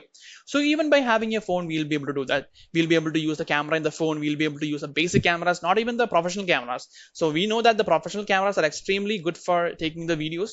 So apart from that, even if you're not having access to, you'll be able to do so even with your phone cameras. So that is the kind of advancements the technology is providing you in order to make any video. And then lastly comes the availability of necessary lighting and audio equipments. So what are the technical setup that you require? What are the lighting you require? And what is the kind of cost associated with it? Are you able to accommodate that? Are you able to, fit in all the budget with that particular requirements? So regarding the lighting, regarding the technical setups, regarding the audio management, regarding all those things. So are you able to manage all those things? So you should be planning in such a manner that you should be incorporating all the technical setups, and you should be familiar, or you should be able to perform well within the surroundings as well. Bringing in skillful team. That is the fourth step that you should be following while creating a marketing video. We know that skillful team brings in quality to the team, right? Not only quality to the team, but also quality to the firm in which they're actually a part of. So talented people bring in more value to the content creation. So whatever projects they're working on, they'll be trying to bring in more creative content. They'll be trying to bring in their elements out of their experience, out of the skill sets they possess, out of the talents they are having. So they'll be able to perform well, bring in value addition to the team and also to the projects which they're working on. Not only they'll be able to bring in the projects or elevate all the things in which they are actually doing, but also they'll be able to mold the team employees also, team members which are actually working with. So all the people who are associated with this particular talented people will be tend to learn from them, will be tending to gain from them, and also they'll be benefiting out of by able to work in a much efficient manner. So these are the kind of value addition in which a skillful team can bring in to your organization. You'll not only be able to get in more result, but also you'll be able to employ much skillful team with the help of few skillful team members in that particular team. They'll be able to mold your other team members in such a manner that they're working well, they're working efficiently to the performance of the team, and the company is actually benefiting out of it, and they're able to bring in value content to whatever they are actually creating or whatever they're actually working with. Then comes valuable people would understand the situation and perform according to the circumstances. This is actually one of the most important point which every skillful employee or every talented employee goes through. Because after understanding the situation or after understanding the circumstances, they would be knowing what is to be done. What is the situation like? How is the situation going to be? So they'll be able to predict, they'll be able to analyze the situation, and also they'll be able to perform in a diplomatic manner, which they should be, so that the firm is actually benefiting out of it. There is no problem which that particular kind of approach, and also there is no delay or lag in whatever they need to be doing. So that kind of a knowledge, that kind of an understanding on what is to be done in different kind of situations, that awareness, that kind of a knowledge in order to perform or in order to act at that particular point of time is actually a skill set that only comes through practice or through experience. So by having a skillful team, you'll be able to accommodate all those things. And also, skillful team employs or saves time, effort, and the cost for production. By saving time itself, you'll be able to save all those things. Time is value or time is money, right? By saving time, you will be able to reduce the effort. You'll also be able to reduce the cost of production, because there is no redoing, there is no rework going on, they'll be able to do, or they will be able to achieve everything in one go. The number of retakes, the number of reworks, or number of redoings will be minimal, because they're actually expert. They're actually knowing how it is to be done, because they already know what is the case, how it is to be done, and what is the way in which they'll be able to perform in the perfect manner possible. So they are actually knowing that in hand. So they don't need to be having any guidance. They don't need to be having any monitoring or anyone to assist with. So they are actually knowing in order to guide other people. Also, they'll be knowing how to perform in that particular team, so that they'll be able to perform, or they'll be able to complete the task in one go without any redoing or rework, which actually saves time, effort, money, and or many more. Because the company will actually be benefited out of it by creating or by having such skillful team in their particular family. Organize your footage. Coming to the fifth step that you should be following while you're creating your marketing video. So you might seem that organizing your footage seems to be very boring, right? So even after doing that, even after taking care of the footages, you might be thinking this is of no use, and you will be terribly bored by doing so. But that is not the case. It is actually having eye effective on doing the particular thing of organizing your footage. So it actually saves your time. So it eliminates the need for you to search for the footage while you're actually editing it. So you might be having a lot of footages, because in order to create a video, you should not be, or you will not be editing, or you will not be taking the video in one go, right? So you will be taking many shots. You'll be knowing which is the best one, and you should be taking, or you should be selecting out of the particular shots which have already taken. So in order to do that, in order to select, you need to be having the footage which you have already shoot, right? For the parts which, or the scenes which are already covered, you need to be having, or you need to be storing it. Whenever you need to get back to that particular footage, it helps you when you're actually organizing the footage which you have already taken. So by doing that, it eliminates the need for you to search for the footage, so that you'll be able to save time. You need not be searching, you need not be spending time, and you need not be putting in much effort in order to find the right footage, because that kind of time and effort can be put into something creative which will help you to benefit out by creating more quality content, right? So why do you want to spend time on searching? Why do you want to spend time on and your effort on searching for the videos or searching for the footage which you have already taken? So that is done and dusted. So arrange that in such a manner that whenever you require that particular footage which you have already shot, it is available to you. So organizing that particular footage, or the footages which you have already taken, eliminates the wastage of time. You need not be searching it. And not only that, you'll also be able to avoid the misuse or missing of the particular footage. Sometimes after taking the footage, you'll not be knowing where it is. Sometimes it can be completely gone missing. So that has happened in several cases, and that should not be the case for you while you are creating your marketing video. So in order to avoid that missing of footage or misuse of footage, you should be making sure that whatever footage is already taken or already covered, you should be making sure that that is completely organized and kept safely. So that whenever you require that again, or whenever you need to edit that, you're having that right away. You need not search, you need not waste time on that. At the same time, you're not wasting or misusing, or you're not missing out on the footage you've already spent time to record, right? So all those things can be made possible by organizing your footage. And also, editing can be carried in a single flow, because you're already having all the footages. So you know the order in which it was taken, right? So if you don't know regarding this, it will be like a puzzle. You have all the pieces in the puzzle, but you don't know how to solve the puzzle. It's like a scrambled pieces of puzzle, right? So that should not be the case in your footage. So you should be arranging it, you should be coordinating it, you should be organizing it in such a manner that you'll be able to collect it, you'll be able to come back and get that particular footage whenever it is required.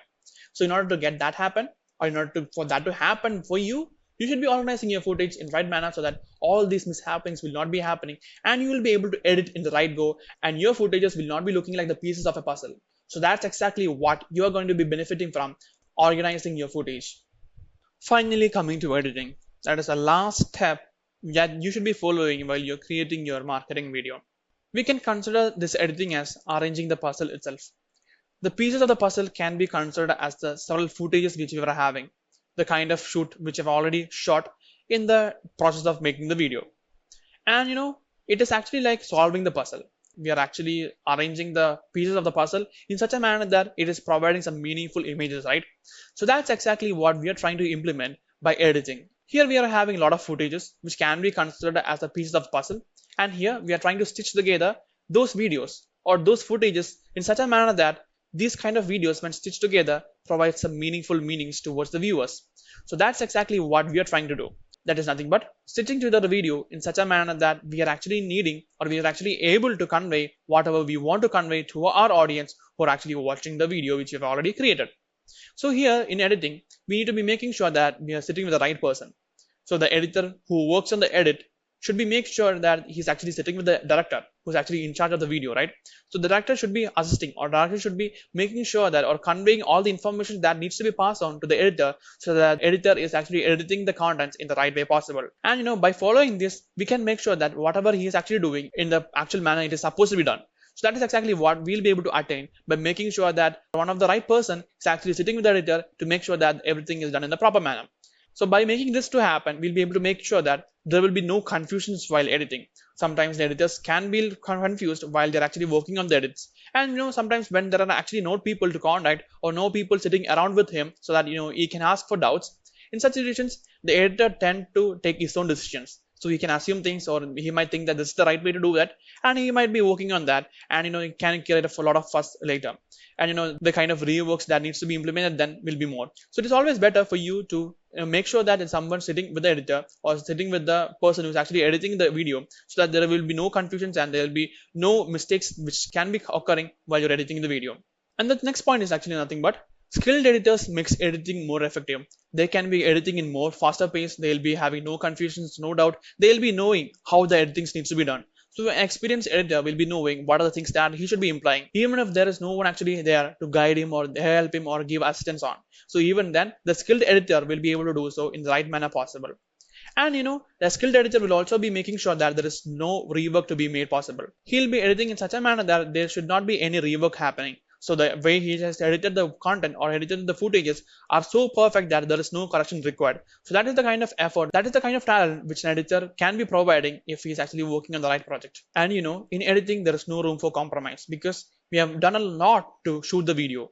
We have already shot the video considering all the aspects, so that while delivering the content to the audience, it can be considered, or it can be done, or it can be followed in the best way possible. So that while editing, you should be making sure that whatever they have in mind should be implemented when they're actually making the video fully done. So while doing that, there is no room for compromise, because all those targets or all those things which they have actually had in mind should be implemented, or should be incorporated, or should be imparted in the video even after the editing is done. So right after the editing, they should be knowing that this is the actual video that they require. This is what they're exactly waiting for, or this is the kind of contribution that you actually needed to make in order to make the video perfect. Now let's move on to our next topic, that is nothing but video marketing strategies. What are the strategies which we'll be able to follow to bring in more outcome to our video that we have already created to showcase to our audience? So anyways, we have already spent a lot of time, effort and money into the production of this particular video. Anyway, we need to be marketing the video in such a manner that we are actually using the maximum out of it. We have spent time, money, effort and many more on this particular video, right? So we should be making sure that we should be benefiting out of it. So we have spent all those things and we should be getting some benefit out, return on investment on the video, right? So how can we get maximum out of the video which we've already created? And what are the strategies which we'll be able to follow so that we'll be able to market and we'll be able to bring in more access or more resources to our company, to our firm, by incorporating the video or by marketing this video? And what are the things that you should be making sure? That is exactly what we'll be covering in this particular module. Let's move on and see what are the strategies. Starting off with deliver engaging contents. This is actually one of the most important points that you should be keeping in mind while you're delivering your contents, especially video contents. You should be making sure that the contents which you're sharing are engaging to your audience or to your potential customers. They are the actual people who actually value your product and services, or they're actually people who can bring in money to your company by increasing the number of sales, by bringing in more revenue, more profit, right? So people will be actually interested to watch your video only if it is actually engaging. Are the people being engaged in your video? Are they having any interest to watch the video? So it is our responsibility and our duty to make sure that the people are actually excited to see the video.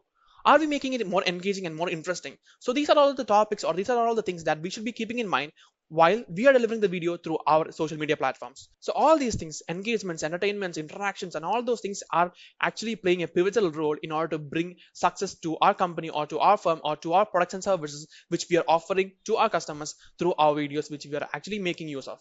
So anyway, we should be making sure that our videos should be engaging to our customers or to our audience to whom we are actually showcasing our videos to.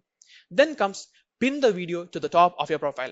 Let it be Twitter, let it be any account. Okay, so if you're actually having a video and if you need to promote the video to maximum number of people, you are given the opportunity to pin your particular video on top of your profile, so that whenever a person is actually visiting your profile or visiting the company's profile, they'll be actually seeing it. So irrespective of what kind of content they're searching for, they'll be tend to watch the content because it is actually pinned on top. So for example, you'll be able to see, or you'll be able to use the same feature in WhatsApp as well. You'll be able to pin some of the chat, right? So on top of your chat, you'll be able to see whoever or who are the contacts you have pinned. So irrespective of the message that you are getting, you will be able to see first the number of contacts who are actually pinned to your contacts, right? So in your chat, you'll be able to see only them in the first position. Similarly to that, we'll be able to showcase our contents which we have created in our video to our audience by pinning the video on top of our profile. So that is also one of the strategies which you will be able to incorporate in order to bring more values, more views, and more reach to our video by making sure that we pin our video in top of our page. And next comes promote silent autoplay videos. What is silent autoplay videos? For example, let me tell you, while traveling, you might be seeing that a lot of people who are using their phone, they'll be scrolling down and down and down, right? So they'll be using their social media platforms, they'll be using Google browsing and all those things. So irrespective of all those things, you can see most of the people who are actually traveling use their phone while they're actually in the journey, right? So, but most often you can't see many number of people who are actually using earphones. So whenever they're scrolling through the phone in public places, most often they skip or they tend to skip the videos which are coming on their way. That is because they feel that they are not having earphone and they feel that they are making a nuisance to the customers or nuisance to the people who are actually around you, right? So in that particular situations, we need to be making sure that the videos which we're making are eligible or actually make sense even when the people or the person who's actually watching the video is not affected by the no audio thing. So even if he's supposed to be playing that particular video without sound, he should be understanding or he should be kept entertaining. So that is how, or that is what I meant by mentioning autoplay videos or silent autoplay videos. So even if people are scrolling, people are watching the images or the contents, when people tend to see videos, this thing stops them. Right, whenever they see that they're playing any video, they become more conscious about the surroundings, whether other people who are sitting next to him is actually getting affected by this. So in order to avoid that, you will be able to promote silent autoplay videos. Next comes grab the attention of the viewers in the initial seconds itself. This is simply because when you're scrolling, take the example of your case itself. When you're scrolling through your phone, you'll be seeing images, you'll be seeing the articles, you'll be seeing the contents, right? So whenever you're scrolling, you're in the continuous motion of scrolling. Your thumb keeps on scrolling, right? So whenever the video comes, you should not be scrolling. So you should be having the tendency to scroll even then, right? So at that point of time, if you want the customers, if you want the audience to stop scrolling and then watch the video, you need to grab the attention of the audience within that initial seconds itself. Maybe the 5 to 10 seconds in which the actual customers or the actual audience who are able to see the video should be interested in the video. So it is through the initial seconds that you're able to bring in the attention of the audience. So if you're able to do so, he'll be stopping the scroll and he'll be actually watching the video. So that is why I have mentioned try to grab the attention of the audience in the initial seconds as well, because that is the time when the people tend to scroll off your video. So never let them scroll down from your video and move on to the other post. So you need to be having more attention, or you need to be paying more attention so that people will not be scrolling down. People will be having the attention, or you should be grabbing the attention of the people who are actually seeing the video in the initial seconds as well. Next comes share quality contents. Whenever you're sharing quality contents, people will be tending to see your video. So even if you're actually not possible or you're not watching the video, people will be knowing whatever contents or whatever videos you're posting on the social media platforms are of high quality. So even if they're actually not able to watch the video right now, they'll be thinking or they'll be registering this in their mind. And whenever they're getting time, they'll be making sure that they're actually watching the video because your video is of high quality. It is of high quality and they don't want to miss out on any content which you are trying to share. That is the kind of image or that is the kind of need that you want to create among your audience. So make sure that whatever content you're sharing, it is of high quality. Then comes analyze the current trend and deliver the contents on those. So you should be studying on the market, how the trend is going right now, what is actually currently trending in the platform. So you can be seeing what are the current trends in the platform, right? So let it be Instagram, let it be YouTube. You will be knowing what are the trends. So whatever the trend is, you will be able to accommodate all those things. So if you find that you can accommodate some of the trends which is actually going through in the social media platform to your video, then it is actually a hit for you. It is actually a win-win situation for you as well, because you're not only able to get more attention, but also you're actually moving on with the trend. So people will be knowing that you're currently updated.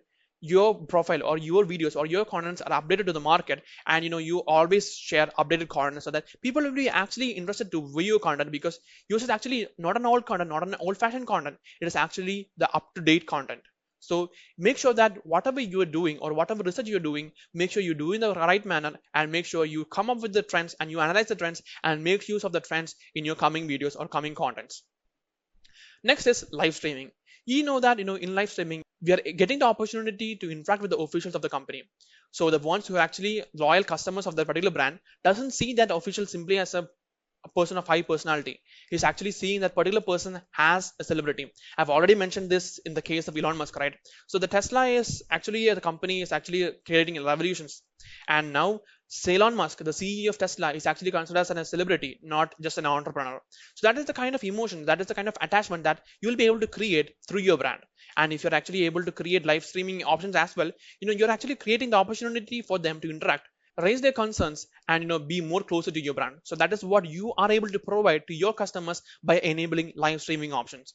And last comes respond to the viewers concerns or queries, irrespective of it is a live streaming or a telecasted video or a recorded video which is published in a later time. Irrespective of all those things, you will be getting concerns, you will be getting comments, you'll be getting some of the feedbacks through your comments as well, through your videos which you're posting. So whenever you're getting any comments or any queries, make sure that you're responding to them. So make sure that you are addressing to their concerns, because people will be thinking that this particular company or this particular organization pays value to those customers. They're actually interested to address to those customers, and whenever you come across a problem or whenever you're facing any issues, the company is actually staying with you in order to make sure that whatever issues you're facing, it will be solved within a limited period of time. So that should be the kind of approach that you should be having for any customers, even a single customer or a mass kind of customers.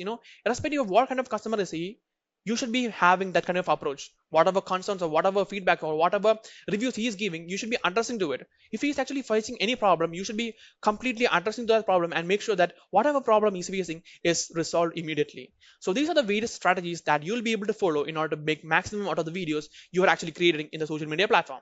Finally, we are coming to our last topic in this particular course on video marketing. That is nothing but analyzing the performance of your videos. So by creating a video, you are thinking of sharing your thoughts, ideas, and perspective on your content to your customers or your intended customers, right? So that is exactly what we are trying to achieve by sharing our videos through social media platforms. So by creating a video and marketing it on social media platforms, are we getting the required performance, or are we getting the targeted audience, or are we getting the maximum number of responses to our video which we actually thought of? So that is exactly that we'll be covering in this particular module. We'll be understanding how well the video performed on social media platform. Did the viewers or did the person who actually saw the video like the video, and were they happy or were they comfortable or were they satisfied by this video, the content which we have actually delivered to them? So that is all that we are going to be seeing in this particular module. That is, we'll be analyzing the performance of our video which we have already posted in the social media platforms of our organization's channel. So that's exactly what we'll be doing in this particular module. So the key points which I have mentioned on the screen for you to analyze or to evaluate the performance of your video on your social media platforms are views, play rates, shares, comments, video completion rate, and also conversion rates. So these are the key points in which we'll be able to evaluate how well did your video perform on social media platform, and actually was it worth watching. All these things we'll be able to get to know by the key factors which I've already mentioned in the screen. So apart from these, there can be many more. So depending upon the responses and depending upon the intention of the video, you can incorporate or accommodate more number of strategies or more number of evaluating principles, so that you will be able to get more accurate evaluation to your videos. So in such cases, you're free to add evaluation strategies in your videos as well. So coming off with views. So views actually talks about the number of people who actually got to view our video. So how many number of people actually view the video? So did we actually get the number of views which we actually thought of while creating the video? So while creating the video, we actually had a plan to create the video, and why should we create in the video, and what is the purpose of the video? So at that point of time, you'll also be thinking what is the kind of reach this video should be getting at the end of these many days after publishing the video. So did we actually achieve that task? Did we actually get more number of views than the previous video which actually posted on the social media platform of our company's page, right? So we are actually able to get all those reviews, all those inputs from views. So the number of views can be varying from platform to platform. For example, in YouTube, to get one view, you need to be spending at least 30 seconds watching the video. Only then you'll be having one view. But that is not the case for Facebook. In order to get one view in Facebook, the person who's watching the video need to watch the video only for 3 seconds. That is the kind of difference that we are having by publishing our video on different platforms. So that is nothing but, in order to get one view in YouTube, you need to make sure that the person who's watching the video watch at least for 30 seconds, so that only then we'll be able to get at least one view. But in Facebook, we need to be only having 3 seconds of view, and then thereby we'll be getting one view. So depending upon the platform on which you're actually sharing the content, it determines the number of views you'll be getting. So that is all about views. Next comes play rates. Play rates actually nothing but, we will be able to calculate the play rate by the percentage of people who actually view the content divided by the number of impressions we got on the content. So that is nothing but the number of people who actually viewed the content divided by the number of impressions we got on the content. So that is exactly the math behind play rates. Actually, play rates help us to understand how relevant the content was, how effective the content was. Did the customers or did the actual people who watch the video like the video? Because by getting the impressions, we'll be knowing that people are actually interested in watching the video, right? So if 10 people watch the video and we are getting 80 people to respond to the video as an impression, like, share, or comment, we are getting an idea that the people who are actually watching the video actually like the video. But if it's like we're having 2000 views and we only got 3 impressions, that is 3 comments and 3 likes and 3 shares, that is not the kind of response that we should be getting on a particular video. So then we'll be knowing that there is some problem with the video, the content or the quality in the video is not so satisfying for the customers or for the audience who are actually viewing the video, right? So by understanding the play rates, we'll be able to know how relevant and how quality content are we sharing on the platform, whichever we are doing so in order to share our content. And next comes shares and comments. So if you're able to make the people share our content, that is because they think this is of high quality, and they would love to share our content with their connection, so that they'll be able to have an interaction with them regarding our content. So in order this to happen, the people who are the person who's actually watching our video should be knowing or should be understanding or should be realizing that this video or this content which we are sharing through the video is of high quality. So we should be convincing him, we should be making sure that the people who are actually watching the video is actually liking the video. Only then we'll be able to get shares. So by actually having number of shares or more number of shares, we'll be able to get to know that the quality of the content which we have sharing in the particular video is actually of high quality, right? And people are actually interested to share with their connections. So that is how we'll be able to know regarding shares. And now coming to comments. So comments actually tells about how engaging your content or your material on your video was. So it talks about how engaging it was, how interacting it was, and how people were actually interested in watching your content. They're not only interested in watching the video, but also they spend their time to comment. They're actually having some thoughts, they're sharing their concerns, they're actually liking the video, and they're putting their effort in order to make sure that they're commenting on our video. So that is how we'll be able to know how well our video is performing, by analyzing the likes, shares, or comments on our video. And next comes video completion rate. In video completion rate, we'll be able to know how many number of people actually watch the video from the beginning to the end of the video. So it actually tells us about the number of people who are actually interested in the video very well. So they actually wanted to complete the video irrespective of no matter what, right? So even if it was regarding any domain, any sector, or any topic, if they actually spend some time on watching the complete video, we can understand that the viewer or the person who actually saw the video or was actually interested in watching the video and would like to add more value to himself by watching the video. So that is one of the most advantage or most feature we'll be able to analyze. That is by knowing the number of person who actually saw the video completely from the beginning to the end. Next comes conversion rates. So by watching this video, how many number of people took any action? How many number of sales were we able to attain by sharing this video? So if conversion rates are high, we'll be able to know that this particular video was helpful in showcasing our products or services which we are actually offering to them. So this video was actually effective. We have got an increase in sales. We are able to get conversions from the video. So that is also an high impacting factor for your business, right? So by increasing the number of sales, you're bringing in more revenue. By meaning more revenue means more profit, and that is what you're aiming at. It is all about money, right? So that is what you're trying to bring in through business. And if you're able to bring in through video marketing, that is also one good thing, right? So by understanding that, we'll be able to know that this video of high quality and people actually like the video and people actually wanted to own the product or the services which you're actually offering to them. Now that is the kind of way in which you'll be able to evaluate the performance of your video by analyzing all these strategies or all these key points. So now let's talk about what exactly is YouTube marketing. To begin with, let me ask you a fun question. Do you know which was the first video to cross 1 billion views on YouTube? Just to give you a little hint, you must have danced on that song at some point of your life. I'll give you the answer at the end of this module. So let's start by what is YouTube marketing. YouTube marketing is a method of generating videos and publishing them on YouTube in order to increase the publicity for your particular business or a product or a self brand if you have. So it assists the business in increasing the traffic, expanding the customer base. Remember, you need to have a large customer base to attract the potential customers, then reaching out to new audiences. As I told, grabbing attention, marketing campaigns play a very important role in such scenarios, right? So YouTube plays as a platform is such a wonderful thing for all the creators that are coming up. You must have known a lot of creators are starting their journeys with YouTube. Why? because it has a very big user base. Just to give you a little stats on that, YouTube has around 2.3 billion monthly active users. Now, just imagine setting up of a YouTube channel is free of cost, right? You can monetize your YouTube channel if you have enough views, and also with such a huge user base, you can get yourself listed with the top videos that are trending. Now, as a platform with such high user base, you don't really need to pay anything. You just need to have a good content that you really want to put out. Now, just imagine if you are a brand and you're publishing yourself on commercial or traditional marketing methods like commercial TV ads or billboards, that costs hundreds and thousands of dollars. Now, in comparison to that, YouTube is an open world. You can put your own video in a way that you like so that the users or the customer base can get a view of what you're posting. Now, this is really important to know that every brand has to maintain its image, has to maintain its personality, right? They need to have a brand voice of that particular thing. So YouTube has a very strong essence to user base. A lot of people these days don't watch televisions, they just watch YouTube, right? So that is why giving a huge user base is one essential benefit of YouTube. Second is every hour almost 30,000 hours of content gets uploaded on YouTube. Now just imagine how much content is there on YouTube. Now, in order to be the best in YouTube, you need to have certain strategies that we will be talking about in the next modules. You need to know how to make a YouTube video. So, all these things will be told to you in the coming videos. But for now, just imagine the scale in which YouTube is growing.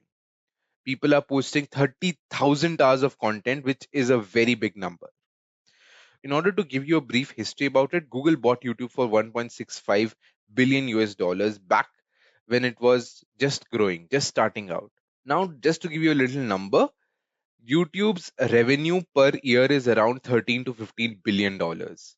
And Wall Street Journal estimates the valuation of this company of around 100 billion dollars. Now, which is a massive thing as a company to build, a platform which gives common people like you and me the chance to grow themselves. And also YouTube is monetized, so the creators who are coming up on YouTube also have a chance to earn, right? They either earn by YouTube's own platform, or they earn by collaboration with other brands, right? You must have seen paid promotion with tags on the channel, right? So you either get paid by YouTube or you get paid with collaboration with other brands, but either ways, as a content creator, you get good money if your content is at the peak, if your content is the best among the rest. Then let's talk about some popular genres that are there, popular types of videos that are there on YouTube that are really popular and comes in the trending section of YouTube. So the first is gaming. Gaming is on the rise. People watch a lot of gaming videos on YouTube. Then comes makeup and beauty. This has been a long standing trending topic of YouTube from the very beginning. A lot of people make makeup videos, beauty videos, fashion videos, outfit videos. So all these things come under makeup and beauty. How to take care of the skin, how to dress for a particular occasion. So these types of videos comes under makeup and beauty. Then comes review and unboxing. Now technology is on the rise. You have different gadgets that keep launching now and then. So reviewing that particular gadget, unboxing them are also a very good type of video content that is popular out there. Now you have different styles to it. Some have fancy knife to open a box of gadgets. Some of them make a detailed description of the video in terms of pros and cons. So these types of video are trending. The next type is vlog. So now telling the world about your day in life, how you are going about your life, is also one section of YouTube that is kind of popular these days. If you're a medical student, it would be like a day in a medical life or something like that keeps coming, how your days are going, what are you doing in your particular day. So that comes under vlogging section and is also currently one of the most trending ones. Then comes health and fitness. Now this has a lot to do with COVID and post COVID. When the living habits of people have declined during COVID and post COVID, so health and fitness has grown massively during that period. Now people want to be more aware about health and fitness, the types of nutrition that they are taking, what types of exercises they need to do. You also have certain channels coming up with 30-day challenges, 90-day challenges, yoga challenges.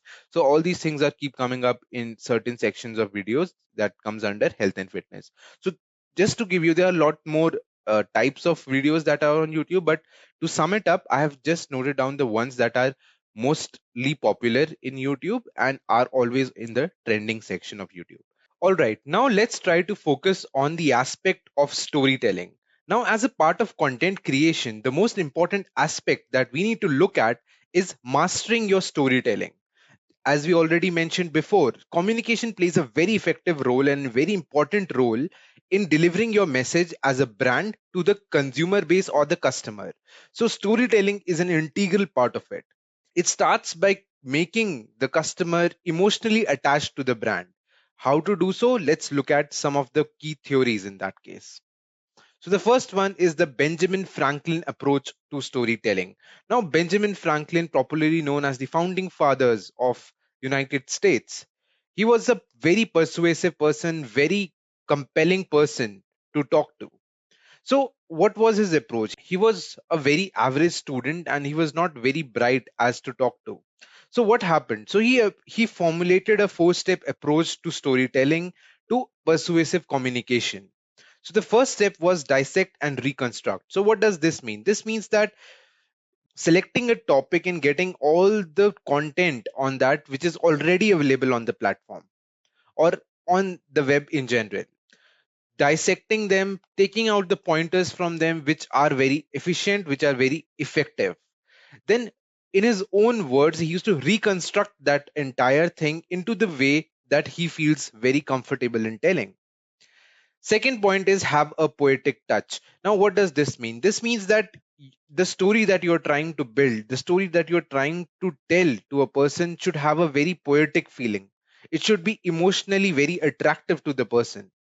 It should make the person or the consumer feel more attached to that particular brand or the content creator.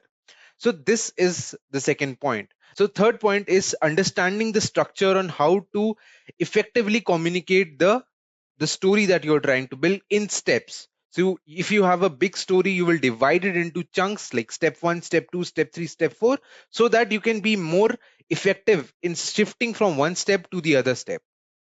The transition of the story should be very, very effective. The last point is obsession. Now, this is the most important point when it comes to content creators. Whatever you post, you should be emotionally attached to it. You should not take it as the cherry on the cake.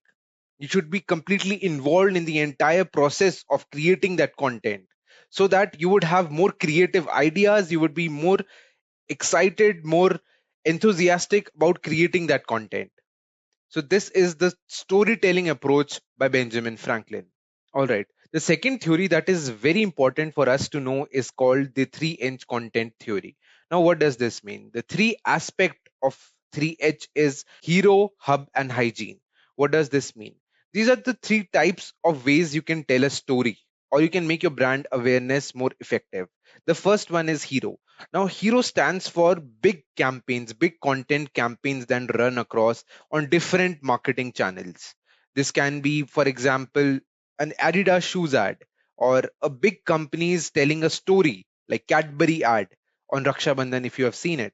So these big campaigns, they are aired once or twice or thrice in a year, but they are big campaigns. And if you have noticed, these campaigns do not tell you about the product in itself. They tell a story. They tell an emotional engagement with that brand. Cadbury tells us about how the relationships within a family should be kept stable, should be kept intact. Maintaining relationships is what Cadbury wants, giving and spreading love. So, this is the emotional attachment that the brand gives in such big campaigns.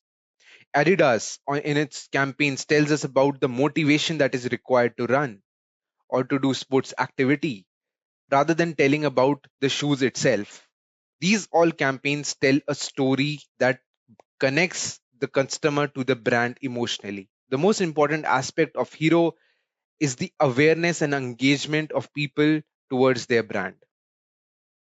The second one is hub. And also, in the hero aspect of it, the production budget of that particular campaign or the particular video is very high. So all the cameras, equipments used are of high quality. Second one is hub. Now this content approach tells us about improving the engagement awareness through their website. You need to make your website more compelling so that the users come again and again and visit it. The aim of hub is to make sure a lot of people land into your website, your content page, the channel in which you are addressing your audience. So that is the approach of hub. This is a regular engaging content. So the videos that you will be posting will be in intervals. It will be every week, let's say, at the same time, at the same place. The third is hygiene. Now, this is for people who want to boost content depth and the relevance of it. Now, this would involve the content people search for. That is the keywords that we'll be discussing in the upcoming modules. So the keywords play an important role in ranking your particular video at the top. Now, in order to do so, you need to make sure all the keywords that the people are searching with respect to your brand or your content type are catered to. You need to make a videos on all about it. Let's just take an example of it. Let's just say that you are a bakery company. So you would want to make sure the videos on YouTube that are going into 5 types of chocolate cakes that can be made under 10 minutes, different birthday cakes, how to bake a pastry, and all these things can be taken care of in this particular hygiene part, in which all the keywords that people are searching in already have a video on it. So this is the hygiene approach of storytelling. So in these three waves, hero, hub, and hygiene, companies have an emotional attachment with the customer. They want the customer to emotionally get attached to the brand and also get good brand awareness and brand voice as a result. All right, now let's just try to understand what is the YouTube marketing strategy that you need to incorporate when you are starting or getting started with YouTube. Now, the first step that you would incorporate or you would start off is by creating a YouTube channel for your company or the personal brand that you're making. If you're making a cookery video, then the name should be according to related to something of cookery basis. If you're making a vlogs, then it should be probably your name, or if you're a brand or a company, then the name of the company. So you need to create a YouTube channel. That's the first step in getting started with YouTube. The second step is about researching your competition. Now, when you're entering any particular business, you need to know what is the scale in which they are growing on YouTube as a platform. So you need to understand what is your competition, what types of videos they are posting out, what is the reviews that you're getting. It's always better to learn from the mistakes of the others than to commit the same mistakes again. So you can learn from them what mistakes did they do on their videos, so you can have a good market research about your competition. Then is the learn about your audience. Now you need to learn about what is the exact target audience that you are catering to. For example, if you have a bakery channel or if you have a bakery setup, then you need to understand that what type of audience will be watching it. You would probably target some of the homemakers that are trying to be innovative while cooking. You can probably target certain startups that want to make good innovative bakery products. So that could be your competition, that could be your target audience that you would be catering to. Then comes pick your favorite channels to learn from. Now YouTube has grown exponentially since 2007 and 8 onwards. So there is already a lot of content that is in the platform itself. So now you can learn from them, you can learn from their channel, you can know what type of videos, you can know what are the titles that they are putting out on their videos. So you can have a quick learning on your favorite channels that you want to be like. Then comes increase the number of views on your videos by optimizing them. Now the aim or the goal of your YouTube video should be to aim as high as possible. So if a particular customer or consumer just searches about certain product, your product should come at the top. That's the aim, right? That's the motivation about getting started with YouTube. So in order to do that, you have certain tips and tricks that we will be talking about going forward. Then comes schedule and upload your videos.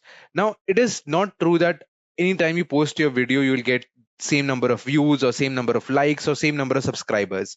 You can have different types of subscribers at different point of time. So in order to know that your local area or how much attention they have at what point of time, for example, scheduling a video or posting a video of around weekend, like let's say Friday night or Sunday morning or Saturday evening, so this can be gather much more attention from the user base. Remember we talked about 2.3 billion active users monthly on YouTube.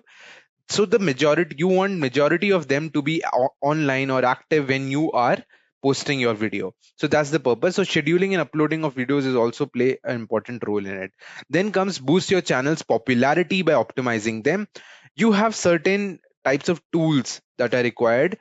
You have search engine optimizations to rank your videos on the top. We'll have an in-depth discussion about it in the coming module. Experiment with YouTube or advertising. There are certain elements in YouTube in which you have to pay some sort of money to get your channel visible to a larger audience. Right? When you start a video, you have a 5-second ad or maybe a full 10-second ad on such things, right? So you can experiment with YouTube advertising. You can have to pay a little bit of amount, but you can get viewed by a larger audience. Experimental with influencer marketing. How would you gather audience? Collaboration with other channels can make the synergy work between your channel and your competitor's channel. So you can also gather that information. You can also know about that. You can also collaborate with a lot of brands. So you can do that as well. The 10th step is about adaptability to the platform. So YouTube is mostly about hit and trial. You have to get the best videos. You have to make the content best from your perspective. You need to keep improving on that front. The how many number of views or subscribers you will get, that's a later issue. That's also about experimenting a lot of things here and there to know what clicks in, how can grow your channel to greater exponential heights. So that is about setting up your YouTube channel. What are the steps you need to know right from the very beginning, right from the very scratch.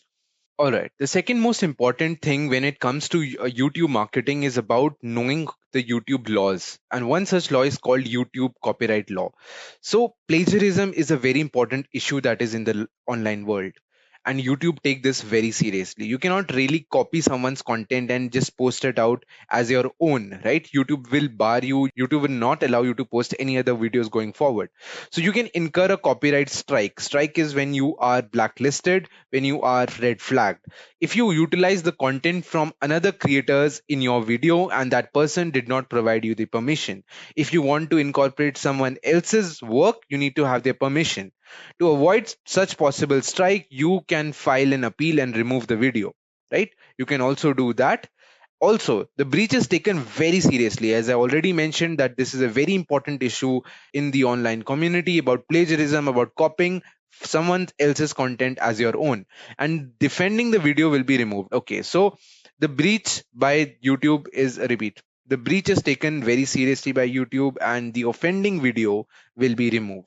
It also adds as a strike to the offender's record. Just like you have credit scores when you buy a credit card, in similar way, you have the score that YouTube keeps about how well you are original, how unique you are in the offender's record.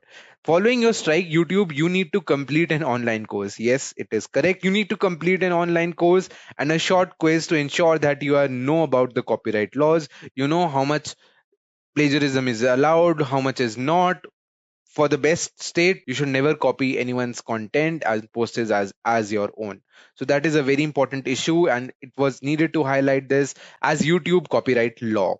In the previous module, I asked you one question: what was the first video to get 1 billion views on YouTube? The answer is Gangnam Style music video that got more than 1 billion views when it got posted. So that was the answer. Now, let me just show you a quick example of marketing campaign, how effective they can be, how personalized they can be. So Coca-Cola started a campaign called Share a Coke campaign to appeal its masses to get known by the rest of the world. So Share a Coke campaign began in Australia in 2011, in which they personalized the Coke bottles. How did they do that? So they found out digitally through marketing channels, through digital analytics, that what are the 150 very common names that people have, right? For example, in India, it would be something like Abhishek, Akshay, or Yash. So these are very common names that most of the people have in India. So similar to that, they found out certain names that were very popular in Australia. So they printed the names of those 150 words on their Coke cans, on their Coke bottles. So what happened was, whenever a customer with that name used to visit the store, they would see their name and they would therefore be intended to buy that particular Coke. So this was an excellent marketing strategy that came across in 2011 by Coca-Cola. They gave a sense of personalization and the thrill to get your name out of a vending machine, sharing it with someone unknown. So it was a very proud feeling to have your name on that particular can, right? So this campaign gained around 18 lakh media impressions and a total of 3.78 lakh plus different name cans were printed across the entire country, right? You can imagine the scale in which they were growing at that time. The traffic on Coke's Facebook site went up to 870%. Now, this is what happens when a good marketing strategy is incorporated, right? You see your name on the can, you post a picture, you put it on Instagram, social media channels. You grow your business that way, right? You want people to understand how good you can be, right? So this is all about the marketing campaign started by Coca-Cola. All right, now let's talk about YouTube search engine optimization. Now, as already mentioned before, that you need to optimize the videos that you're posting. You need to make sure that they rank at the top, right? And your YouTube channel, you need to publish it on search engines like Google and Bing as well, right? You want your particular channel, your particular video to rank as high as possible, right? So what is search engine optimization, right? It is the process of optimizing your website to make it more visible when people use Google, Bing, or any other search engines to look for products or services related to your business. The higher your page exposure in the results, the more the chances you attract attention, right? Now, just imagine yourself as a user to search something. If you search something, you probably would not scroll too deep in Google, right? You would look at the top results that the Google posts because you believe that Google has already selected the ones that are best for your usage, right? So this particular thing is called search engine optimization, to rank your website, to rank your YouTube channel as high as possible, to gather attention, to attract new and existing clients to your company. You want more and more people to know about your particular brand or your particular company. All right, so let me show you a quick example of how this is goes. Switching on to YouTube, and I'll type here learn English. Now I see that there are a lot of videos that have been posted here, right? Now these are the organic search results that YouTube posts. Now YouTube has found out that this particular video, learn English in 30 minutes, with 22 million views and was posted 4 years ago, is the best video to look at when you are learning English, right? So this is the algorithm that YouTube runs on to know what type of content is posted. You may have certain keywords that this video has posted, certain keywords that are optimized by this particular channel. So after all that research, YouTube knows that this is the best video to for any learner who is just starting out in English to know, right? So this is what you would want your brand or your video to be like. You would want it to be posted as high as possible. Now if you see, there are other links also here at the top, right? Now these are paid results that the company pays to YouTube, and they just list it out at the top when a particular keyword is searched by users like you and me. So executive education at Harvard, and this is an ad, as you can see, ad because they have paid money for it. English language online classes, this thing has been paid. Then you have jne.us, this has also paid money to YouTube to rank their results. Now let's just switch to Google for 1 second. Now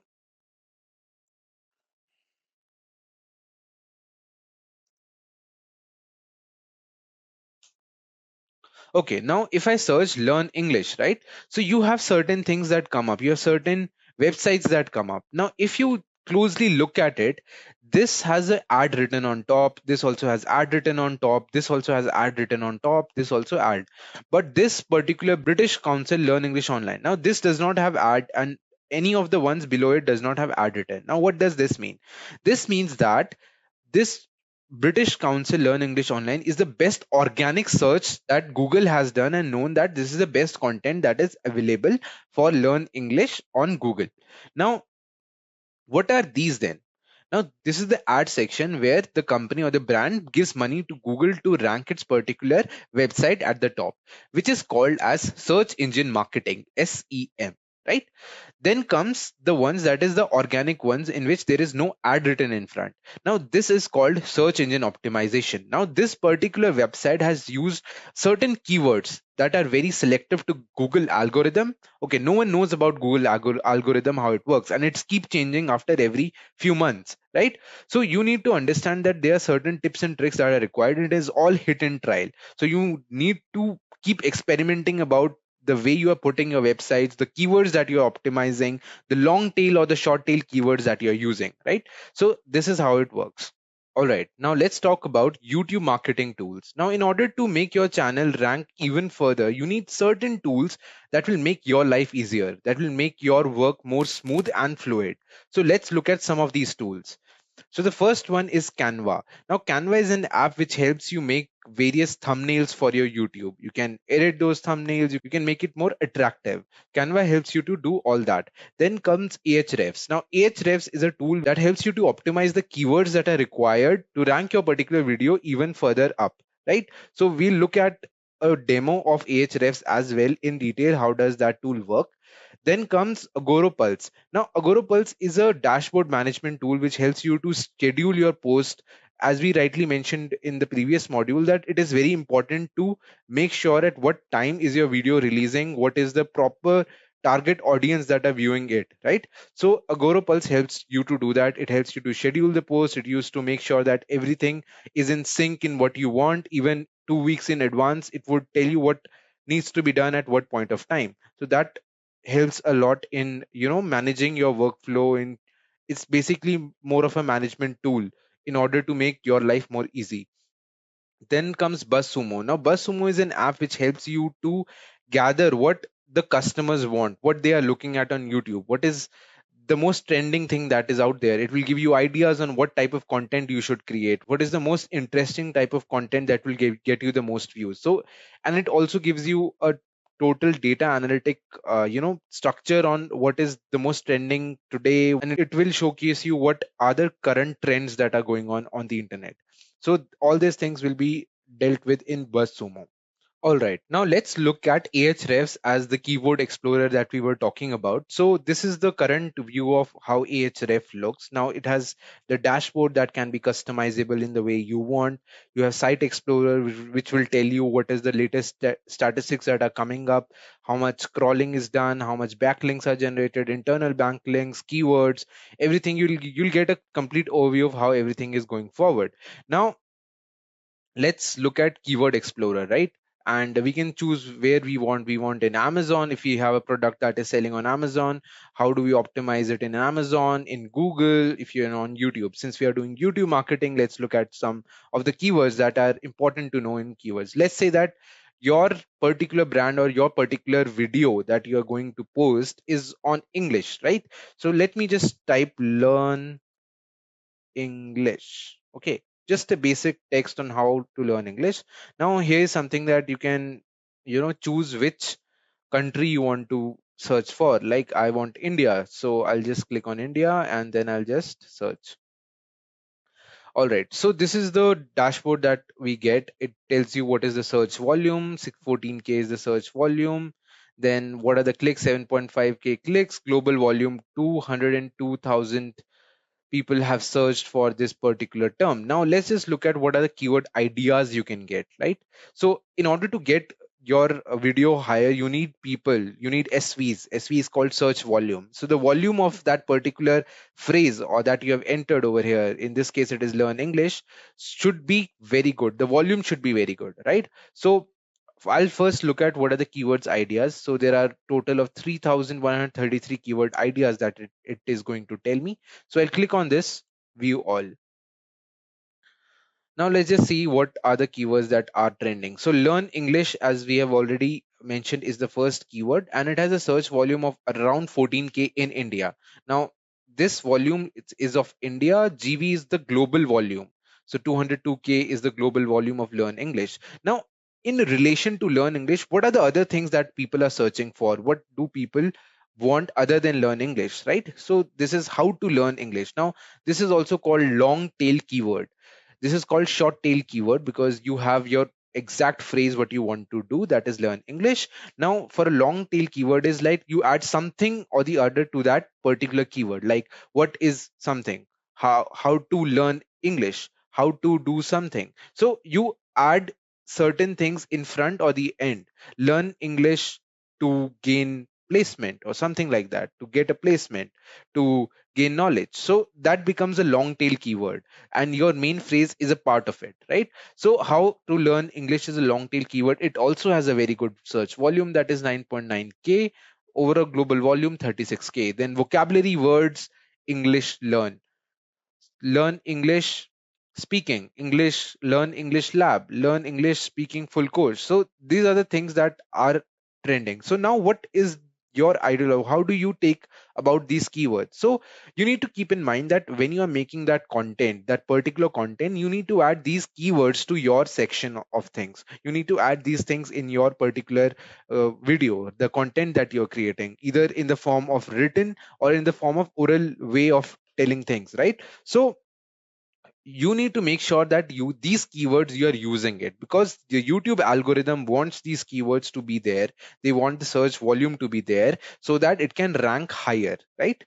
So this is the way this goes. So you can also export it as a PDF file or as an Excel sheet. You can export it, it will get downloaded. You can save the same thing in Excel as well. So you have here the same things, how the keywords and all. Now you can do sort and filter in this particular thing. You can actually know how much keywords you need to put it in your particular video. If you haven't subscribed to our channel yet, I want to request you to hit the subscribe button and turn on the notification bell so that you don't miss out on any new update or video releases from Great Learning. If you enjoy this video, show us some love and like this video. Knowledge increases by sharing, so make sure you share this video with your friends and colleagues.